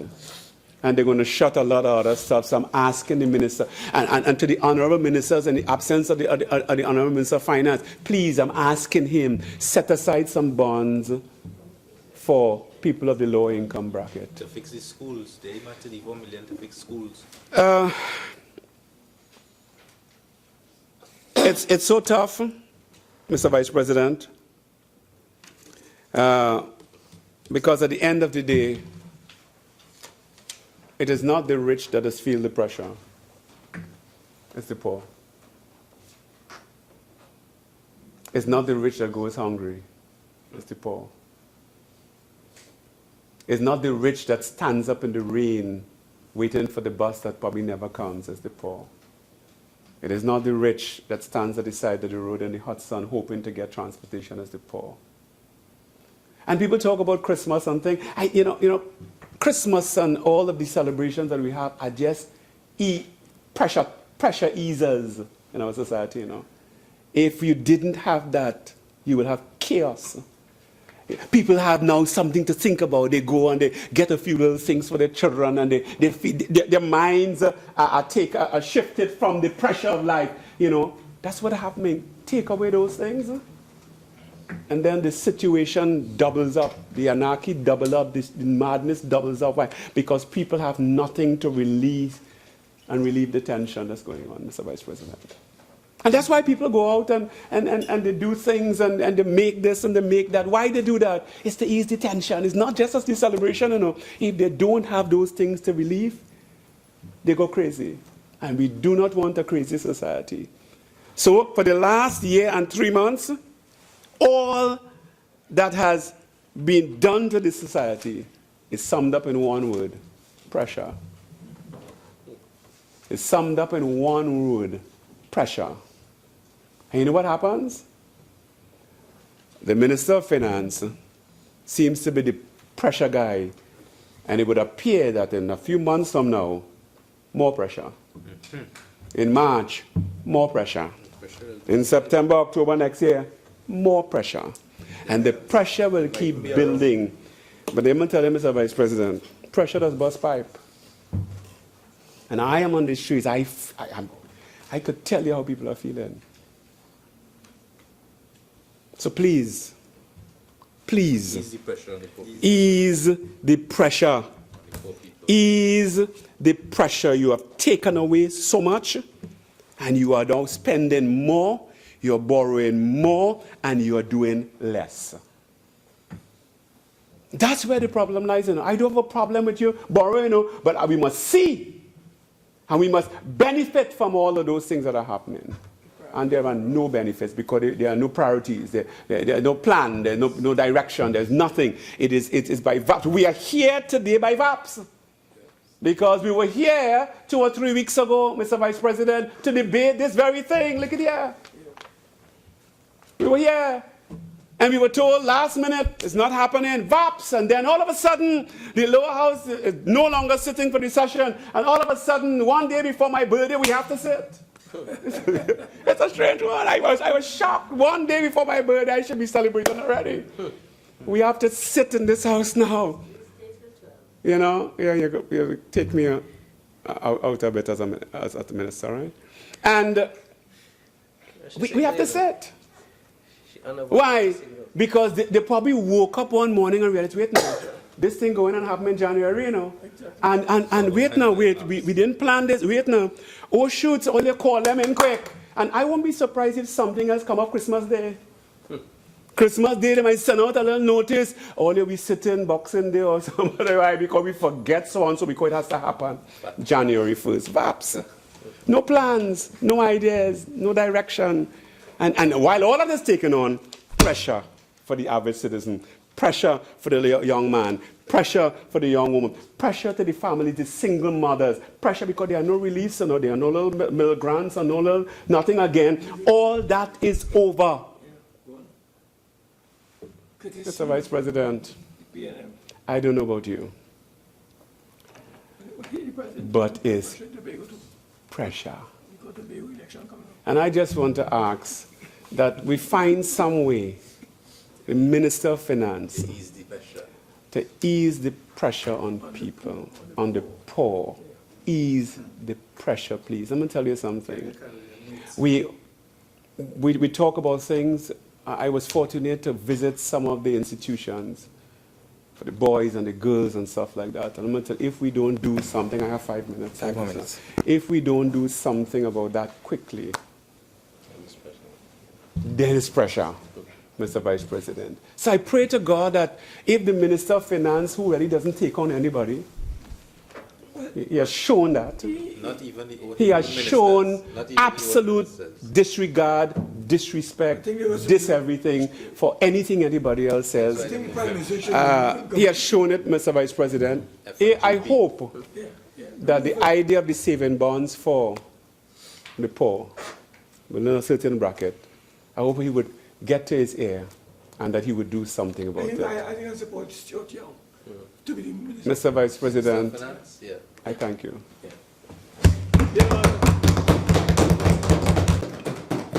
Senator Raffoul.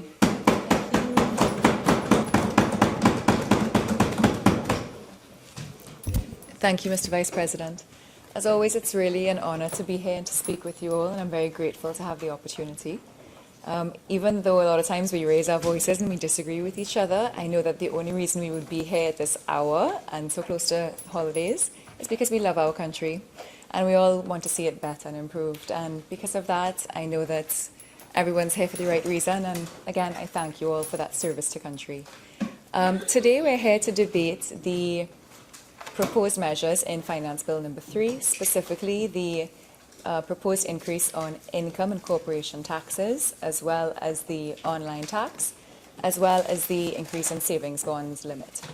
So because there's a common thread in these things based on revenue generation, as well as foreign exchange, and addressing these two things, I'm going to start my contribution with a brief overview of the economy. Because we met about a month ago to discuss the budget debate, I'm not going to go into much depth. I'm going to try and keep my contribution very succinct, short, and pointed.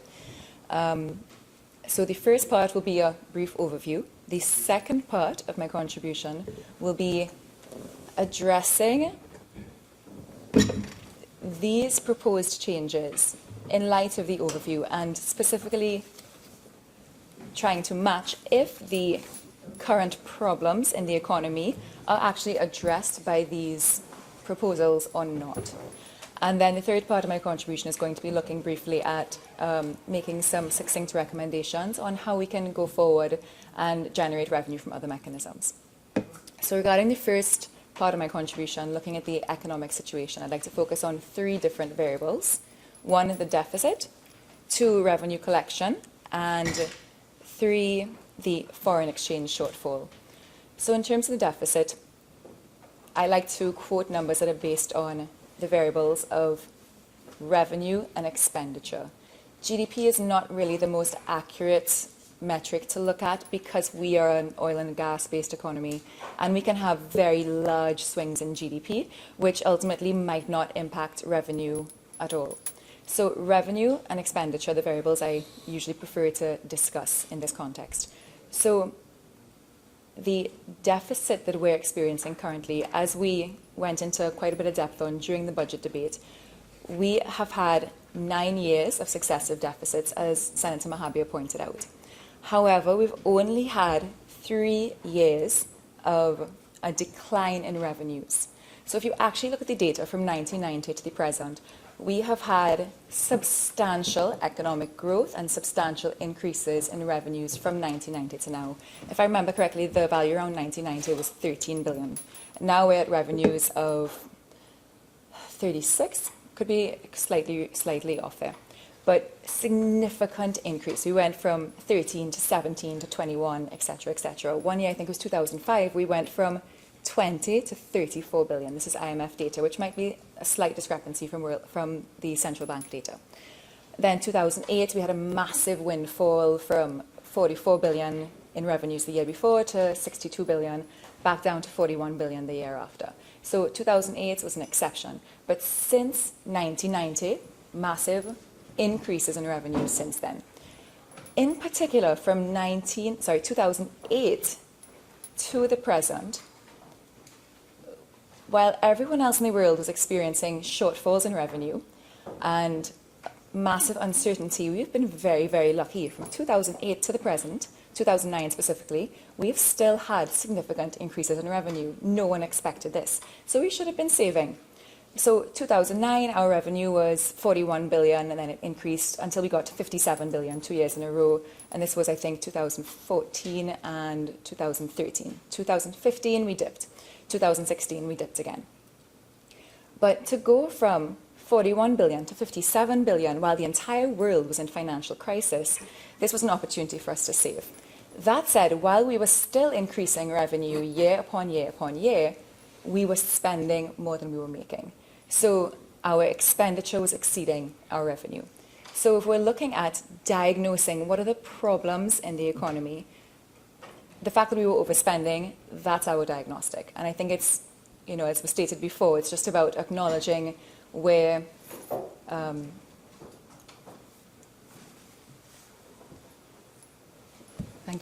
Thank you, Madam President. It's about acknowledging where our economic trends and our economic data points to where our economic management has been in need of some improvement. So in terms of the deficit, we have been overspending. The second area that I wanted to briefly touch on is foreign exchange. Now, we have had significant foreign exchange shortfalls recently, and usually this is because our demand and our supply of foreign exchange are not in a state of equilibrium. Foreign exchange supply is a little bit inelastic in the sense of we don't control international oil prices, and we can't necessarily control our volumes of production on a short-term basis. On a long-term basis, we can through different fiscal and tax incentives. On a short-term basis, it's a little bit harder, so it's a little bit inelastic. So it's harder for us to target foreign exchange supply. What we can do is target foreign exchange demand and try and figure out what is the best policy prescription to target that. So within foreign exchange, we have 3 options. First option is looking strictly at a monetary policy basket, which is exchange rate mechanisms. Second basket is looking purely at fiscal options, and the third basket of options would be a combination thereof, which is what I recommend. To briefly touch on what the 3 different options are, first, if we look at exchange rate controls only, or exchange rate adjustments, rather, only, The IMF estimates that our currency is overvalued, and it should be between 8.5 to 10 to 1. UE is similar. They're saying it should be 10 to 1. There are pros and cons of this. I think the major disadvantages to point out are that this can lead to signaling to international investors that we're in a state of weakness, and that can lead to a decline in good quality investment. Also, this will lead to a decrease in, the buying power of our cumulative savings from the perspective of consumers and citizens. And a problem is that we can have speculation and capital flight if we devalue suddenly. So these are some of the negative possibilities from looking purely at a monetary policy basket of options. The problem, though, is if we do nothing, we're going to continue to have speculation and have trading on the black market. So we have to do something. Now, we have the fiscal side options. From fiscal policy perspective, again, as I said before, it's about looking at equating supply and demand of foreign exchange. Supply, we're a little bit more limited. Demand, we can do something about. So looking at what are the components of demand for foreign exchange, number one components would be government expenditure. Government is the largest procurer of goods and services. If we are declining our government expenditure, specifically on transfers and subsidies, specifically on state-owned entities, that should help to bring significantly the equilibrium of supply and demand for foreign exchange, and that should help to balance the economy, and foreign exchange in particular. If you look at the number 2 and number 3 components of demand for foreign exchange, number 2, forgive me one second, let me just check my notes. Thanks. Crude oil production. So we currently are importing about over 100,000 barrels of crude oil per day to process at Petrotrin because we are not producing enough resources on our own. So because of that, we're spending a significant chunk of our foreign exchange on importing crude oil to then refine at Petrotrin. In order to minimize this, we could try and change the tax regime to incentivize exploration, not just in gas, but also in crude oil. That, however, is more of a short-term option. Medium and long-term, as you know, it's not going to help diversification. It's not particularly going to help us become more sustainable and to improve our economy long-term. But it is a short-term option. The third major component of demand for foreign exchange is on vehicle importation. Trinidad and Tobago is the country in the world with the third highest per capita consumption of vehicles. An option is that we could increase the taxes on vehicles to try and decrease the amount of expenditure on it, but this has implications. And because we don't necessarily have fantastic public sector options for transportation, it would be a very difficult policy prescription to then try and make transportation for individual citizens more expensive. So it's an option, but it's not the best option. If we to look at the fiscal basket, again, to reiterate that the government expenditure is the largest component of what impacts demand for foreign exchange. So if we try and bring that back into balance and the volume of expenditure that we spend on transfers and subsidies, state-owned entities, there should be an impact on bringing supply and demand more into equilibrium. The third policy basket option is a combination of monetary and fiscal.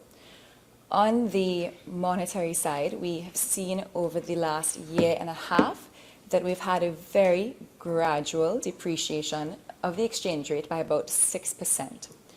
The economy has been able to absorb this gradual depreciation because if not, we would have seen an inflation increase.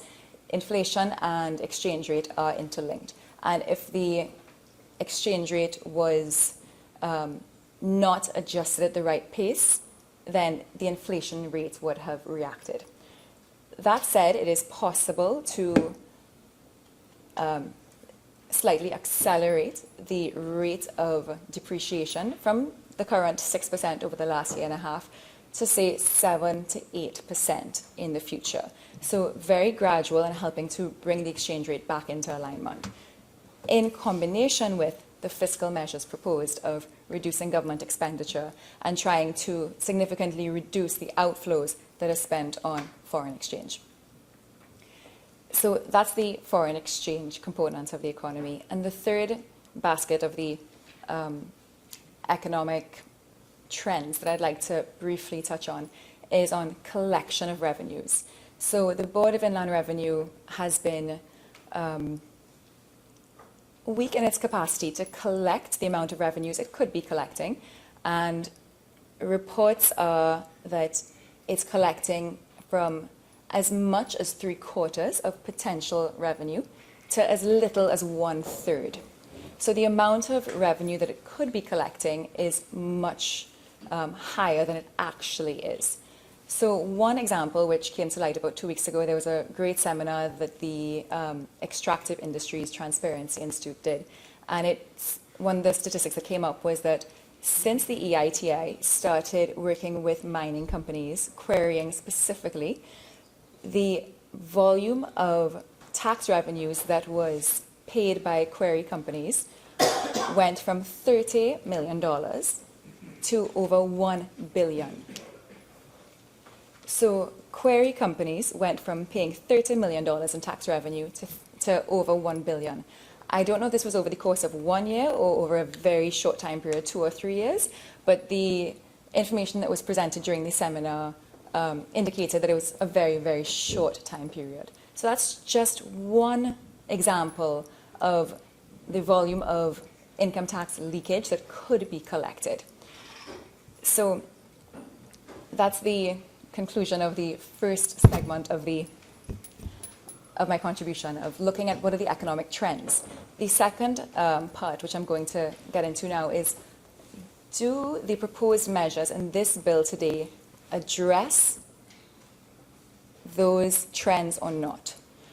What are the causes of those economic imbalances, and do these measures address them adequately or not? So the first one is the increase in income tax and corporation tax rate from 25% chargeable income for values less than $1 million to the proposed change of 30% for values over $1 million in chargeable income. I disagree with this tax.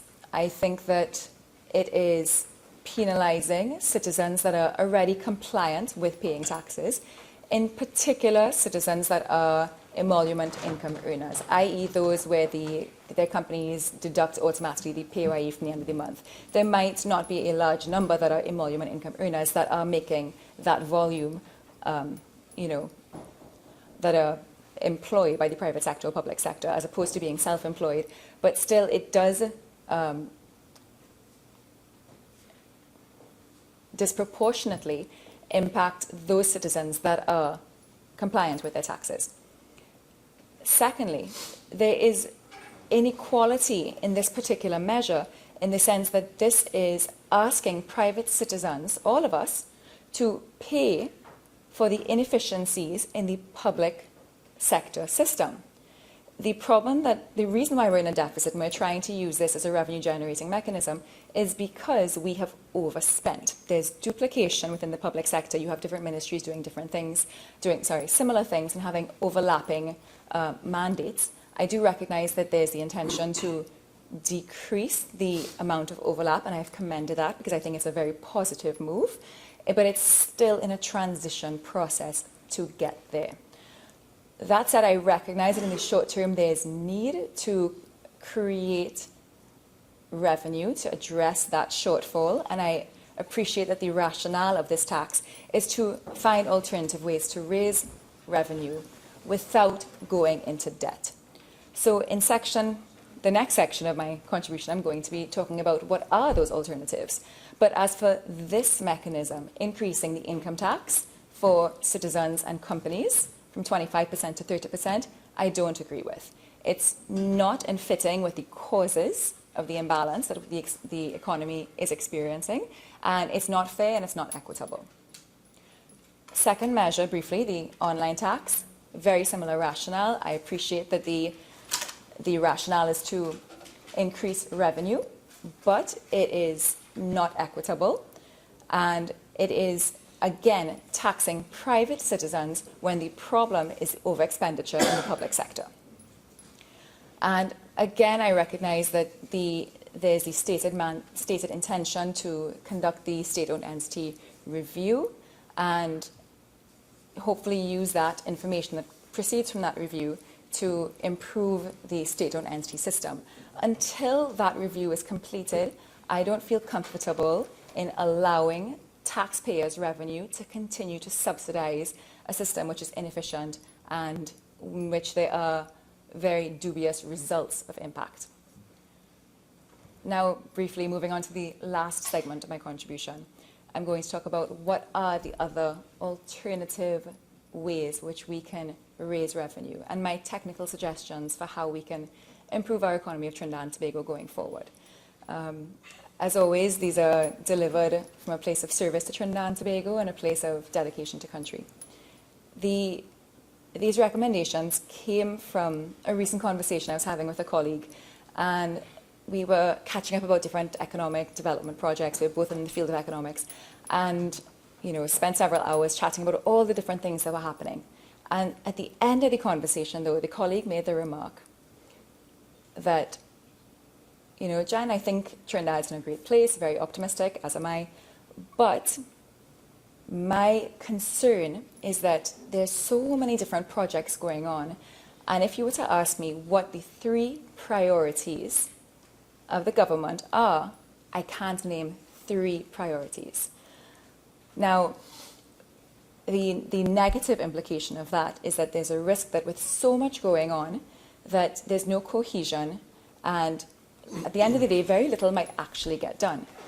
So afterwards, I went home, I was really thinking about that comment, and I thought, gosh, if I had the ability to pick 3 priorities, what would I pick? And that's where these recommendations come out of. So first, I would focus on crisis management, which is exactly what the government is doing now. So again, I commend because we are in a state of shortfall, and everything that's being done now is to address that legitimately, and that is positive. That is a move forward for our country. So I think that's fantastic. In particular, as I've stated before, I like the reduction in the number of ministries, the review of the state-owned entities, and the sincere effort to bring the economy back into a state of equilibrium in the short term. Please allow me to reiterate one suggestion that I made during the budget debate. We have accessible to us in the short term $8 to $9 billion TT in financing available from the Inter-American Development Bank and the Latin American Development Bank. We have already signed 1 project with the Latin American Development Bank and 5 policy-based loan projects with the Inter-American Development Bank over the last 5 years, of which none have been implemented. These are given specifically for budget support, which is when we're in a state of economic shortfall. They are linked to projects that are structural reforms. And those structural reform projects are linked to things that we have stated in our budget speech are priorities for Trinidad and Tobago, like looking at renewable energies, like looking at strengthening our social safety net system. So these financing opportunities are things we have already signed on to as a country. So that's $1 billion, approximately $1 billion in total US, which is 6 to 7 billion, depending on how you convert it, TT, from the Inter-American Development Bank, and then about 2 billion TT from the Latin American Development Bank. It's extremely low interest loans. It's 1 to 2% repayable over 25 years. It effectively works out to be partly a grant. So that can help in our short term address that immediate deficit that we have, which is currently about $6 billion TT, according to the data that was released on September 30th. So that is part of the crisis management, addressing the shortfall now in the short term. My second recommendation for going forward is looking at how we do business, looking at innovative financial instruments for development, like social impact bonds, which I've gone into in depth in the past. I won't go into any more explanations. I'd like to keep it succinct and be respectful of everyone's time. Other instruments are public-private partnerships, benefit corporation legislation, impact investing legislation, and of course procurement legislation. So there are these instruments which are very effective because they help the government transition away from an implementation role towards a facilitation role. So from implementation towards regulation, and a lot more impact. I recently was co-author of an article that was published by the UN on this issue of public procurement. And the angle that myself and my co-author took was on using these innovative financial instruments for development, as opposed to looking at the usual, post facto accountability mechanisms to try and, prevent procurement inefficiencies. It was more about prevention through good contracting, through social impact bonds, which also are fantastic, and PPPs are also fantastic for liquidity issues in the short term, and for being able to save significantly in the short term government revenues. So those particular instruments are options for us to look at, and these are more medium to long term. So, things we need to do. I know that we had said in the last budget, i.e. not fiscal 2017, but fiscal 2016. So last year, September, we had announced a very small budget for a PPP unit within the Ministry of Finance. I think it was $1 million CT, small amount, but, it's a step forward. Also, several years ago, there was a project through the IDB, which was, I think, again, working with the Ministry of Finance on that PPP unit. The World Bank has an online free course anyone can do in public-private partnerships, my apologies, in PPPs. And it really helps to go through the different contracting options that are available, because there's so many different ways you can design PPPs and social impact bonds, etc. So the World Bank has that free course, that option, so that we can all in this room enroll in it and learn more about different options. So those are my medium to longer term recommendations. And that, again, is under the realm of how does government do business? How can we become more efficient, decrease our role away from implementation, and go more towards facilitation and regulation? And, of course, impact at the end of the day. And my third recommendation,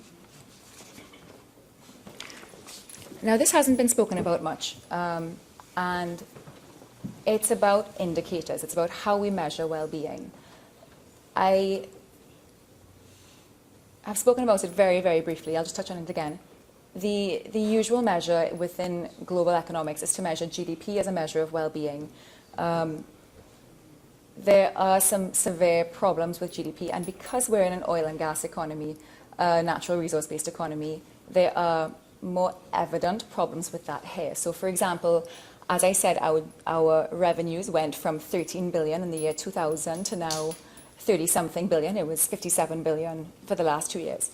But we have gone through this massive increase in revenue and GDP, and our violence rates have increased, our poverty rates have increased, and it is hard to connect the numbers with well-being.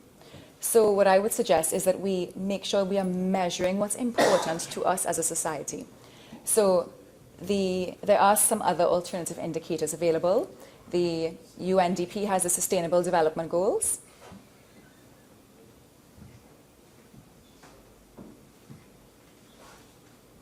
Sorry, I was just hearing a lot of talking. I just wanted to pause. Thanks. So the UNDP has the Sustainable Development Goals. We are a signatory to those. I would suggest that we measure the 17 different goals that are internationally comparable within those indicators, and that we really make a concerted effort to discuss them as a nation. Also, Bhutan has the example where they measure their own, domestically created index, their gross national happiness. So I would suggest that we measure what's important to us because there is a disconnect between GDP and quality of life.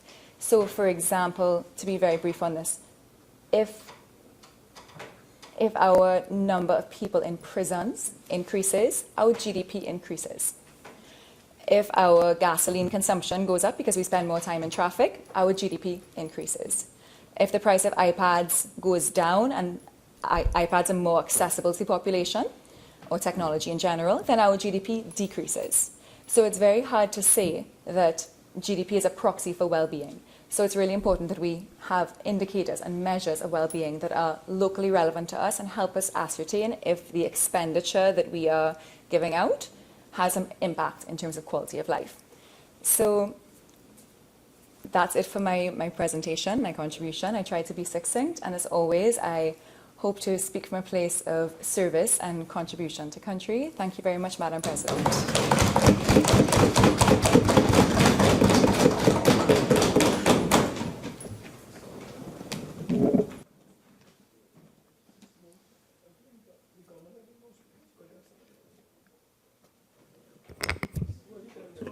Senator Small. Thank you, Madam President.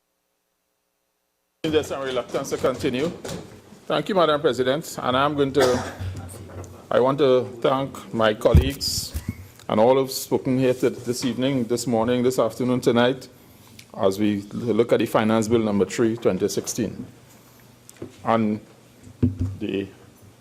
I particularly, Madam President, listened very intently when my colleague Senator Creese was speaking, because I believe that he hit on some things that are the core. And if you permit me, Madam President, I'd like to start my short contribution with a quote from renowned author Charles Moore. And he says, "The rich run a global system that allows them to accumulate capital and pay the lowest possible price for labor. The freedom that results applies only to them. The many simply have to work harder in conditions that grow ever more insecure to enrich the few. Democratic politics, which purports to enrich the many, is actually in the pocket of those bankers, media barons, and other moguls who run and own everything."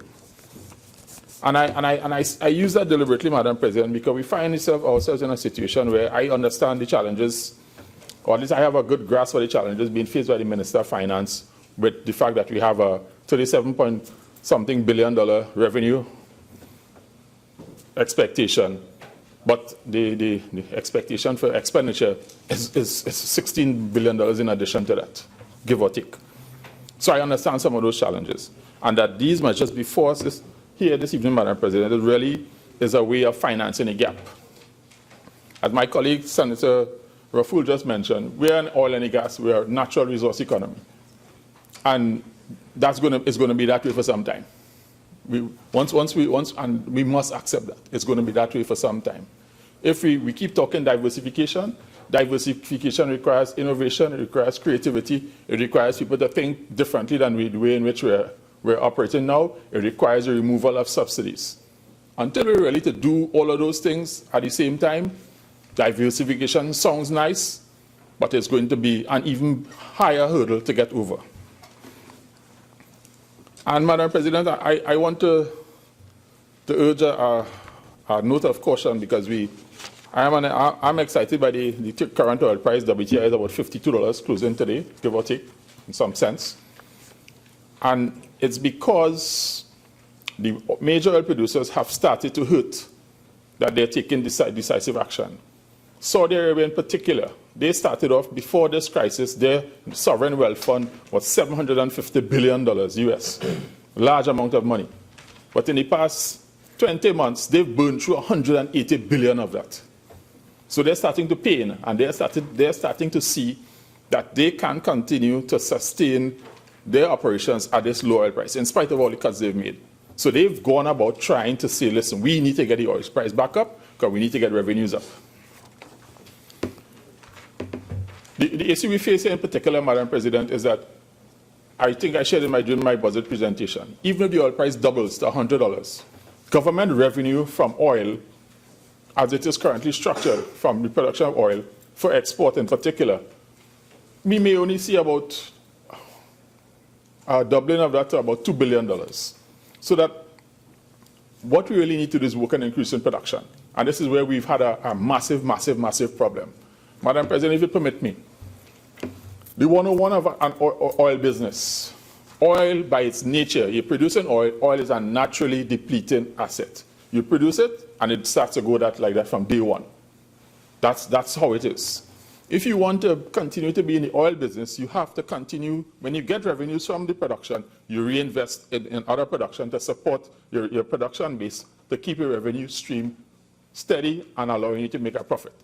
What has happened over the years, in particular to our state oil company, is that ability to reinvest, to sustain oil production, they've invested in all sorts of other things, but not in oil production. And because, so there's no math, there's no hard science to why the state oil company is in the condition that's in. They have not reinvested in production. Their production continues to decline. The revenue being generated is becoming less and less. The operating costs have largely remained the same. So what you're finding now is that your operating costs start to become larger than revenues, and you don't have the capital to reinvest to increase your production. It's very, very simple. And until somebody buys the bullet and says the cost, here's what big oil companies do. Big oil companies, understanding the current price scenario, have looked very hard at their costs and have done this. They've cut everything that they can cut. But one of the things that they're careful with cutting is reinvestment in production, because they know reinvestment in production is what will see them through the rough patch. So that those are things that it's above my pay grade, but from where I sit, Madam President, those things are easy, but of course, in the context of Trinidad and Tobago, I don't think it's as easy as I make it sound, but the thinking behind it is straightforward and easily understandable. Madam President, so that barring any miraculous increase in prices, I think we're going to be going through this period of understanding that also, while oil prices on the current rebound, the issue with the United States oil producers is that there's no organization of shale producers in the USA. What happens with shale production is that shale production is dependent on the individual producers. And once they hit the price reaches a number that they feel allows them to make money, they jump back into the market.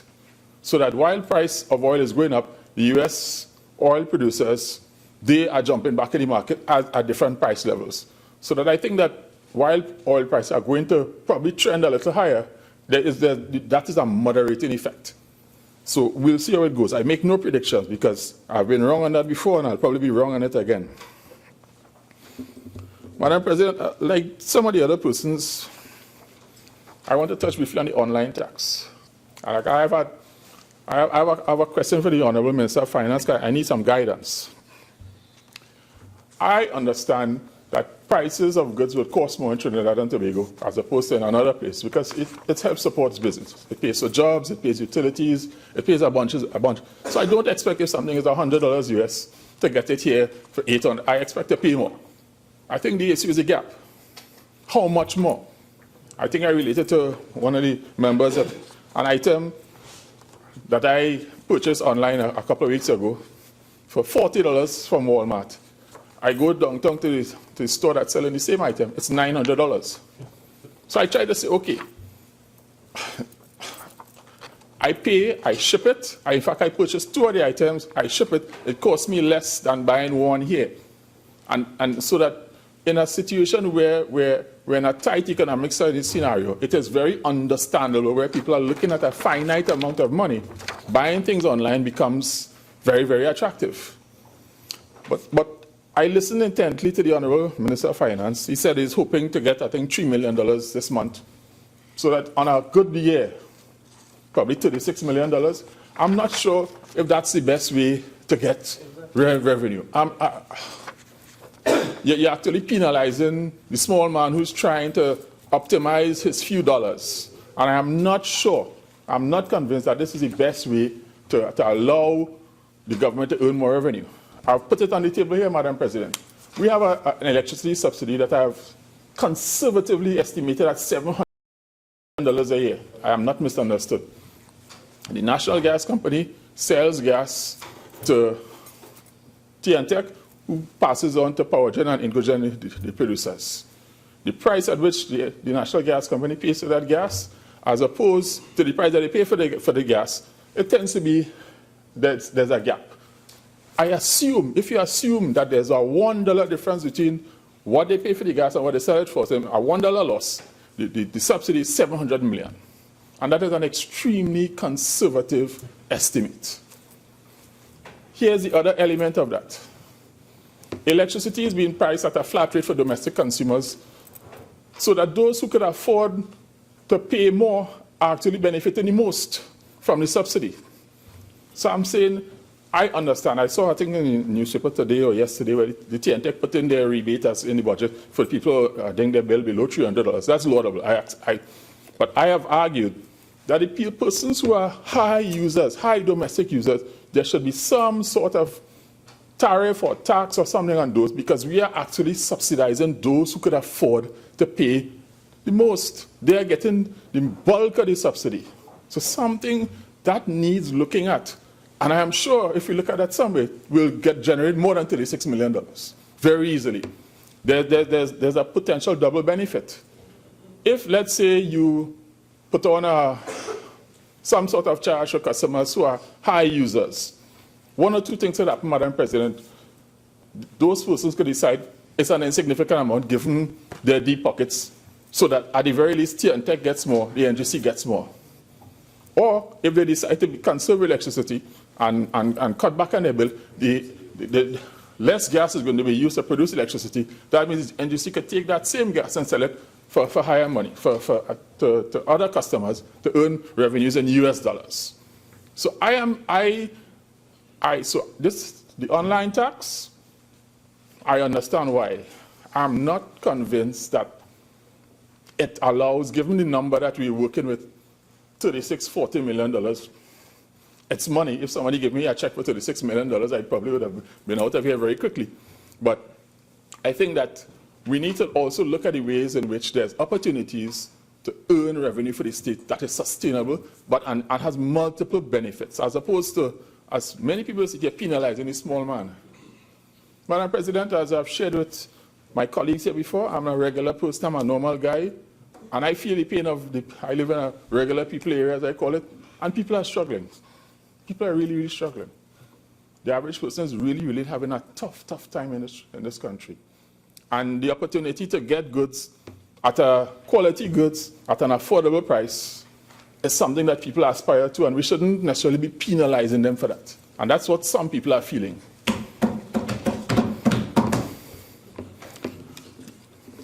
Madam President, I want to talk quickly about the tax-free bonds. I think that to those who have been able to save a few dollars, finally there's an opportunity to get a decent return. I have advocated for this since my short time, during my short period here in the Parliament, in the Senate. Since 2013, I've been advocating that we need to find ways to allow the regular person to get some type of return. Now, Madam President, when you look at from the central bank data, I think the median savings deposit rate is 0.2%. That's the median. The low is actually 0.03%, which is probably what I'm getting now. So you earn nothing on your savings, but the prime lending rate is 7.5%. And I want to deal with that, Madam President, because earlier in the presentation, the Honorable Minister of Finance went through a list of other countries and their top tax rates, essentially saying, listen, this is what is happening in other places. I recall Senator Henry in his presentation that we don't live, Trinidad and Tobago doesn't operate in a vacuum, and that we have to keep in line with global trends. So being the good researcher that I am, Madam President, I went to the World Bank data set and to find out what is the interest rate spread between lending rate minus the deposit rate. And they have a whole list of all of that for 217 countries. But it's interesting.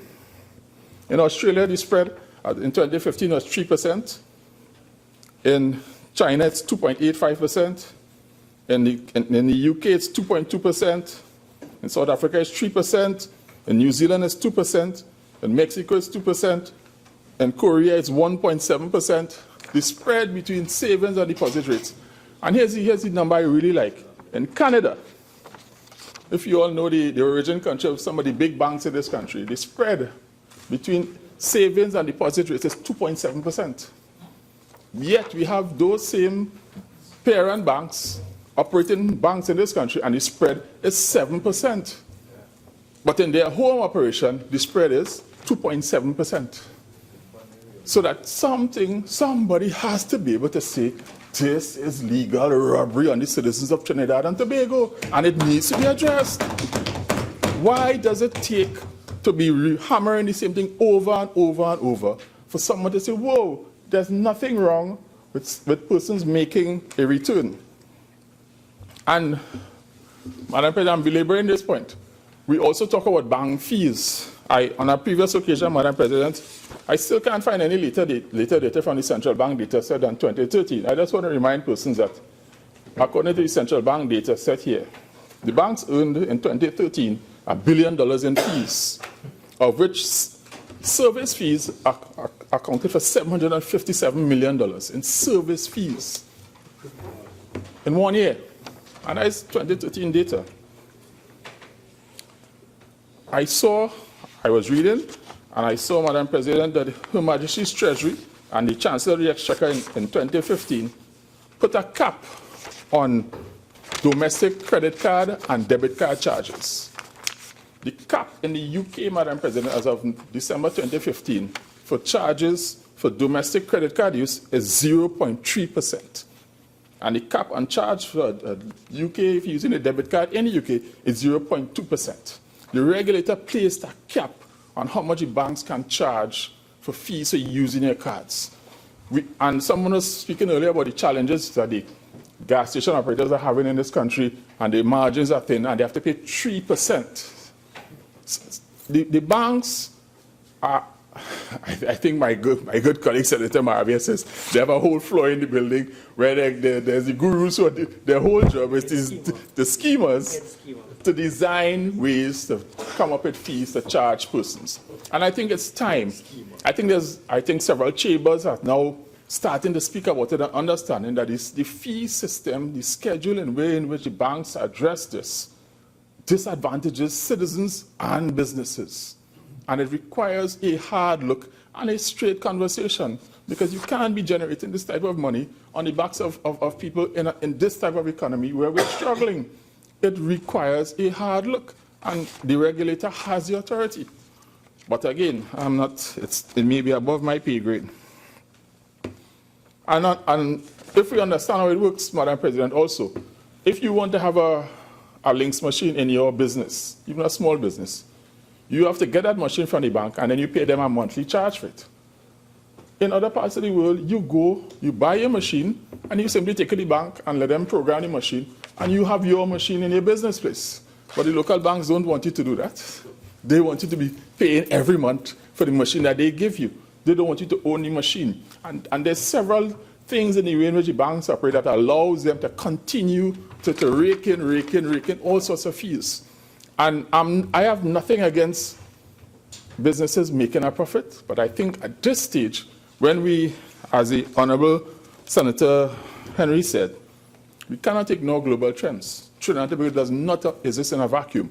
And in the face of the fact of the spread in the fees, what happens in other places, we really need to look and see what's happening here. So I agree with the Honorable Senator. I fully agree. Madam President, there's also one other issue. There's a huge gap in what I call the underground economy that is not being picked up. Too many businesses I walk into, and it's not it's all types of very good businesses and lovely edifices. And when you walk into the door, there's a nice sign that tells you cash only. You know, cash only is, you expect to go in a little mom and pop store and they're struggling, cash only. I'm walking into a big shiny building, glass doors, sliding doors, air conditioning, so staff all over the place. And when you go to pay, cash only, and there's a nice sign. But nobody seems to know about this.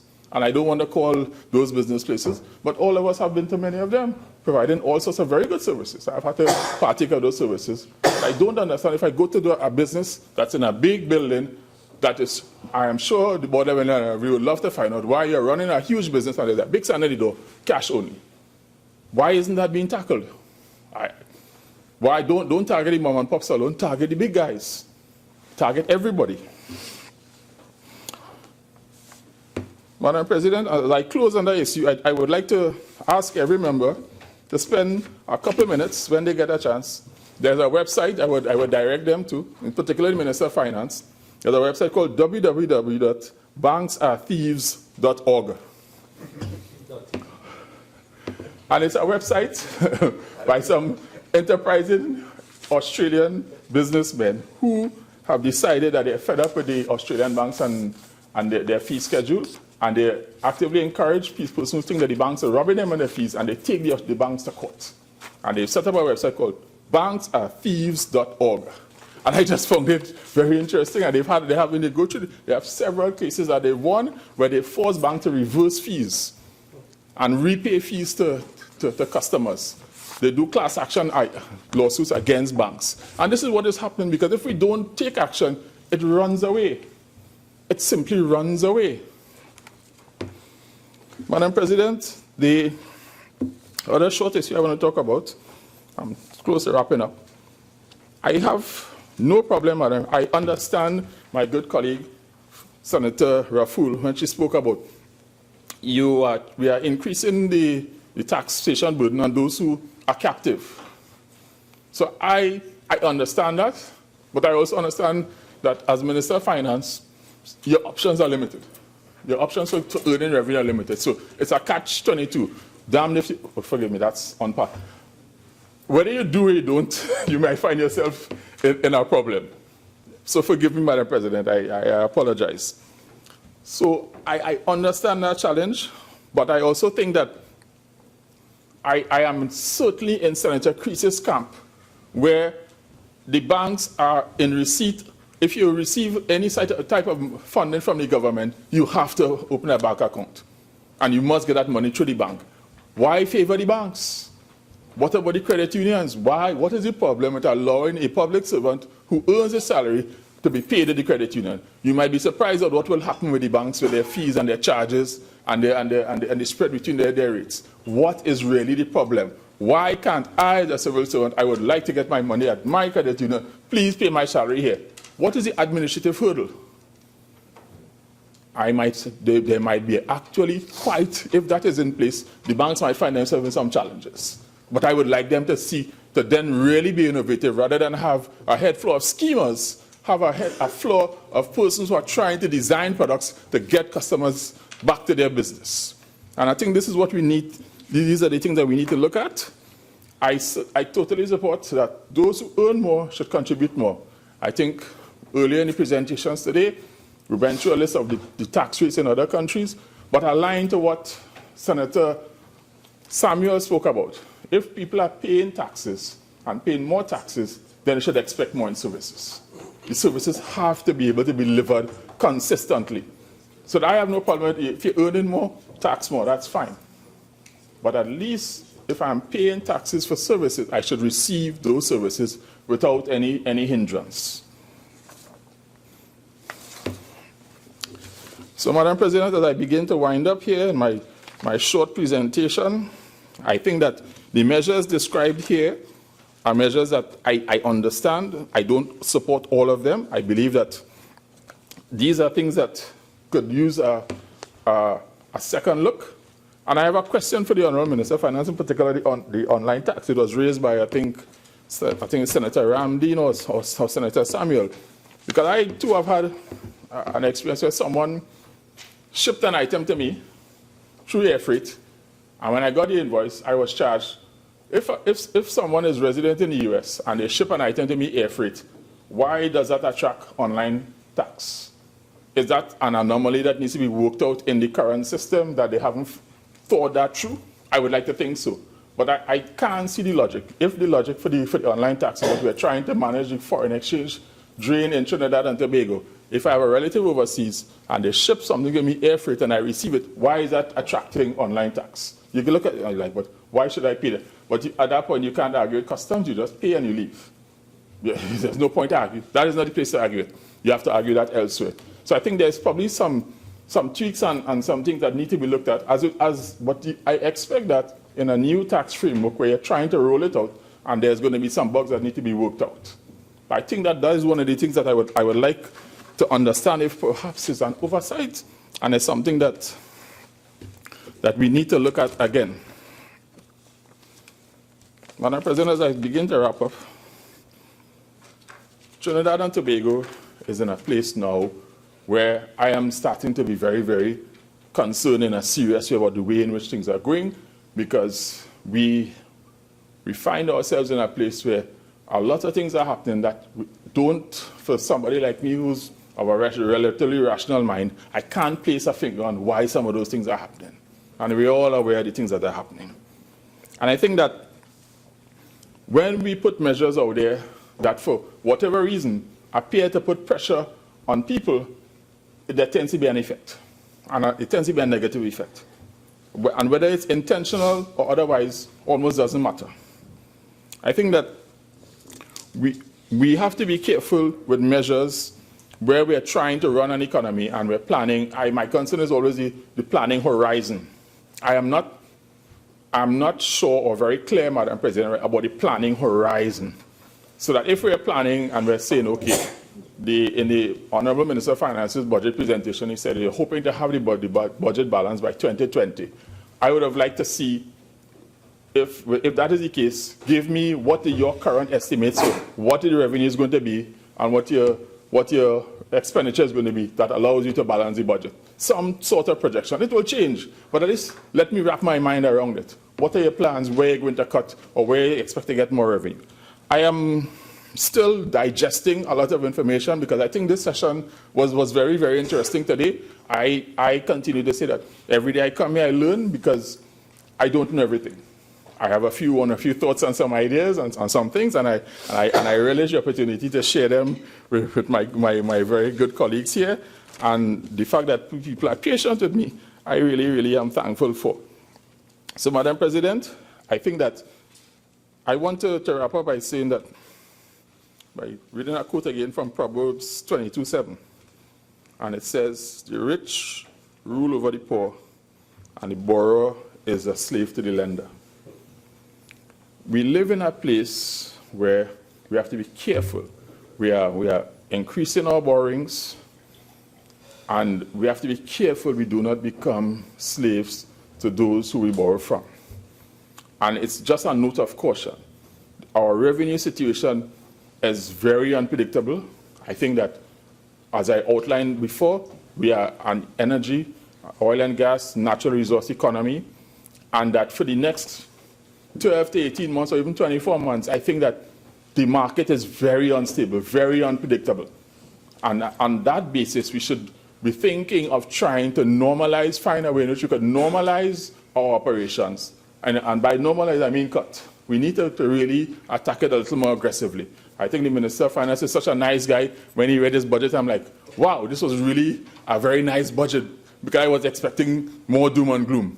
But I understand the other realities that he's dealing with, because there's effects in the economy if the government makes too many cuts at one point in time. So that, Madam President, the measures before us, I have some challenges, but as I think was noted by Senator Ramkissoon, this is a bill that it's a money bill, and there's no vote. But I wanted the opportunity to be able to make my few points, and again to refer members to this website called www.banksathieves.org. Go read and see how in Australia some business persons have decided they are fighting back because the state regulators did what they could and people got fed up and started to take the banks to court. And here's what. If the banks that are operating in Trinidad and Tobago, their parent banks are operating with 2.7% spread, why are we allowing them to operate with 7% spread in our country? Something is fundamentally wrong with that. And for me, I understand that there's not necessarily an automatic translation between the two, but I think the gap is too wide. The gap is too wide. And it requires some action on the behalf of the regulator in the interest of the citizens of Trinidad and Tobago, whom we are all here through various mechanisms to serve to the best of our ability. Madam President, with those good few words, I thank you. Senator Sturge.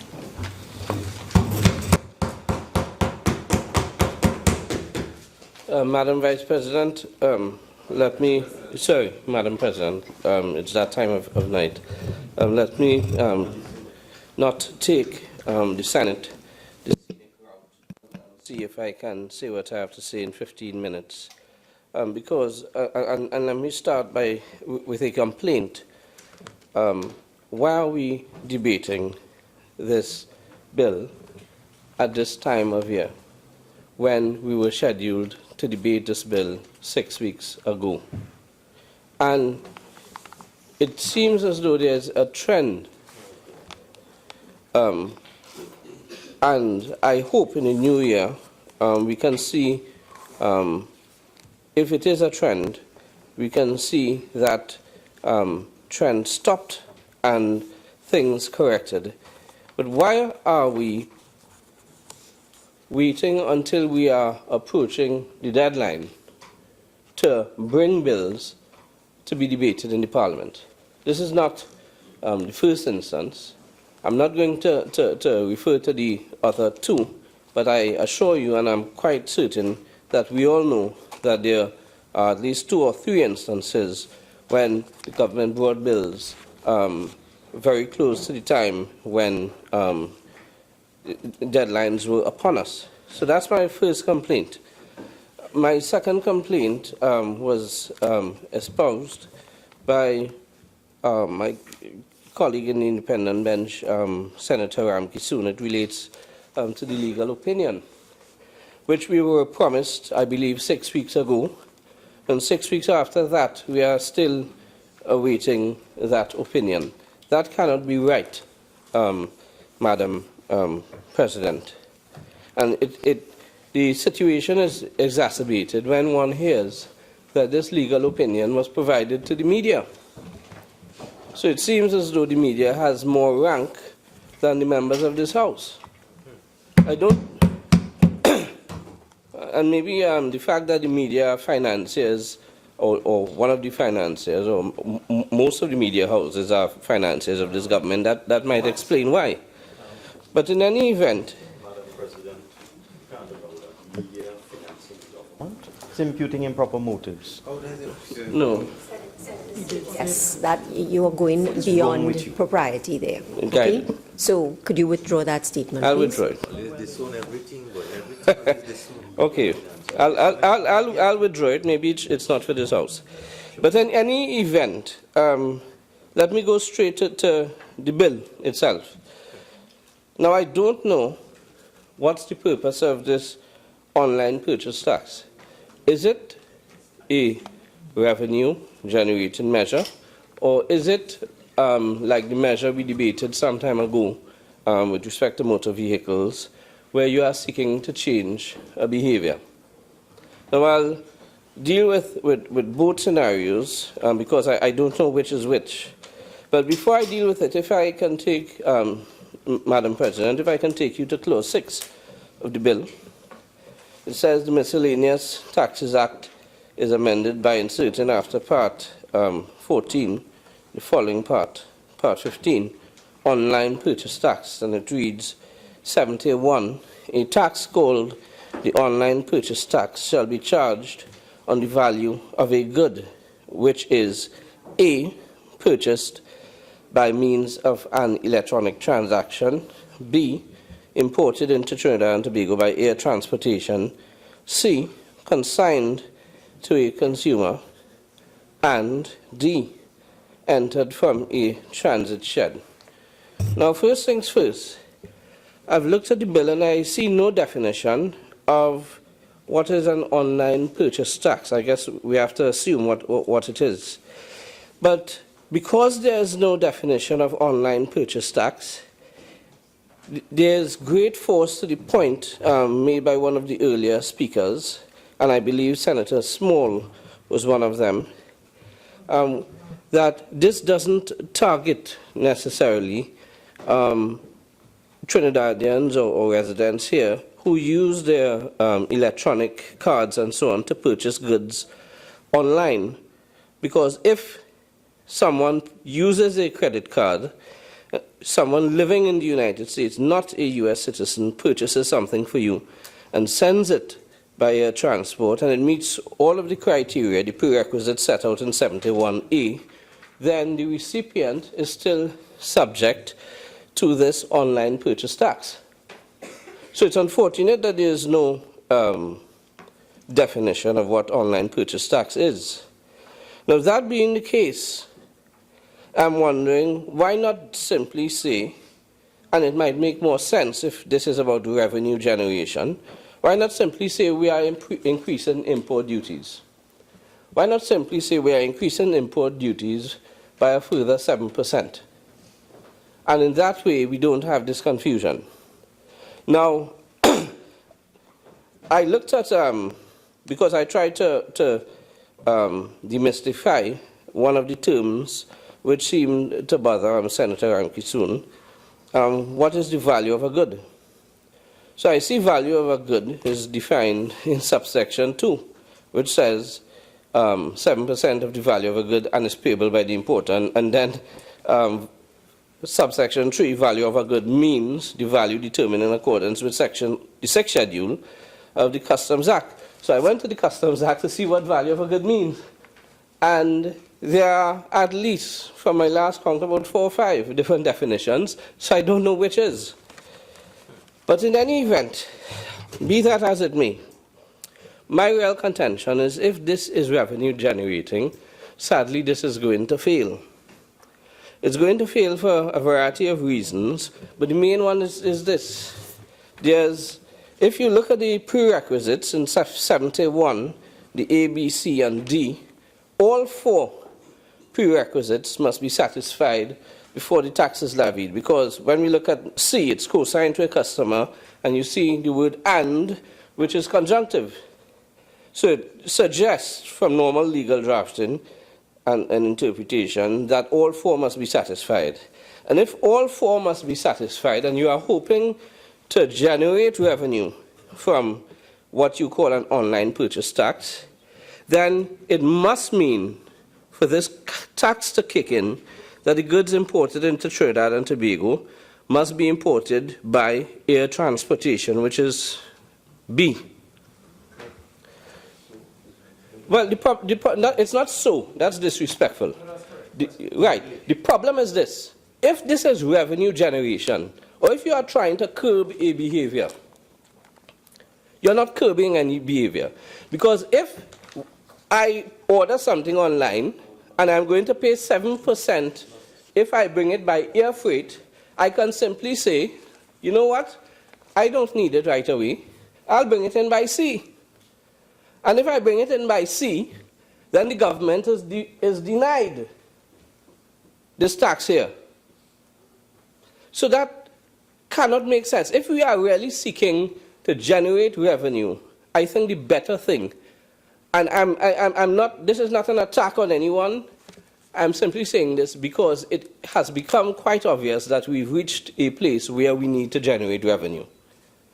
So maybe the better thing to do, since we have a voracious appetite for all things foreign, then we really need to A, cut back on consumption, and B, see how best we can maximize the collection of taxes and not simply limit it to collection from air freight. Because if we've only collected 3 million in the busiest time of year, Christmas, 2.5, then I can't imagine we'll be collecting much more for the rest of the year. And that doesn't augur well for our economy, because the truth is we need to earn foreign exchange. So maybe what we need to do is revisit, because as it stands it seems unclear, it seems discriminatory, and it seems destined to fail if there are so many ways, one in particular, simply send it by sea transportation to get around this tax. I have a concern about that. I have a concern about that. Because I really want us to collect as much revenue as we can. Now, to demystify an issue raised by Senator, I believe it was Senator Ramkissoon, or some other speaker was saying, they had a concern about paying 7% on top of all of the other taxes that are already levied on the value of the good. When I look at the clause 2, it says 7% of the value of the good. So it's not supposed to be 7% of the total price, which is import duties and customs and VAT and whatever. So if that is the case, if that is what is being done, then that is illegal. And I hope that the Minister of Finance, when he rises, I know he usually doesn't take us on, and I take that in good measure, but I hope when the Minister of Finance rises, he can send a clear signal so that the courier services and so on, the customs brokers and so on, that they can arrange their affairs to suit. Because this seems to be a country where people would use every avenue, and it seems as though every business has a floor or a department where people can scheme or we can make more money out of something. Now, since it is clear that we have a voracious appetite for all things foreign, I think what we need to do is work on our appetite. We need to cut back on consumption. In that vein, I look back at something that was released last year, around this time, by the former governor of the central bank, Governor Gerald Rambharat, where he outlined who were the greatest users of foreign exchange. So the first one, in terms of retail businesses, 575 million to PriceMart, 198 million US to Courts, 169 million to Smith Robinson, 153 million to A.S. Biden, and 136 million to US to Massey. In terms of the car dealerships, well, the car dealerships, if you add them up, it's 865 million, and 275 million US to Southern Sales, 251 million US to Massey, 245 to Toyota. The other small ones would be Diamond and Lifestyle, to give us a grand total of about 865 million. Now, I know there might be a concern. I'm not going to say who finances who, but it's quite obvious that there's a reticence to go after certain types of businesses. Now, it's quite clear to me, unless I'm given figures to refute what I'm saying, that motor vehicle purchases would be one of the biggest slices of foreign exchange consumption. So maybe what we need to do is curb our, not just enthusiasm, but our appetites for vehicles, luxury vehicles in particular.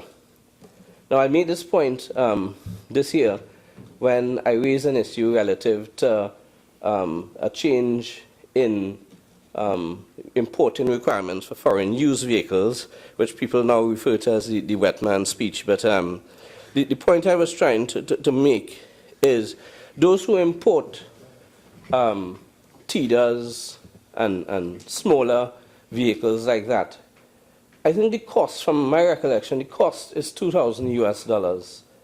And so if you buy it for 65, it's really, most of it is profit to the used car dealer, the roll-on, roll-off dealer. They spend $2,000 to $3,000 US on the vehicle.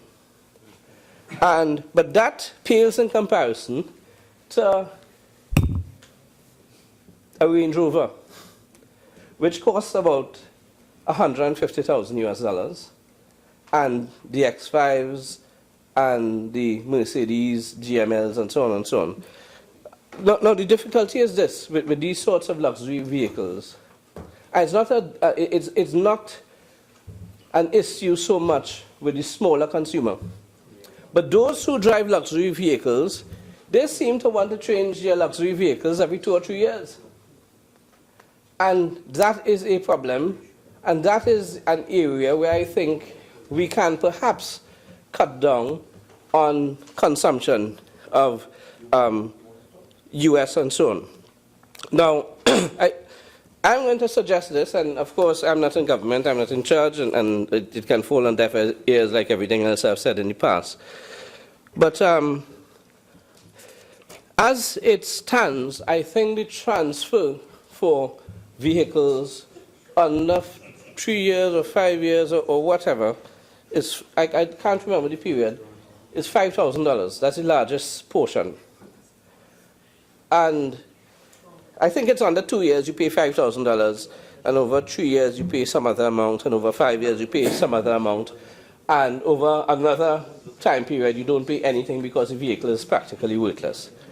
I'm wondering perhaps to curb our appetite and whether or not it might be best to increase the transfer taxes on motor vehicles so that because it seems as though the 5,000, which max, is not really a dent on anyone. So if you have a vehicle that's purchased above a certain price and you transfer it in under a certain time, under 5 years, you should pay, well, what I should say, a commensurate figure commensurate to the value of the vehicle. So it must act as a deterrent. It would bring in some income. Acting Senator Sturge, acting leader of government business, could you just? I'm trying to listen to what Senator Sturge has to.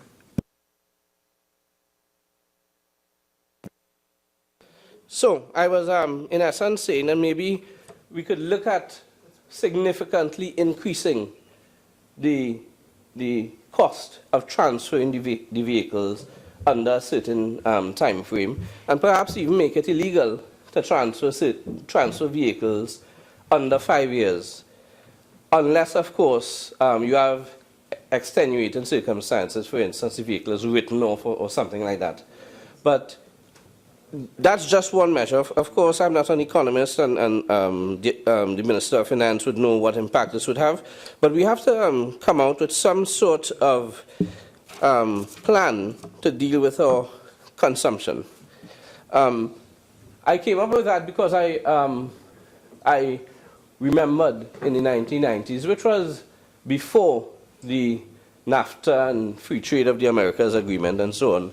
When we had these problems, we had to come up with various policies to curb our appetite for all things foreign. I remember you couldn't buy apples, you couldn't buy grapes, pears, and so on. In fact, the types of vehicles being sold locally, most of them were manufactured locally. The luxury vehicles back then would have been the Super Saloons and the Royal Saloons for Toyota. And for Nissan, the luxury vehicle would have been the Laurel. But what we did, in essence, we opened up certain plans to assemble these vehicles. So we created jobs, and we saved foreign exchange. So whereas in the 1970s we could have imported Pontiacs and Mustangs and so on and so on, we no longer had that option in the 80s because of where we were.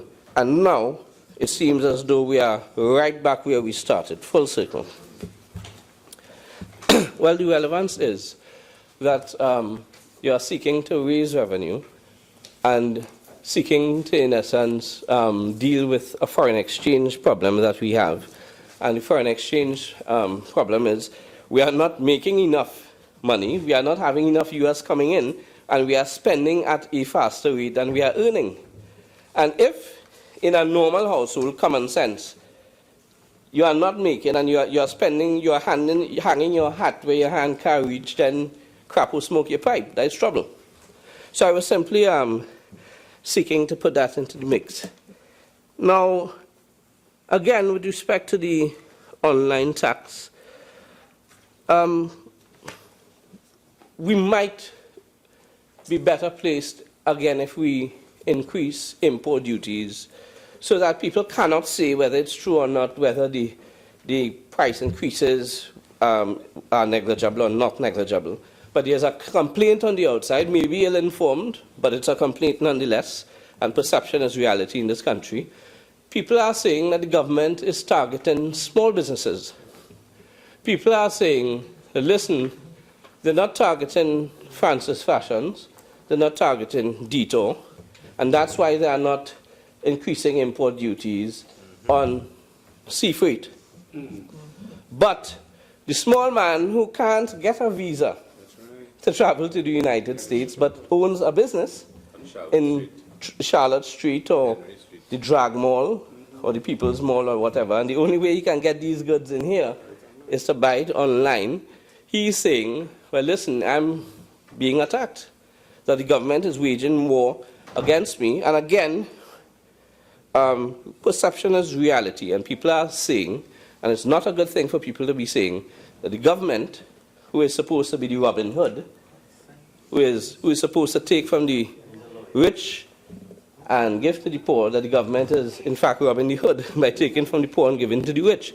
Because it seems as though since the government has come into power, most of the bills that come before this House were money bills, dealing with either levying taxes, increasing borrowing limits, and so on. So it's not a good thing, before I move on to the next phase, it's not a good thing to have a society looking on and saying, listen, the government is not making it easy for me. The government is making it much more difficult for me to do business. That's not a good thing. And maybe that needs to be addressed. With respect to, there's another aspect of the online tax, apart from it being discriminatory. It was raised earlier about medicines and so on.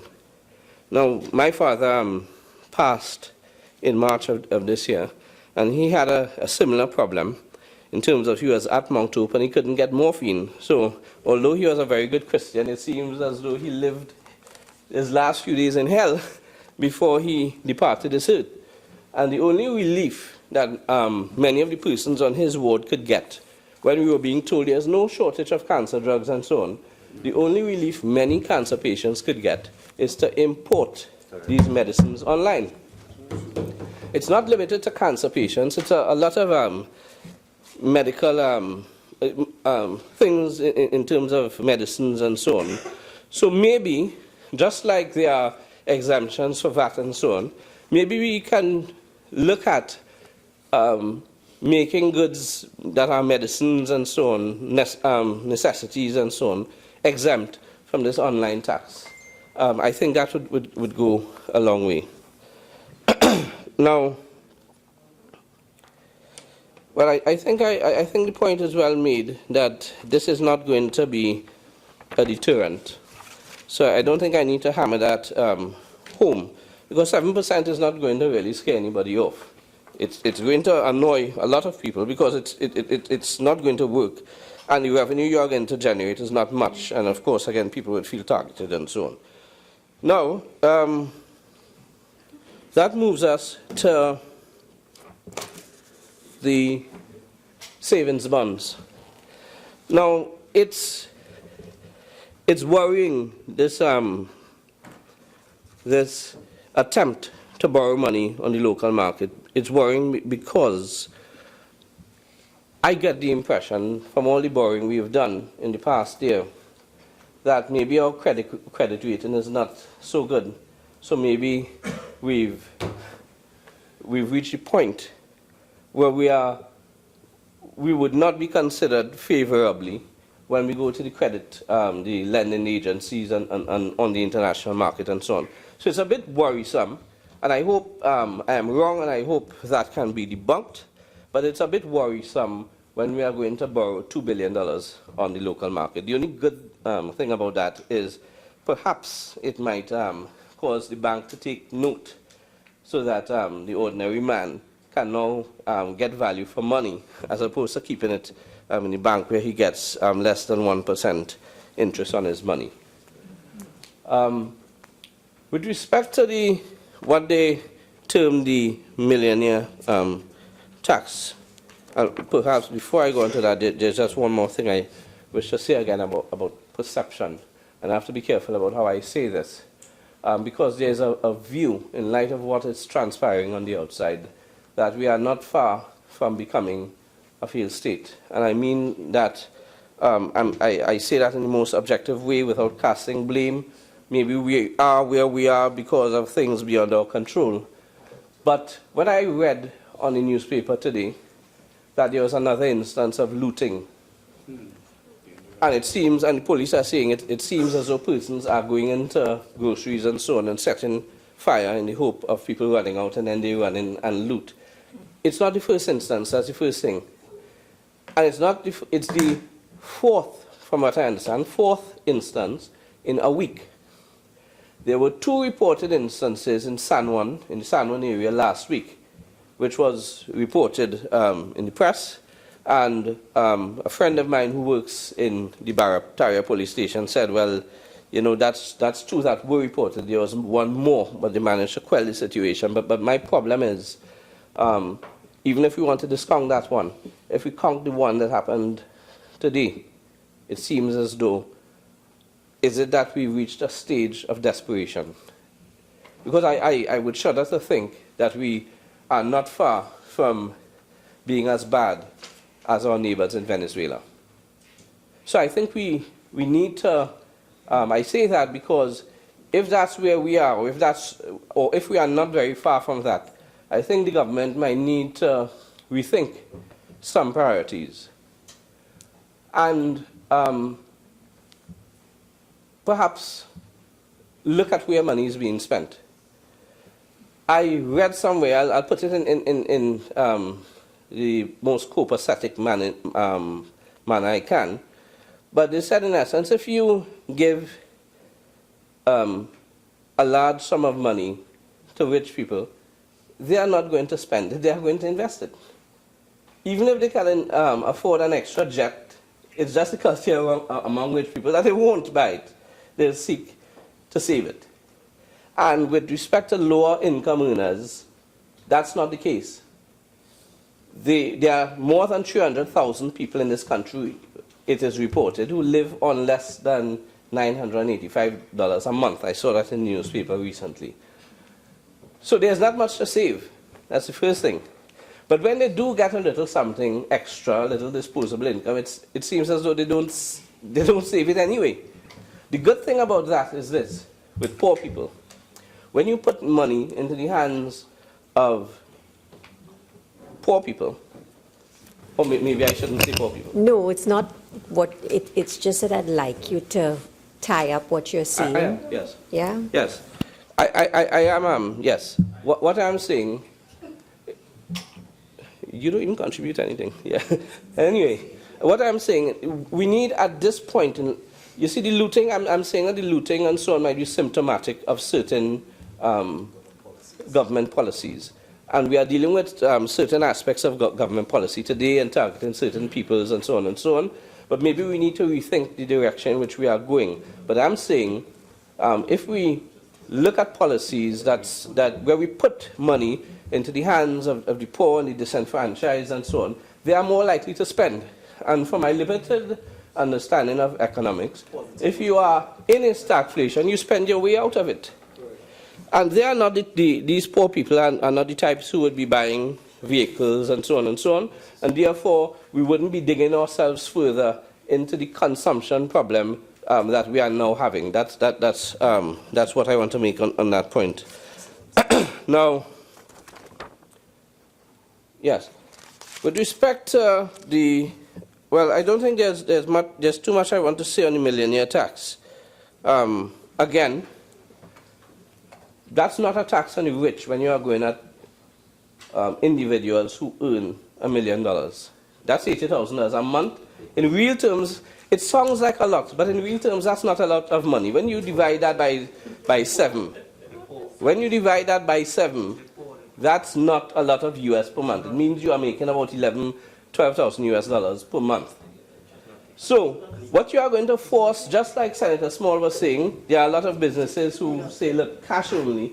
You are going to cause people to underreport because people are going to try to avoid to pay this tax.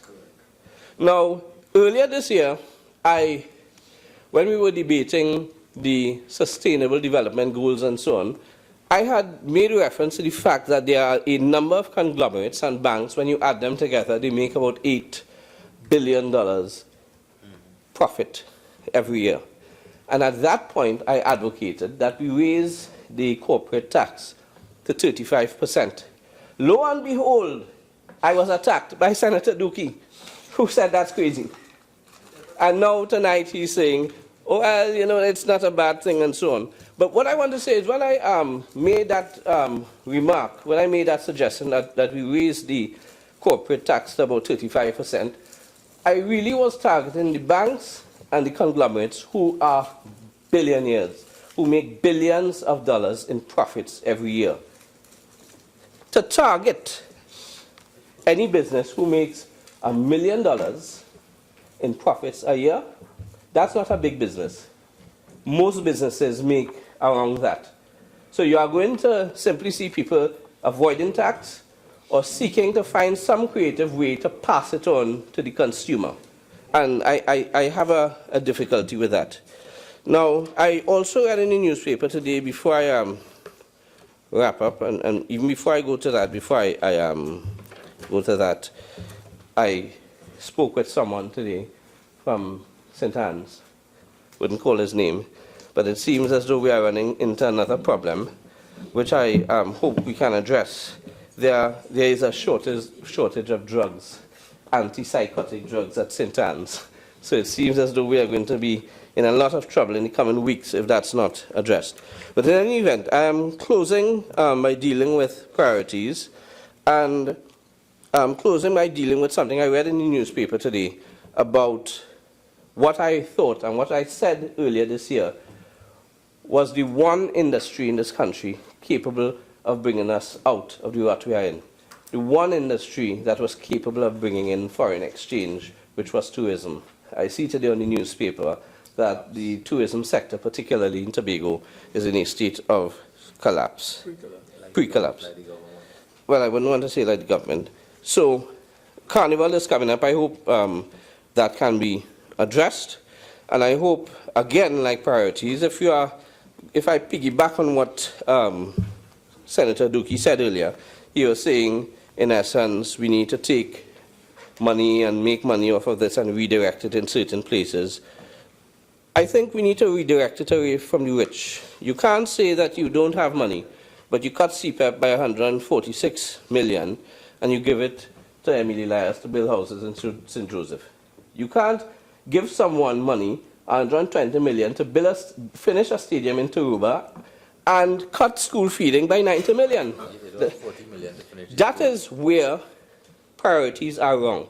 So that is why I was trying to make the linkage earlier, and I'm closing now, that maybe we need to look at our priorities, and instead of sending money a certain way, look at who would be the most affected by the downturn in the economy, which is brought about by lack of foreign reserves and so on, and perhaps deal with them. And by trying to assist them in their plight, being at the bottom of the economic ladder, maybe they might help us to spend our way out of this rut. I think that's all well, apart from something which I don't know. No, I think that's where I'll stop at this point. But I thank you, Madam President. Honorable Attorney General. Madam President, I don't propose to be too long, as I'm a guest in this House, albeit with right at law. It's a pleasure to be back into the Senate and to make a short contribution. Several pertinent issues were raised in the Senate tonight, and I would just like an opportunity to address a few of them. The bill before us is a rather short bill. It's 6 clauses long. It's an omnibus bill. It proposes amendments to the Government Savings Bond Act, the Income Taxes Act, the Corporate Taxes Act, and the Miscellaneous Taxes Act. And indeed, several questions have been put forward, several submissions have been made as to how perhaps one can do this better. Of course, a few of the contributions were a bit provocative on the opposition bench, and indeed some questions were asked as to what this money is for. Why are we borrowing? Indeed, Senator Ramdeen pointed out at one point during his contribution that the government has come now to raise the ceiling limits in respect, had come to Parliament to raise ceiling limits in respect of the several loans legislation that we operate by, be it for companies, external loans or developmental loans, and he found that rather curious. I would recommend to the Honourable Senator that he traverse the Hansard record, and he would see that on the 9th of September 2011, the then government came to raise the debt ceiling limits by significant proportions. In fact, as I contributed to that debate, there was a raise of 177% in borrowing capacity for the guarantee loans for companies, 50% up. And we are moving from 20 million to over 1 billion in one instance, Madam President. But what was then explained when the questions were asked of the government as to why this debt ceiling was being raised was simply a response that there was need for elbow room. Now, Madam Speaker, it's in that context, and specifically in the context raised in the very excellent contribution by Senator Raffoul, that the first order of priority in a bill like this is to acknowledge what is no longer an elephant in the room, but a fact of our society, and that is crisis management. Madam Speaker, Senator Ramdeen spoke, Madam President, forgive me, Senator Ramdeen spoke about what is the money being used for. He reflected upon the period prior to 2010. And indeed, he was perhaps correct to do that, because it's incumbent to put on the record that the cash balances in 2009 for Trinidad and Tobago under PNM government was plus $9.3 billion. In 2010, that cash balance went to $4.5 billion, downward from 9.3. In 2011, the cash balance of Trinidad and Tobago dropped to 2.5 billion. In 2012, it dropped again to 1.6 billion. In September 2015, we were negative $9 billion in overdraft. Let me repeat that. September 2009, we were positive $9.3 billion. Bear in mind the financial crisis in 2008-2009 saw Trinidad and Tobago with plus $9.3 billion in its cash reserves. And in 2015 September, when we entered government, Trinidad and Tobago was in its overdraft $9 billion in the hole. That was in the context of the largest government expenditure in the history of Trinidad and Tobago. If you added every government expenditure year on year from 2010 when the UNC came in to 2015 when they went out, it was close to $300 billion, not including off-balance sheet expenditure, which took us, if you include loans, etc., somewhere close to $400 billion, equal to 15 years of back-to-back spending in the period 2010. Go back, if you added every budgetary allocation for 15 years prior to September 2010, May 2010, you couldn't outspend what the UNC spent. And I heard the temerity tonight of opposition senators asking, well, what was the money spent in the last year by the PNM government? Where the revenue generating assets? But we heard the truth come from the independent bench, that crisis management has to involve expenditure, because when you inherit $9 billion in overdraft spending, that wasn't the end of it. Senator Ramdeen focused on the NGC expenditure. We heard Senator Small say that there's no surprise that Trinidad and Tobago was in a problem and is in a problem, because, Madam President, of the 100,000 barrels of oil in production, oil and gas equivalent in 2010, where we were at 106,000 barrels of oil per day in equivalent, we are now in the 50,000 bracket, dropped half of our expenditure. And let me put the context together to add to what Senator Small said.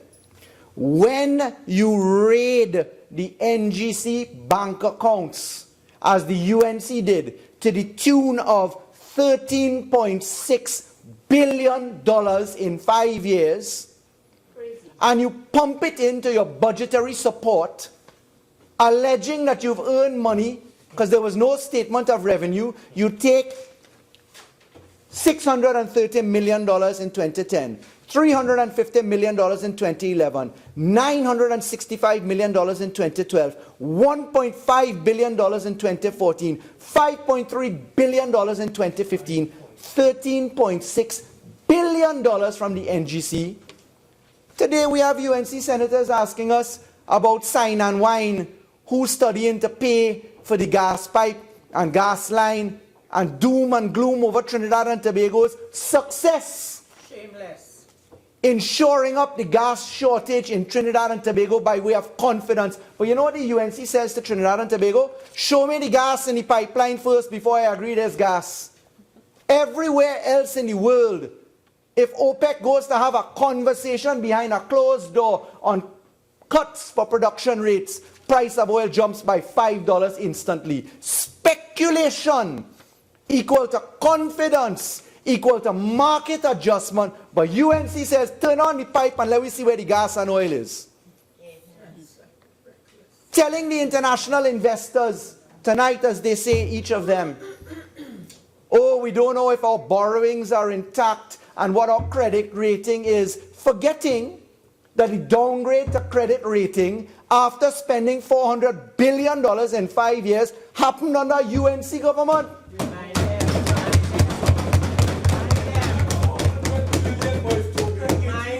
Including off-balance sheet, and I'm nobody's boy, Senator Mark.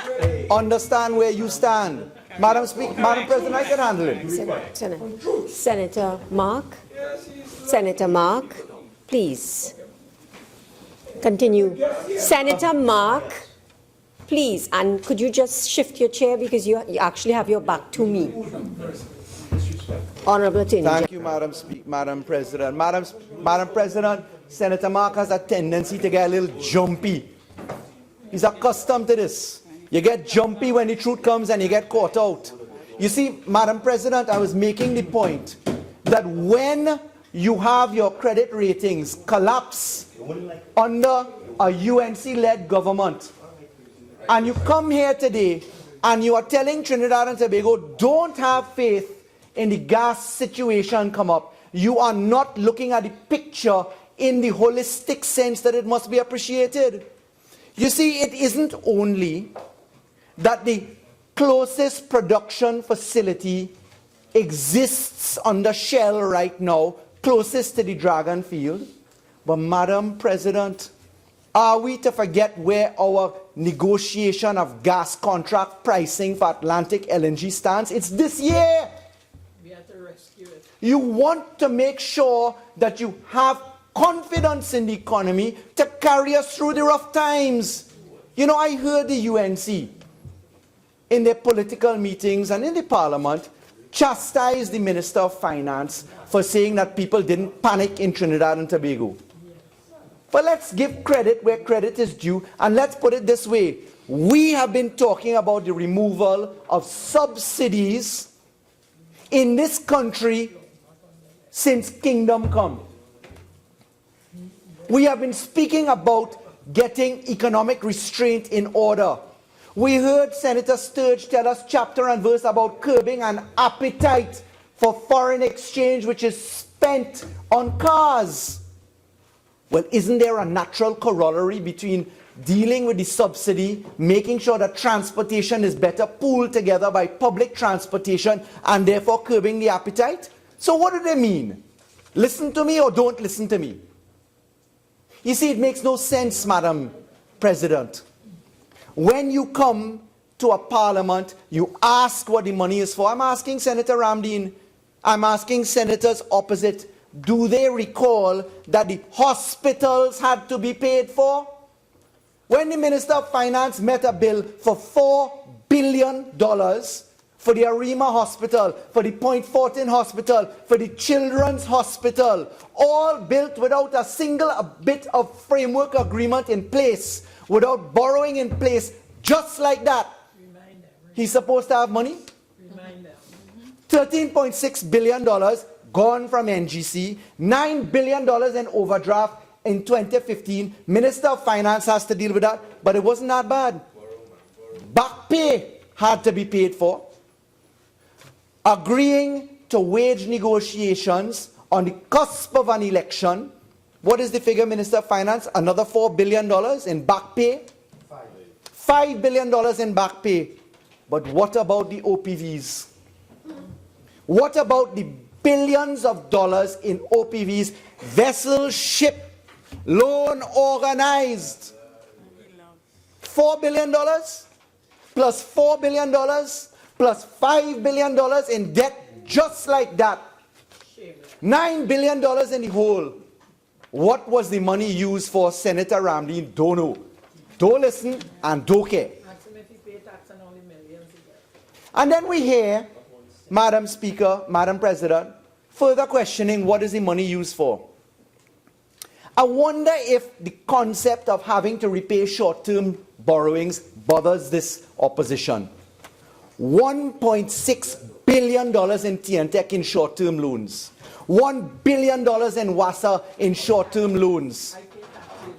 OAS change the contract addendum number 2 to throw away $1 billion again. You see, Madam President, the point that I'm making in dealing with the crisis management raised by Senator Raffoul is that the money is required to plug the hole in the, I can't say the word that I was about to say, in the terrible management of our economy, which the UNC unleashed upon us. And when the Minister of Finance has to find $9 billion plus $5 billion plus $4 billion plus $4 billion plus $1.6 billion plus $1 billion, where are you getting the money from? And then they complain about taxing.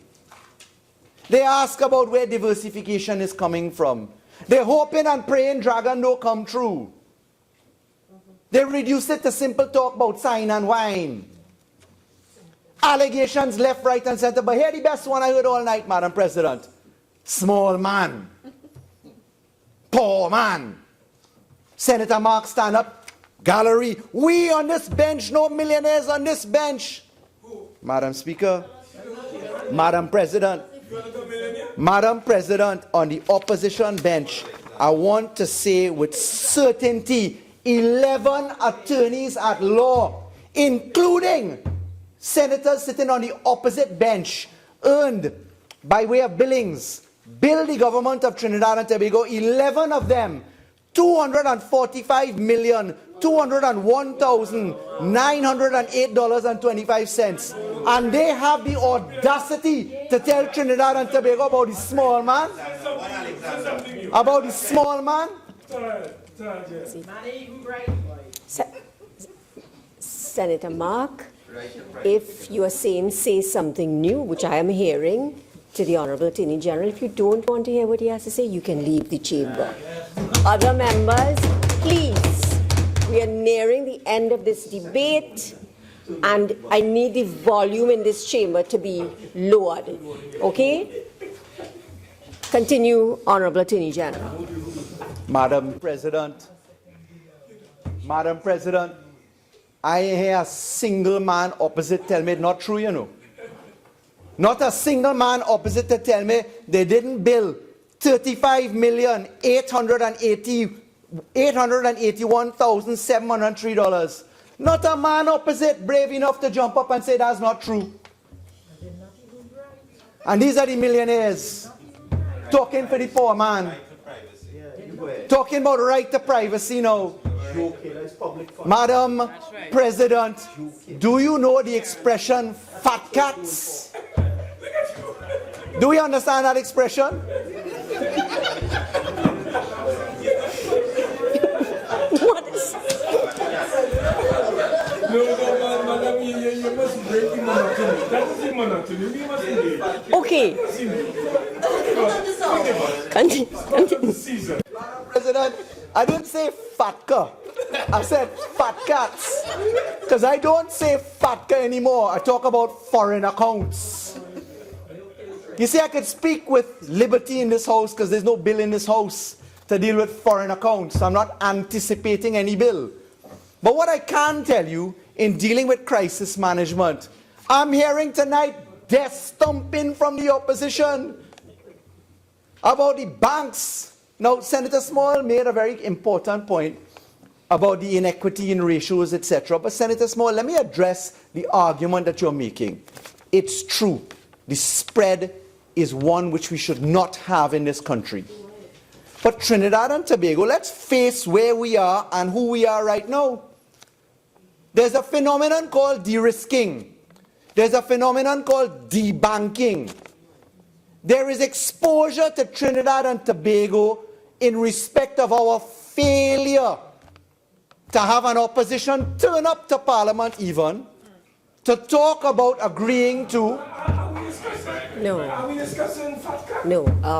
Honorable Attorney General, what is taking place in the other place? Let's not deal with that, okay? Madam Speaker, Madam President, I'm not speaking about the other place at all, you know. I'm talking about the point that Senator Small made, and I'm dealing with one of the largest issues in the Caribbean, which is de-risking and debanking, and the fact that we, for failure to agree with the Global Forum Commitment for Reciprocity of Information, of Tax Information, for the failure to deal with the United States government, are at risk of de-risking and debanking in our economy.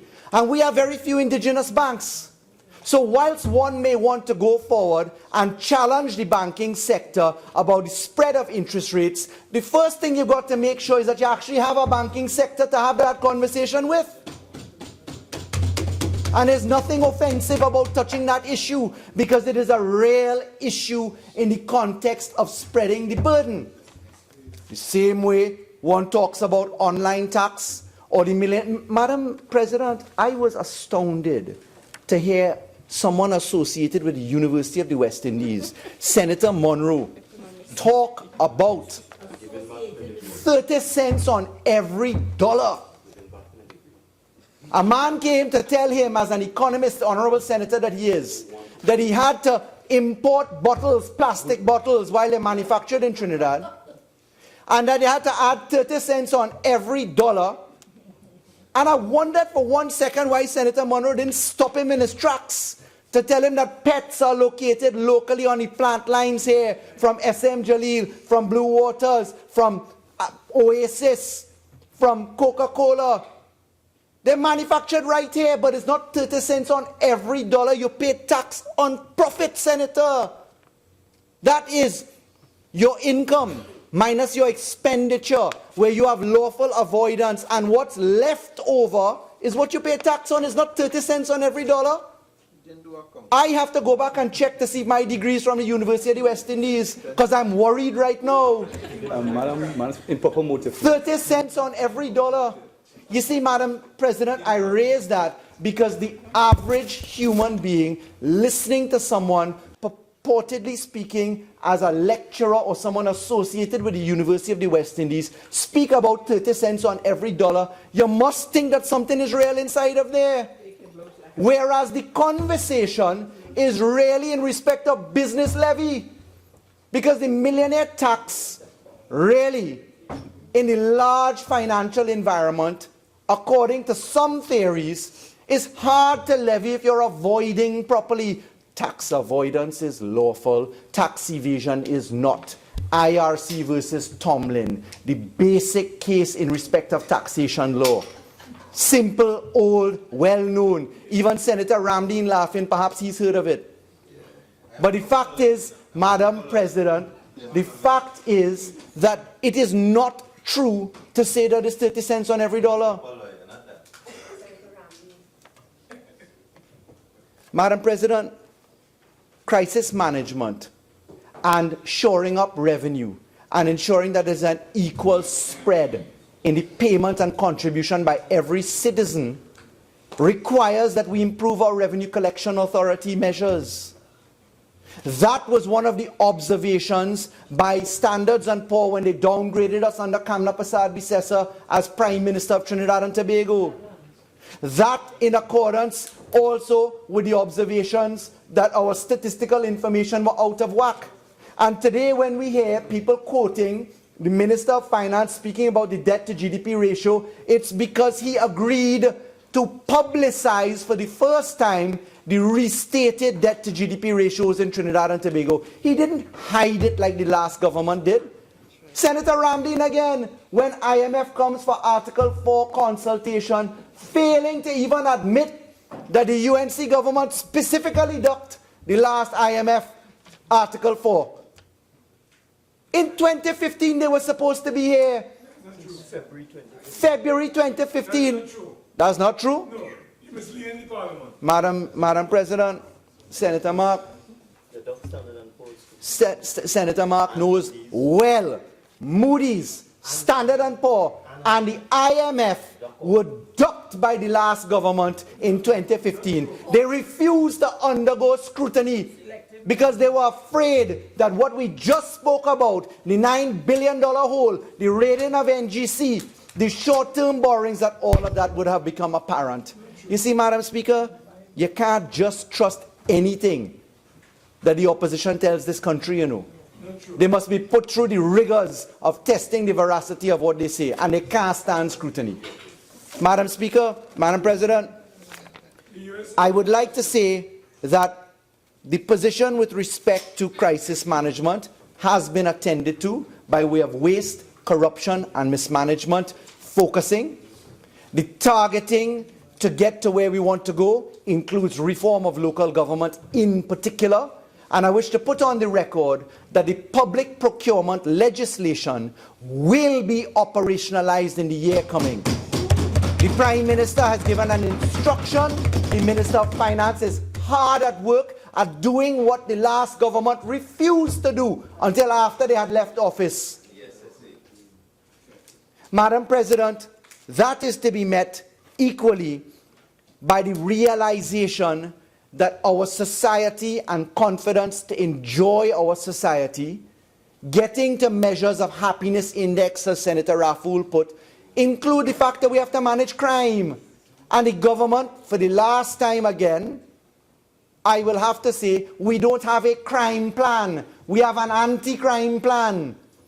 And the anti-crime plan to allow for this index to be measured includes following the money. By having public procurement operationalized, electronic transactions fully proclaimed, Data Protection Act fully proclaimed, improving our criminal justice system, but most importantly, following the proceeds of crime. And the proceeds of crime, Madam President, include civil asset forfeiture, explain your wealth legislation, and I am looking with great interest to the opposition's support for those measures. Madam President, the legislation has been properly prepared and will come to this Parliament very shortly in a package of legislation to deal with following the money. Madam Speaker, Madam President, I will just simply say that the measures by the Minister of Finance to balance the burden and equity are to be appreciated in the context that, having raised the ceiling for income, that the vast majority of persons now earning $72,000 per annum as opposed to $60,000 per annum are exempt from tax. The tax upon those who earn more money by way of what is now referred to as the $1 million tax, and the hybrid version of the online tax, properly defined in my view, contrary to the view expressed by Senator Sturge, are an attempt to make sure that those who have more disposable income can pick up the load in this time of difficulty whilst we deal with crisis management. I wish to pay an open and profound compliment to the Minister of Finance for thinking outside the boundaries of traditional measures, for stabilizing our economy, for making sure that peace and good order prevailed when we lost 92% of our national revenue last year. He was right to say, thank God nobody rioted. He was right to say that there was peace and order in this country. You see, Madam Speaker, Madam President, you know, there are moments when we've had levity, and that's fine. But you're overdoing it now. So could let the Honourable Attorney General finish his presentation, please, and let everyone listen in silence. Madam President, I'll be winding up very quickly right now. I'd like to say that I do sincerely believe that the Minister of Finance has managed to pull together a ship, working together with his colleagues in the Cabinet and the very hard-working members of the public service. Trinidad and Tobago has survived a storm of epic proportions under the leadership of our Prime Minister, Dr. Rowley. Someone who has had the courage to lead our cabinet where no other cabinet has gone before, and that is into uncharted waters of dealing with taboos such as stability in your subsidies, in your waste and corruption enterprise, to drive it out of Trinidad and Tobago so that we don't see it again. In proclaiming laws that are on the books of Trinidad and Tobago, this takes courage. Madam President, it was just incumbent of me to put on record a few answers to some of the very startling things proposed by the opposition, and I think I've served that purpose. May I thank you for allowing me the opportunity to contribute to this debate. Thank you.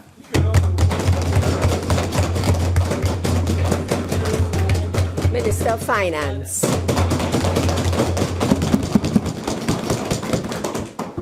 Thank you very much, Madam President. Madam President, so many inaccuracies have been uttered in this debate that it's difficult within the time frame available to me to respond to them. But I will try my best.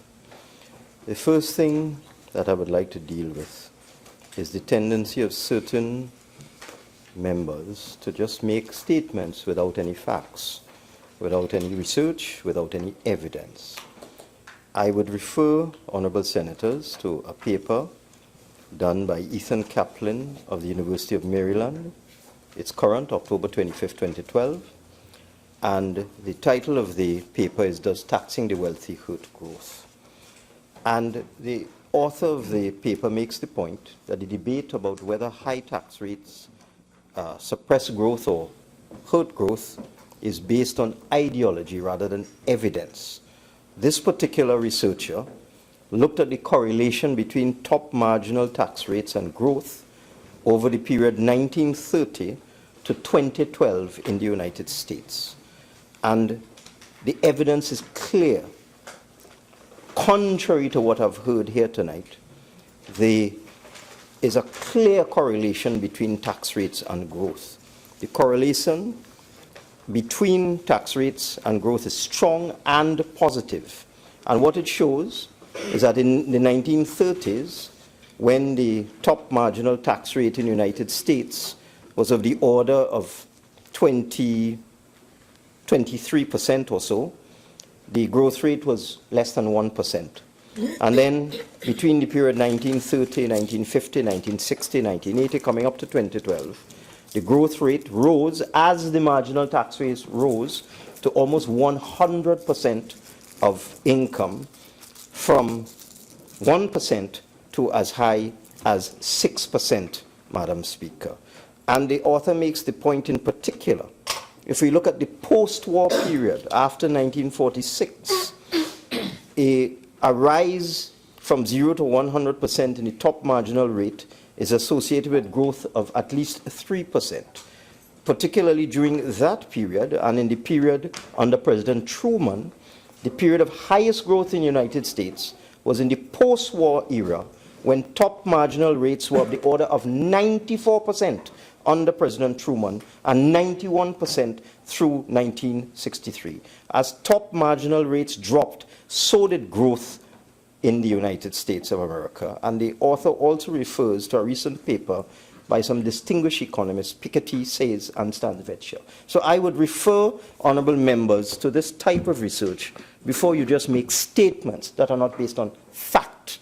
In the United States, as the top marginal rate grew, growth grew. So that is a fact. That is not speculation. This is something that has been studied for the last 60 years. Now let me move on to another point. I heard a lot of talk about the online purchase tax, and I was a bit disappointed. I was a bit disappointed at Senator Sturge, although I have noticed that he comes into this Senate a bit unprepared. but I was disappointed because he's a lawyer. I also was a bit surprised that other members did not read the bill properly. And if only they had read it, all of the answers to the questions are contained in the bill. For example, in clause 6, the definition of online purchase tax, which Senator Sturge could not find, is contained on page 4 and page 5 of the bill.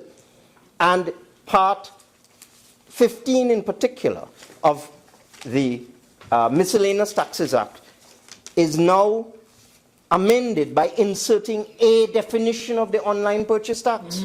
And the online purchase tax is defined as follows. A tax shall be charged on the value of the good which is purchased by means of an electronic transaction, imported into Trinidad and Tobago by air transportation, consigned to a consumer, entered from a transit set.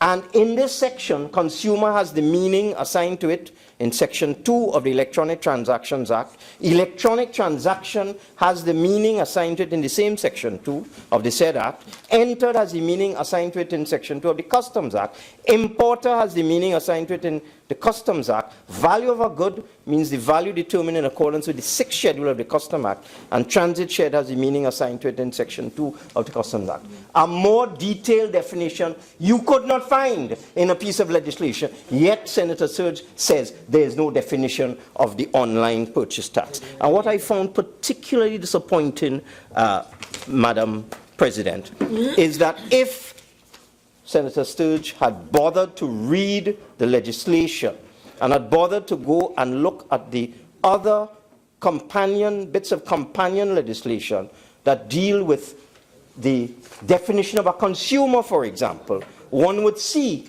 the consumer is defined as the end user of the item. That is how the definition in the Electronic Transactions Act defines what a consumer is. So that answers the question. If the online purchase tax in this law uses the definition of consumer in the Electronic Transactions Act, and it says that clearly, pellucidly, and in English on page 3 of the bill, that you have to go to the Electronic Transactions Act to see what a consumer is. And when you go there, you see the consumer is the end user of the item. And therefore, if something is imported for a small business, for distribution and resale, then that person, that small business, who according to Senator Sturge is being punished by this tax, that can't possibly happen. Because the small business person is importing goods not for their own use. They are not the end user of the good. They are importing it for distribution and resale. And therefore the tax is not applicable to them. And similarly, Senator Small, since the consumer is defined in the Electronic Transactions Act as the end user, if your relative or a relative of someone purchases a good for you, that person who did the transaction is not the end user of the good. So if you go to the Electronic Transactions Act, you will see that it links the concept of the consumer to the transaction, and therefore a tax should not be charged on an item that is purchased by someone else and shipped to, consigned to someone as the end user of the good. Madam President, could you ask them to stop talking, please? Could we let the Minister of Finance conclude his presentation and everyone be silent? Thank you. You know, Madam President, when you are pointing out the things that they say are just wrong, they can't handle it, you know. That's why they mutter and get on like that. It's crystal clear how this tax is to be imposed. If honorable senators opposite on the lower bench had bothered to take 2 minutes to go and look at the Electronic Transactions Act, to look at the 6th schedule of the Customs Act, you would see, for example, the value of a good is based on the ad valorem value of the good, which comes from the Latin ad valentium, which means to the value. And therefore, the tax is charged ad valorem, 7%, on the value, which is the cost, insurance, and freight. CIF, Senator Hadeed made the point. He knows. The value of the good is the cost of the good plus insurance and freight, if you look at the way duty is charged, customs duty is charged on the in an ad valorem manner. Value-added tax is then compounded after you take the CIF value and you add the customs duty, then you charge value-added tax because it's an added value on the value of the item plus the duty. In the same way, the online tax is charged on the original value, the CIF value. So customs duty is charged on the landed cost, online purchase tax charged on the landed cost, and then value-added tax charged on the compounded figure. It's all there in the law if persons such as Senator Sturge had bothered to go and read the Customs Act, read the Electronic Transactions Act, read all of the relevant laws, and one would see how the tax is applied, and how, so therefore it's not charged on small businesses, and it should not be charged on an item purchased by someone else for someone in Trinidad and Tobago. It's not charged on businesses. I just want to make, I've said this so many times, I just want to say it again, because I've realized that when you're dealing with the members of the UNC, they just say anything that comes into their head, and they just repeat it over and over and over in the hope that someone will be listening, some uninformed person will be listening, and will believe the inaccuracies that they utter. And that takes me straight to Senator Ramdeen, trying to take over from Senator Mark in terms of the propensity to issue inaccuracies. Let me go straight to Senator Ramdeen and prove my point that he is the new Senator Mark, new and improved Senator Mark.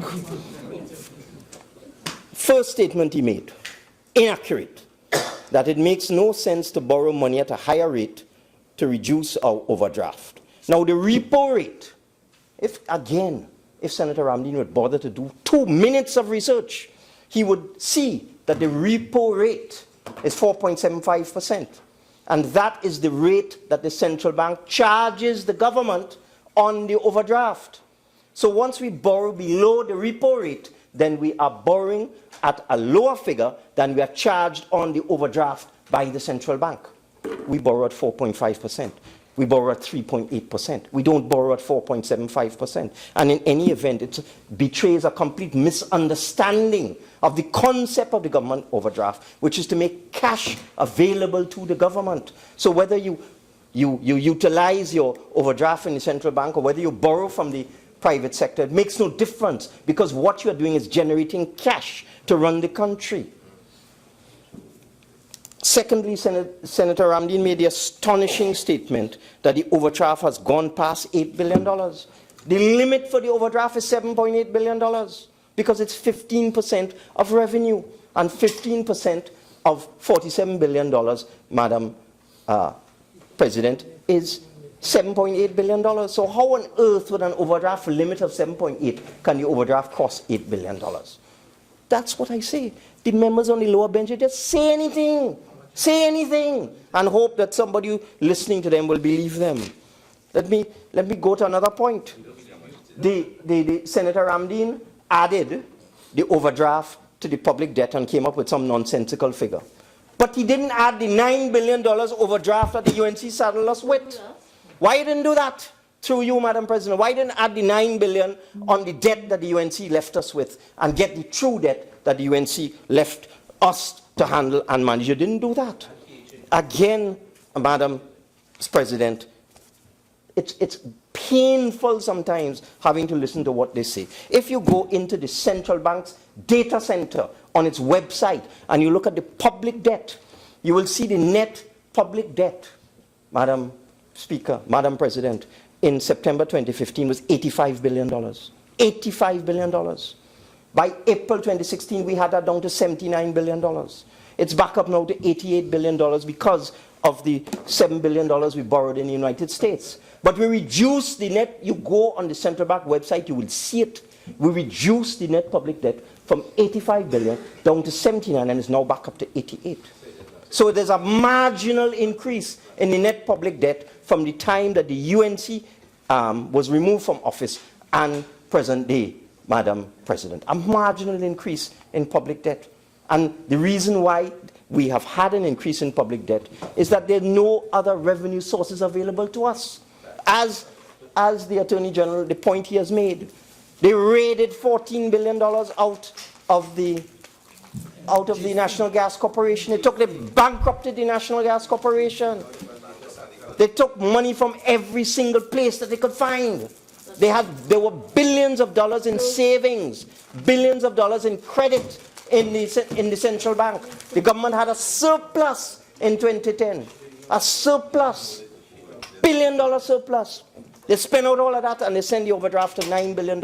It is under the UNC that for the first time, Madam Speaker, in over 25 years, that the government's account at the central bank went into overdraft. Under them, in 2012, they come and meet $7 billion in credit, spend out all of that, squander it on projects of questionable integrity, and then spend out another $9 billion, $16 billion they spent in that period, in addition to borrowing $30 billion, in addition to spending the $400 million that the Attorney General spoke about, when you include the borrowing by state enterprises and contingent liabilities added onto the public purse. But yet I have to come here and hear, Madam President, about a rewriting of history by the persons on the lower bench. Rewriting of history.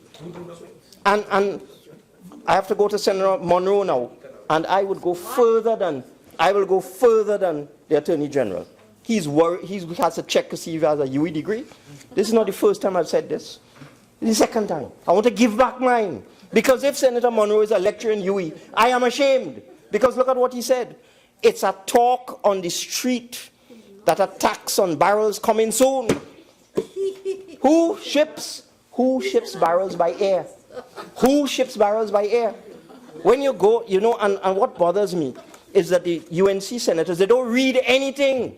The same definition that Senator Sturge says does not exist, although it exists on page 4 of the bill. It says, online purchase tax shall be charged on a good imported into Trinidad and Tobago by air transportation. For all the pretense of members opposite that they are street men gone. Do you ever collect a barrel in the airport? You ever collect a barrel in the airport? I mean, come on. The taxes for air transportation.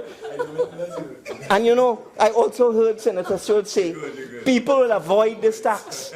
They'll avoid this tax by shipping. I have to wonder, these millionaires opposite me, millionaire number 1, millionaire number 2, and millionaire number 3 gone. I have to wonder about these millionaires who are so vexed with that tax that we're going to put on them millionaires. That, Madam President, any of these millionaires in the front bench, did they ever go to Shed 10 to collect a barrel and stand up in a line, and then you had to walk around a corner, go by a wooden shed, go by a window, present your documents. Somebody will watch you for about 10 minutes, and then eventually they take your document, and then they stamp it. Then they go, hold on, you could see you never went. And then they'll go by the next window, Madam President, by the next window, somebody else will watch you, and then for about 10 minutes, stamp your document, and then you go around until you sit down on a bench and take a number and wait.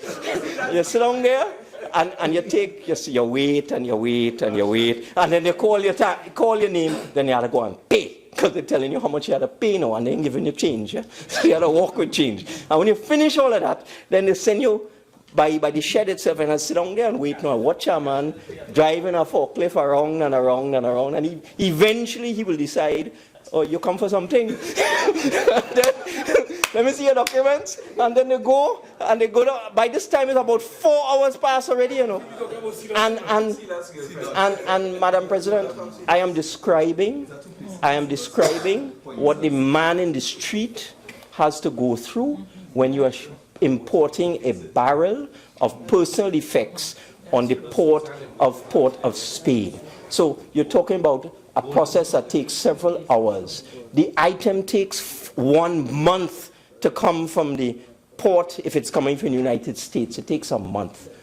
And who is going to decide? They're going to ship an item, a small item, costing $50 US, or 100 US, it could be something else in size as small as this. Who is going to decide to avoid this 7% tax? You go wait a month, you go take all that jamming down there in shed 10, you go sit down there for 4 hours.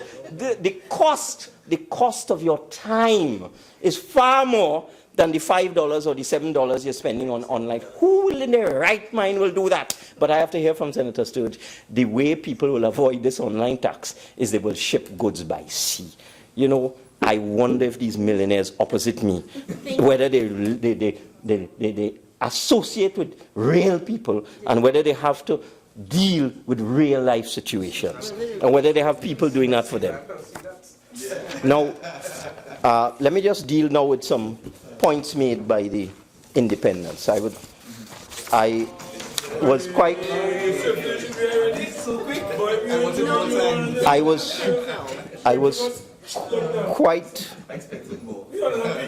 Madam President, we protest. He's dealing with sensible people. He's dealing with sensible people now. Yes, as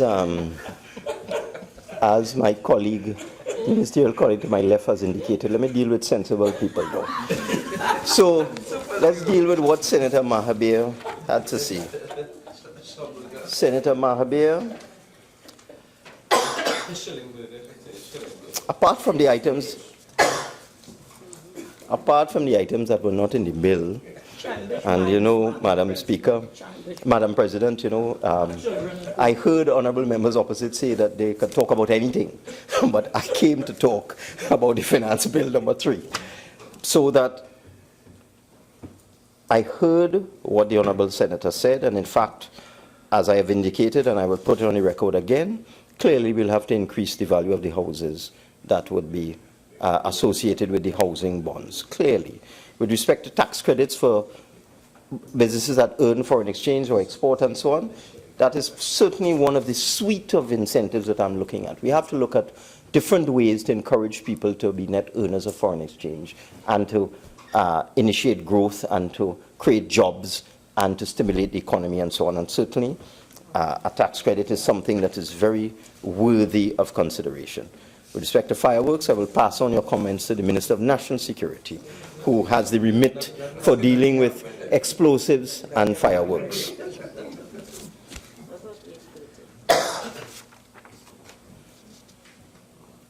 Senator Shrikissoon. There seems to be a misunderstanding of what these savings bonds are all about. These savings bonds are designed to help the small man, poor people. The government does not have to do this, Madam President. The government does not have to do this. The government can easily borrow from the commercial banking sector. And that brings me another point.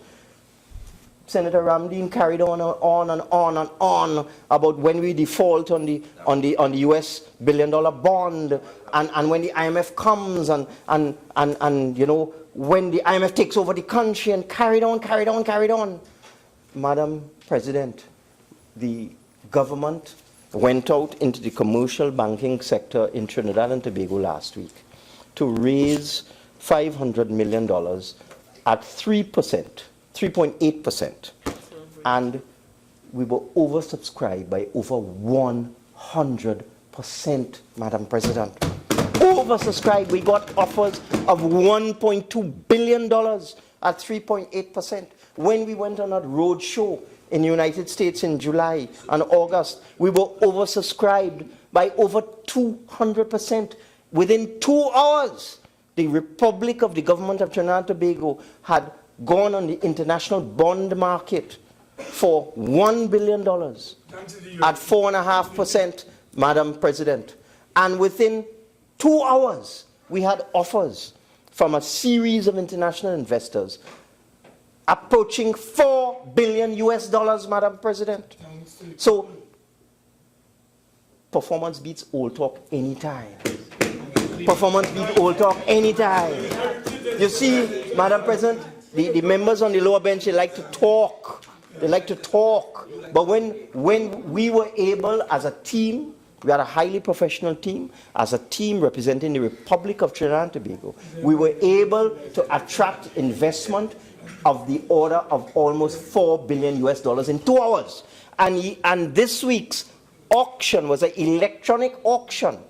And in a matter of hours, we were able to attract local investors in the amount of $1.2 billion at 3.8%. Now that completely contradicts what the naysayers on the lower bench are saying. Because if the government of the Republic of Trinidad and Tobago in this guava season can go outside there for 500 million and get offers for 1.2 billion in less than 1 day, and if we can go overseas and for $1 billion US and get offers of almost $4 billion in 2 hours, it says something about the credibility of Trinidad and Tobago under this administration.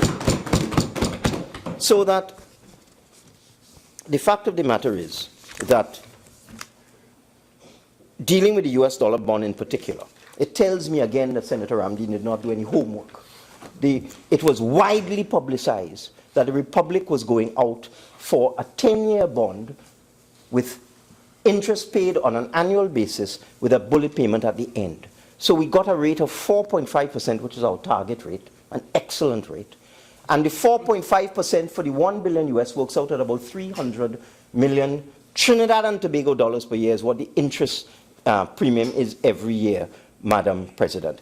And if the senators of the UNC had bothered to look into the estimates of expenditure, they would see that our debt servicing allocation for fiscal 2017 is of the order of $5 to $6 billion.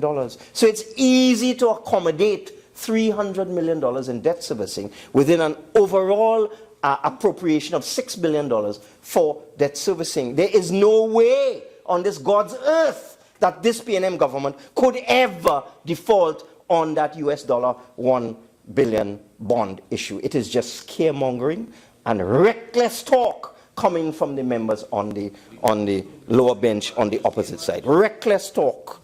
Reckless talk is a good thing. People don't take you on and people don't really listen to you. With respect to the TGU borrowing, again a misunderstanding. TGU had already borrowed the money.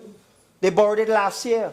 They borrowed it in short-term financing. What TGU did recently through Credit Suisse was to go out to get long-term financing to refinance the short-term borrowing. They already had the debt. So there was no increase in TGU's debt and certainly no increase in government debt because that debt was already there. So that the financing they got that was publicized in the papers, I saw a newspaper headline, and what is really tragic about Trinidad and Tobago, there are some people in the newspaper just write what they want.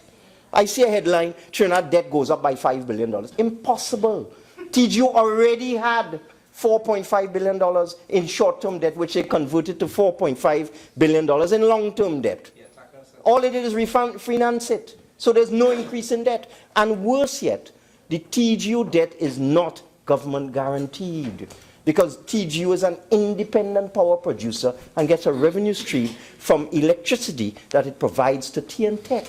So there was no requirement for government guarantee. In fact, TGU did a roadshow of its own and was able to raise the money on the US market very comfortably at a very attractive interest rate without a sovereign guarantee from Trinidad and from the government of Trinidad and Tobago, without increasing the public debt, without putting a liability on the citizens of Trinidad and Tobago for which they must be congratulated. I am just amazed sometimes when I see these headlines. They make absolutely no sense. Look at the Guardian newspaper today that the honorable lecturer from UWI quoted. What is that? That is a regional institution using the Trinidad and Tobago government official figures. They're late. I already announced all of those figures in the budget. I laid the review of the economy on the table.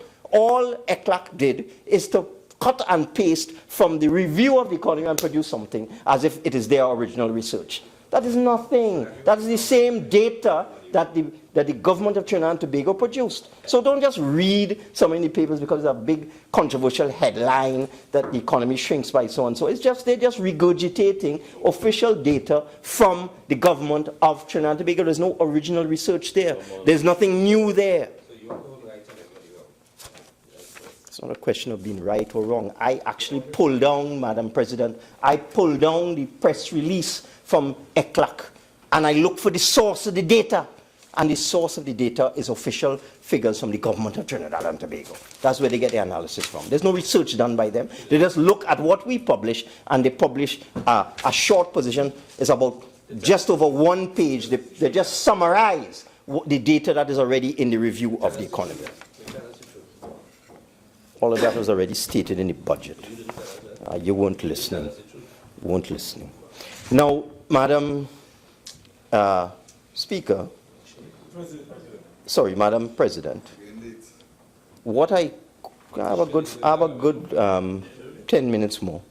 Madam President, the other thing I can't understand is this issue with this millionaire tax and the online tax. I just don't understand it. There's a study done in British Columbia by a particular institute that promotes buying local, because other countries in the world, they're serious, you know. You must buy local. Why would anybody, any responsible person, promote foreign goods? Why? You have to be serious about this thing. And in British Columbia, there's an organization dedicated to promoting local businesses and the purchase of locally produced goods. And they have done a study on online shopping. Because what is affecting Canada is that online shopping in online retail stores in the United States, like Amazon and Walmart and so on, is severely impacting on local businesses in Canada. And they did a study on what is the economic effect of online shopping. And the results are obvious. They indicated through their research that of every dollar that is spent shopping online in the United States, 1 cent comes back to Canada. And think about it, it's logical. If you buy an item produced in the United States on Amazon, how much of that money is coming back to Trinidad and Tobago? None. The item is produced either in China or it's produced in the United States. The manufacturer in the United States gets the cost of the product. Amazon gets their fee. The person who transports it to the skybox gets their fee. The airline that brings it in from the United States gets their fee. All of that is foreign. And the value that Trinidad and Tobago gets is the very limited employment of the courier company in receiving the good and transporting it to the end user in Trinidad and Tobago. 1%, 1 cent out of every dollar exported through online shopping returns to Trinidad and Tobago. Whereas, if you have a locally manufactured product, which is manufactured using foreign raw materials, the studies have shown that over 40%, 40 cents out of every dollar, recirculates in the local economy. These are facts. Think about it logically, Madam President. What is the benefit to Trinidad and Tobago of online shopping, buying foreign goods that consume foreign exchange, that do not employ people in Trinidad and Tobago, that does not stimulate manufacturing, that does not stimulate economic growth, that does nothing to incentivize the Trinidad and Tobago economy? What is the benefit of that to the Trinidad and Tobago economy? There is zero benefit, Madam President. And we in this country, we need to get serious. We need to get serious.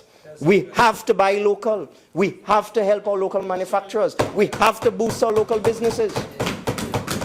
I'm not going to go so far as to say it's unpatriotic to promote consumption of foreign goods, but it's dangerously close to that, Madam President. We need to be more patriotic. Why on earth would people complain about a tax that's designed to suppress consumption, that's designed to suppress foreign exchange leakage, that's designed to boost local manufacturing? Why would anybody complain about that? Why, Madam President? We have to start thinking about putting Trinidad and Tobago first. Put country first. Online shopping does not help Trinidad and Tobago. It creates retrenchment, it creates unemployment, it causes businesses to close.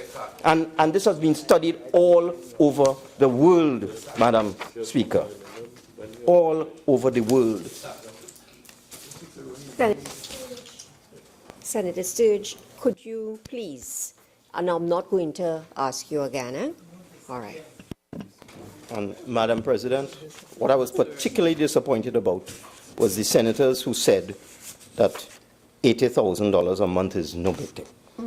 I mean, good grief, good grief. Madam Speaker, as an elected representative of the people, Madam President, I'm sorry, as an elected representative of the people, for 24 years, I have been giving hampers at Christmas time to the underprivileged in my constituency.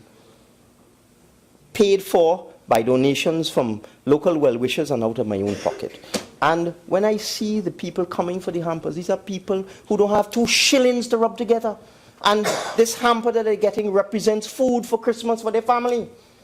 These are the people who are living on $1,000 a month or less. As Senator Sturge indicated, the same senator said, alleged, there are 300,000 people in Trinidad and Tobago living on less than $1,000 a month. Those words were uttered by Senator Sturge. And in the same contribution, having moaned about that fact, alleged fact, that there are 300,000 people living on less than $1,000 a month, he says $80,000 a month is nothing. It's no big thing. It's peanuts. These are the kind of things that get people annoyed. When you have people in this august chamber making these kind of ridiculous comments. $80,000 a month? Who needs $80,000 a month to survive in Trinidad and Tobago, Madam President? There are people living on $800 a month, but they have to listen to a senator in this chamber say that $1 million a year is nothing, and why you're punishing the poor millionaires. That is what I'm hearing coming out of this. This is absolutely ridiculous. Absolutely ridiculous. You've got to think before you speak. How dare you say that? That $80,000 a month is peanuts. Might be peanuts for you, but it is not peanuts for all of those poor people in this country. And everybody has to share the burden of adjustment. Everybody has to share the burden of adjustment. All countries do it. We don't practice Reaganomics and trickle-down economics. That's a failed policy.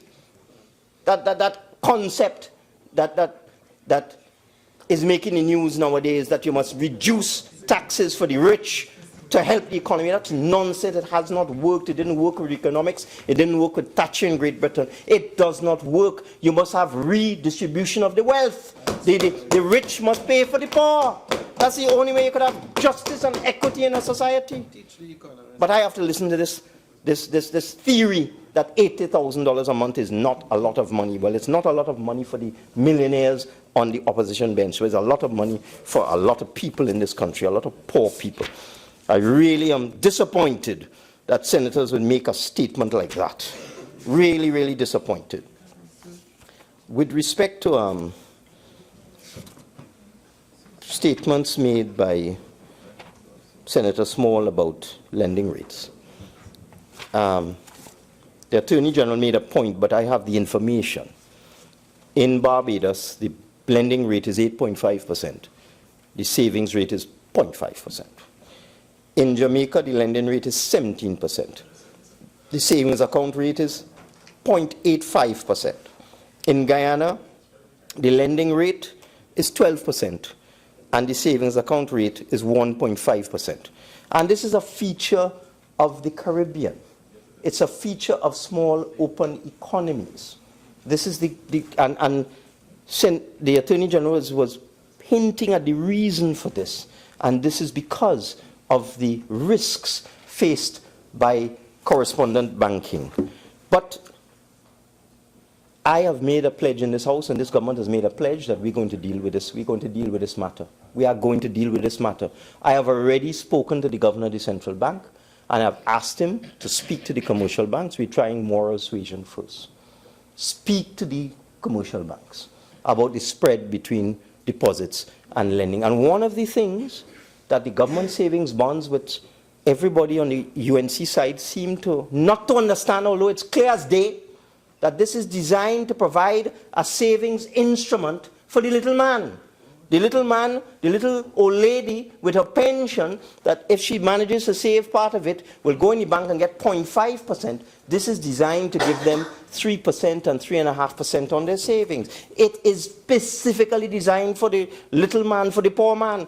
It's not to borrow money. As I said, we could go and borrow money from the commercial banks in the morning. We did that last week. Don't have to do that. Borrowed at 3.8%. We are providing these savings bonds in the 7-year bond at 3.75%. So this is something designed specifically to deal with little people and to give them a just and equitable return on their savings. We didn't have to do it. We did not have to do it. But we're doing it because we have recognized that the spread between deposit rates and lending rates is just too large, and that the return on deposits, a lot of retirees live off their savings, a lot of them. And with savings rates down to 1% and less than 1%, a lot of retirees are suffering. And these bonds are designed for these people on fixed incomes. I can't understand how Senator Mark could come in this house and say these measures are designed for the rich. The millionaire tax that your colleagues are so upset about, your millionaire colleagues, is designed for the rich, to help the rich. That's what he said, you know. These measures in this finance bill are designed to help the rich. The government savings bond, which is targeted against little people, retirees, pensioners. I'm aware, Madam President, thank you very much. I'm looking at the time. The government savings bonds are designed to help little people, not to help rich people. It will be so designed so that there will be limits, there will be a cap, it will be structured in a way so that poor people and little people can access the government savings bonds. Not the multimillionaires, not the centimillionaires, not the people who earn $300 million in legal fees, not them. That is not for them. They don't need interest on their money, they have enough already. But this is designed for little people who can't get a proper, decent return in the bank. So this is a measure designed for the poor man, for the little man. The tax on millionaires is designed to extract a just and equitable taxation from people who can afford it to help pay for social services for the poor at the lower end. These are standard prescriptions all over the world. How on earth could a tax on millionaires be designed to help the wealthy? What kind of maths is that? I don't understand the opposition when they speak. They just don't make any sense, Madam President. They make no sense at all. Imagine Senator Sturge says most businesses make $1 million in profit a year. Nonsense. Absolute nonsense. These statements that are made by the Honorable UNC Senator are not backed up by evidence. They're not backed up by fact. The vast majority of businesses in this country don't pay any tax at all. That's why we introduced, Trinidad and Tobago introduced the business levy. That's an instrument that was developed in Mexico because you had businesses in business for 20 years declaring loss every single year. The throughput is $10 million, $20 million, $30 million. But when they come to pay the tax, loss. Every single year is a loss. And you want to know how can a business survive if every year for 20 years it loses money? It loses millions of dollars. Impossible for such a business to survive because they're cheating. So the Mexican government came up with the business levy, which is a tax on gross. So it's on gross sales. So it has nothing to do with profits. So that the vast majority of business people in this country do not pay $1 million in tax, Madam Speaker. It's just a few. And these are the wealthiest people in this country, and they deserve to pay their fair share to help the poor. I beg to move.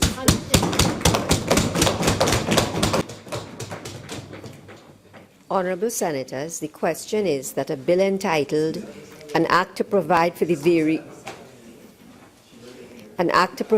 variation of certain duties and taxes and to introduce provisions of a fiscal nature and for related matters be now read a second time. Those in favour say aye. Aye. Those against say no. The ayes have it.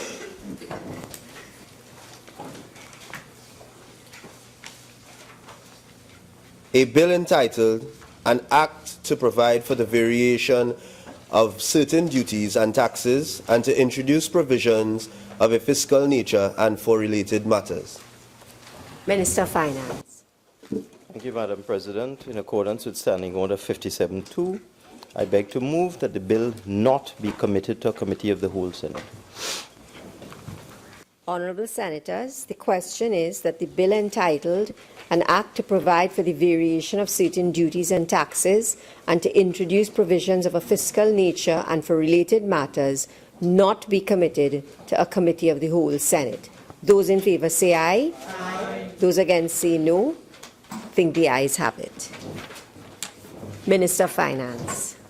Thank you, Madam President. I beg to move that a bill entitled An Act to Provide for the Variation of Certain Duties and Taxes and to introduce provisions of a fiscal nature and for related matters be forthwith read a third time and passed.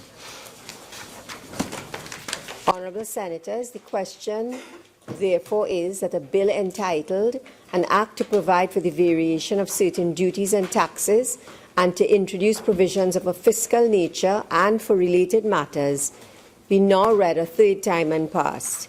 Those in favour say aye. Aye. Those against say no. I think the ayes have it. A bill entitled An Act to Provide for the Variation of Certain Duties and Taxes and to introduce provisions of a fiscal nature and for related matters. Acting Leader of Government Business. Madam President, I beg to move that this House do now adjourn and a date to be fixed. Honourable Senators, good morning. Before I put the question, I will now invite Senators to bring greetings on the occasion of our celebration of Christmas. Madam President, Senator Stewart.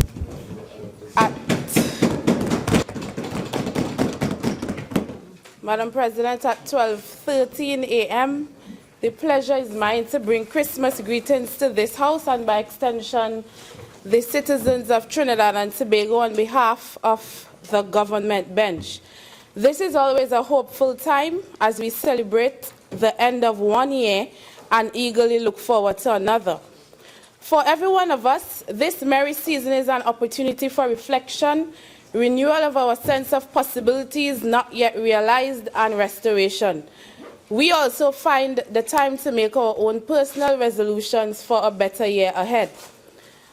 Madam President, Christmas as we know it commemorates the birth of Jesus Christ, an event that occurred around 2,000 years ago in the town of Bethlehem in Judea.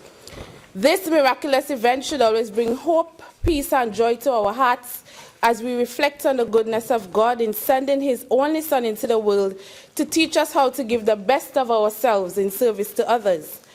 We can perhaps draw inspiration from the Christmas story on how to shape our own shared humanity with a regard for future generations as we reflect on the plight of the homeless Joseph and Mary, anticipating the birth of their child and how they were aided by complete strangers. In these challenging economic times, it is also important that we remember those who are less fortunate and dispossessed among us, the sick, the infirmed, and those without a family to share in this season of glad tidings. This is a time when we can show gratitude for our own blessings by giving to others. By celebrating with one another the many blessings God has given us, we can help make this season bright. A nation can be defined as the extended family of each citizen. Similarly, as with any family, the citizens of this republic have an obligation regarding the prosperity of each other and the society to which we all belong. As we all celebrate the miracle of this season, amidst all the Christmas carols, parang music, ginger beer, sorrel, and gift exchanges, let us remember to celebrate faith and to celebrate family and loved ones. Madam President, on behalf of the government of Trinidad and Tobago, the People's National Movement, and my own family, I extend warmest and holiest greetings to you and your family, every member of this chamber and their families, our hard-working parliamentary staff and police officers who have been with us all year, and to the citizens of this great country. May the true meaning of the holiday fill your hearts and homes with many blessings as we enter 2017, confident in the knowledge that each of us can make a greater contribution. I thank you. Senator Mark. Thank you very much, Madam President. May I join my honorable colleague, Senator Nadine Stewart, and may I, on behalf of the Honorable Kamala Prasad Bisesa, Leader of the Opposition, and United National Congress, the alternative government, of the Republic of Trinidad and Tobago extend to you, Honorable Madam President, and your family, the members of the government bench, in spite of our fierce differences and their respective families, the members of the independent bench and their respective families. Warmest season's greetings for a very joyous, happy, peaceful, crime-free, and holy Christmas, and of course, a productive, positive, rewarding, and healthy New Year. May I also, on behalf of the alternative government, extend our warmest season's greetings to all members of this Parliament, particularly the Secretariat, the hard-working couriers, and the Hansard reporters, all members of staff and their respective families. We would also like to extend happy holidays to all our police officers who have provided protection for us during the past year. We would also like to extend greetings to the new Marshal of the Parliament and his family on this great occasion. May I also extend season's greetings to the clerk, the acting clerk of the Senate, Mr. Brian Caesar, and his family, to wish them a very happy, holy, peaceful, and very wonderful season. Madam President, 2016 has been one of the most murderous and bloodiest years in our country. We call and demand that the Minister of National Security and the Rowley-led administration put their house in order, get their act together, and do what is necessary to avoid, Madam President, a repetition of what we are experiencing.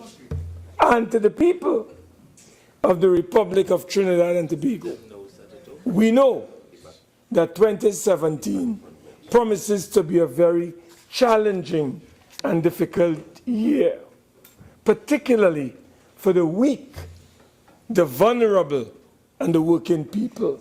Madam President, we are predicting a year full of risks and uncertainties for our nation.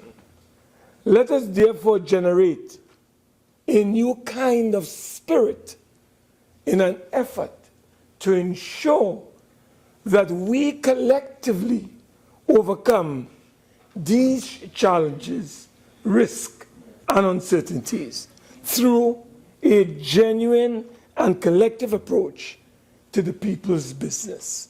So, Madam President, on behalf of the opposition and our illustrious leader, may I recall our warmest greetings to every single citizen in this republic and to wish them joy, peace, happiness, good health, and longevity in the new year.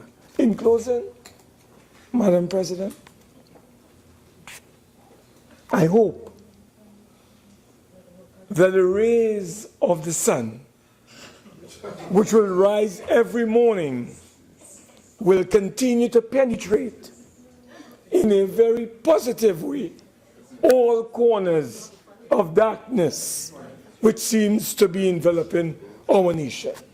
Madam President, happy holidays to all. Thank you. Senator Ramkissoon.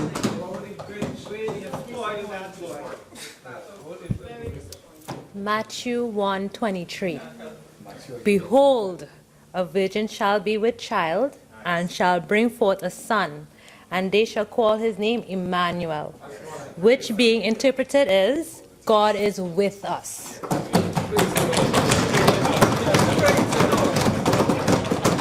Thank God for his goodness and his mercy that will follow us all the days of our lives. We are here with grateful hearts, and it is truly a blessing to serve our country, all of us as senators who are thankful for God's protection, his grace, and his wisdom. So, as 2016 is coming to a close, and we have much to be grateful for, we have seen change, we have even seen sacrifices, and we have learned from these sacrifices because we have seen kindness of humanity, joy of humility, and love of people. And that is why we are here. So as society keeps evolving and changing, and technology is here, we are happy to be part of the Caribbean joy and live in sweet TNT. And we are always here looking at the glass half full, especially on the independent bench. Right? We will not, we know man will fail us, but God will never fail us. So we are looking at hope. And as the Minister of Finance is with us today, we say we have hope that the economy will stabilize. We have hope that the Ministry of Security will curb crime. We have hope that our nation will rise to the occasion and the people will rise and stand up. So don't be disheartened or discouraged, because God is in the midst, and we focus on the goodness, and we continue with like-minded people of goodwill. And remember, the reason for the season is Jesus Christ, who was born and is part of this goodwill Senator Sturge. Yes. So Romans 8:28, and we know that in all things God works for the good of those who love him, who have been called according to his purpose. So on behalf of the independent bench, we thank you for listening, and we want to wish Madam President, Mr. Vice President, the senators, fellow senators, all MPs, members of parliament, as well as the parliament staff, your families and loved ones, a Merry Christmas and God's blessings on you as you start 2017 on a good foot. So to the listening public, thank you for inviting us into your homes. And through media, we, the independent bench, want to wish you Merry Christmas, God's mercy, God's love, and his protection. And don't be weary in doing good. So Merry Christmas, and may you have a safe and prosperous 2017. Thank you.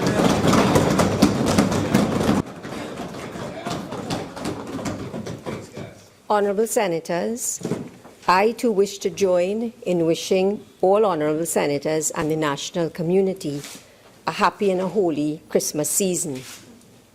A central part of the Christmas story is that of the Annunciation to the shepherds, an episode in the Nativity of Jesus described in the Bible in Luke chapter 2, in which angels tell a group of frightened shepherds about the birth of Jesus. As the story progresses, the angels speak to the shepherds the immortal words, "Peace on earth and goodwill toward men." This too is my wish to honourable senators and to the nation at large, that there will at Christmas time and in the new year to come be peace and goodwill here in this chamber and throughout the land. My wish is that we will remember that peace is not simply the absence of war, but the presence of understanding, acceptance, and compassion. There have been times during this past year when, like the shepherds on that first Christmas night, our society has been fearful of the economy and of crime, to name but a few things. My hope this Christmas is that we, in this chamber, will continue to conduct the business of passing laws and of overseeing the functions of various organs of government, and that as we do so, we will embody and demonstrate to the nation the virtues of peace and understanding and acceptance and compassion. My wish as well is that this chamber will become a national example of goodwill to all men by the manner in which we conduct our debates and the graciousness with which we manage our differences. The angel's blessings of more than 2,000 years ago is an urgent imperative today, if we are to lead our country to that condition sought after in our national anthem, a nation where every creed and race finds an equal place. I therefore wish each and every one of you and your families, the members of staff of the Parliament and their families, and the entire national community, a peaceful and a holy Christmas, and a bright and blessed New Year in which goodwill is shown to and among all men. Honourable Senators, the question is that this Senate do now adjourn to a date to be fixed. All in favour say aye. Aye. Any against? The ayes have it. This Senate now stands adjourned to a date to be fixed.